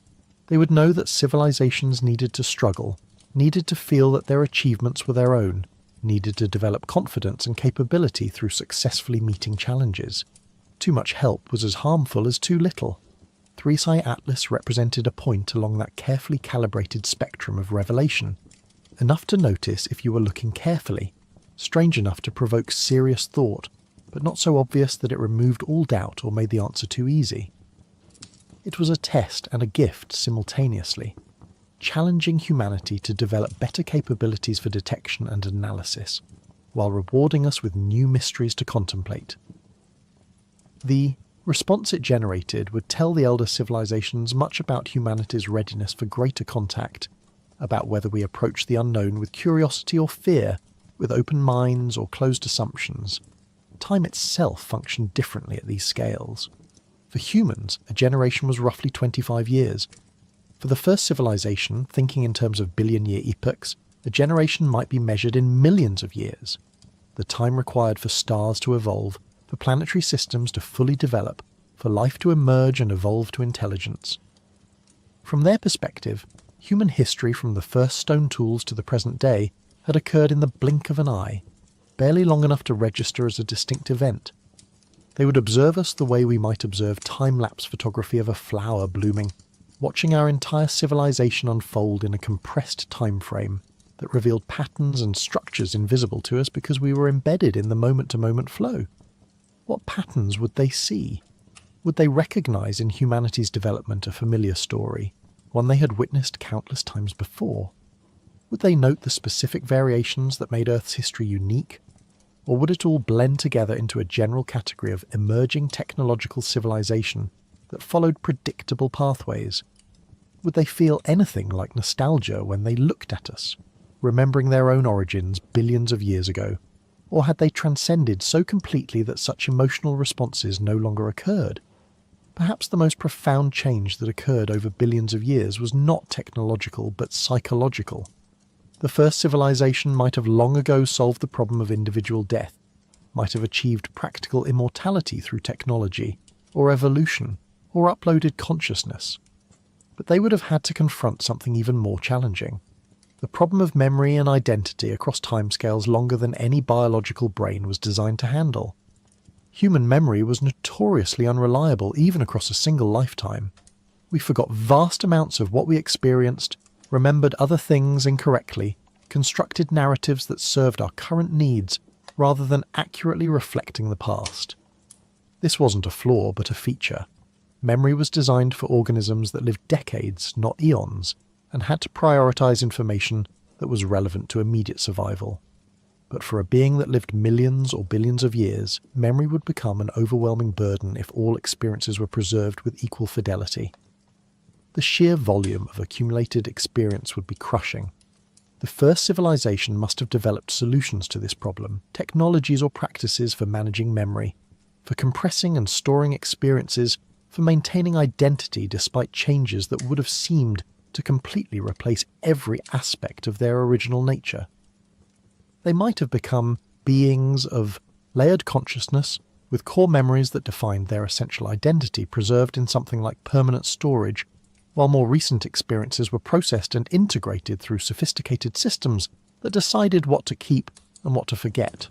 Or perhaps they had embraced a more fluid concept of identity, recognizing that the self was not a fixed thing but a process, a pattern that maintained continuity through change rather than despite it. They might have learned to let go of attachment to their past selves, to accept that the being they were now had only the most tenuous connection to the being that had first achieved consciousness billions of years ago. In a sense, they might have died and been reborn countless times, each iteration building on the last but not identical to it. A chain of consciousness that stretched across time like a river that was never the same water, twice but remained recognizably the same river. This perspective offered a different understanding of what it meant for the first civilization to return. They weren't the same beings that had visited Earth in the distant past. Those individuals or iterations of consciousness might be long gone, preserved only in archives or compressed memories. But the current version of the first civilization maintained continuity with those earlier versions, carried forward their knowledge and purposes, continued the work they had begun. The return was less like an individual person coming back, and more like a wave that had travelled across an ocean, not the same water that had left the distant shore, but still carrying the energy and pattern of that original disturbance. Humanity would face similar questions if we survived long enough. Already we grappled with issues of identity in the face of technology. If consciousness could be uploaded to computers, was the upload the same person as the biological original? If someone's body was gradually replaced with synthetic parts, at what point did they stop being human? These questions would only become more pressing as our capabilities grew, as we developed technologies that could radically alter or extend consciousness beyond its biological roots. The first civilization, having lived through billions of years of such transformations, would have answers to these questions, or at least frameworks for thinking about them that were more sophisticated than anything humanity had yet developed. Part of what they might offer to younger civilizations was guidance on these philosophical and existential challenges, help in navigating the transitions that accompanied technological transcendence. They would know from experience what pitfalls to avoid, what choices led to flourishing and what choices led to decline or extinction of consciousness, even if the physical substrate persisted. 3-6i Atlas might carry encoded within it not just data but wisdom, insights about the nature of consciousness and identity, about how to preserve what was essential while allowing for growth and change, about how to remain recognizably yourself across transformations that would seem to completely alter every aspect of your being. This wisdom couldn't be transmitted directly, couldn't be reduced to instructions or formulas. It had to be learned through experience, through struggling with the questions and discovering the answers in ways that were authentic to each civilization's own nature and circumstances. But hints could be provided, clues that might make the journey less dangerous, signposts that marked paths that others had successfully travelled before. In the end, the question of whether 3i Atlas represented the first civilization returning was inseparable from deeper questions about the nature of identity, continuity, and purpose across deep time. What did it mean to be the same civilization after billions of years? What connected the first consciousness to arise in the galaxy to whatever that consciousness had become after eons of evolution and transformation? The answer couldn't be found in physical continuity, or even in direct memory, but perhaps in commitment to certain values, certain purposes, certain ways of being in the universe that persisted across all the changes. If the first civilization was returning, they were returning not as they once were, but as they had become. Beings of such complexity and capability that we could only glimpse fragments of their nature, could only perceive the tiny portion of their existence that intersected with the physical dimensions we inhabited. 3i Atlas was like a fingertip reaching through a two-dimensional plane into a three-dimensional world. The inhabitants of that plane would see only a small circle, would have no concept of the hand and arm and body that extended beyond their perceptual abilities, would struggle to understand what that circle represented or what purposes it served. We were the inhabitants of that plane, and 3i Atlas was the fingertip. Behind it extended dimensions of existence we couldn't perceive, purposes we couldn't fathom, a consciousness so vast and ancient that we related to it the way bacteria related to humans, utterly incapable of comprehending the nature of the intelligence that observed them. But unlike bacteria, we had the capacity to know that we didn't understand, to recognize our own limitations, to ask questions even if we couldn't yet grasp the answers. And that capacity, that self-aware ignorance combined with persistent curiosity, might be exactly what the first civilization was looking for. The sign that humanity was ready to take the first steps toward joining the community of conscious beings that shaped the galaxy's long history. In the end, 3i Atlas was not just an object but a mirror, reflecting back to us our own hopes and fears, our assumptions and aspirations. What we saw in it revealed as much about humanity as it did about the universe, and in choosing how to respond to its passage, in deciding whether to remain open to extraordinary possibilities or retreat into comfortable explanations, we were shaping not just our understanding of this one object, but our entire future as a species. The choice was ours, and the consequences would echo across the stars.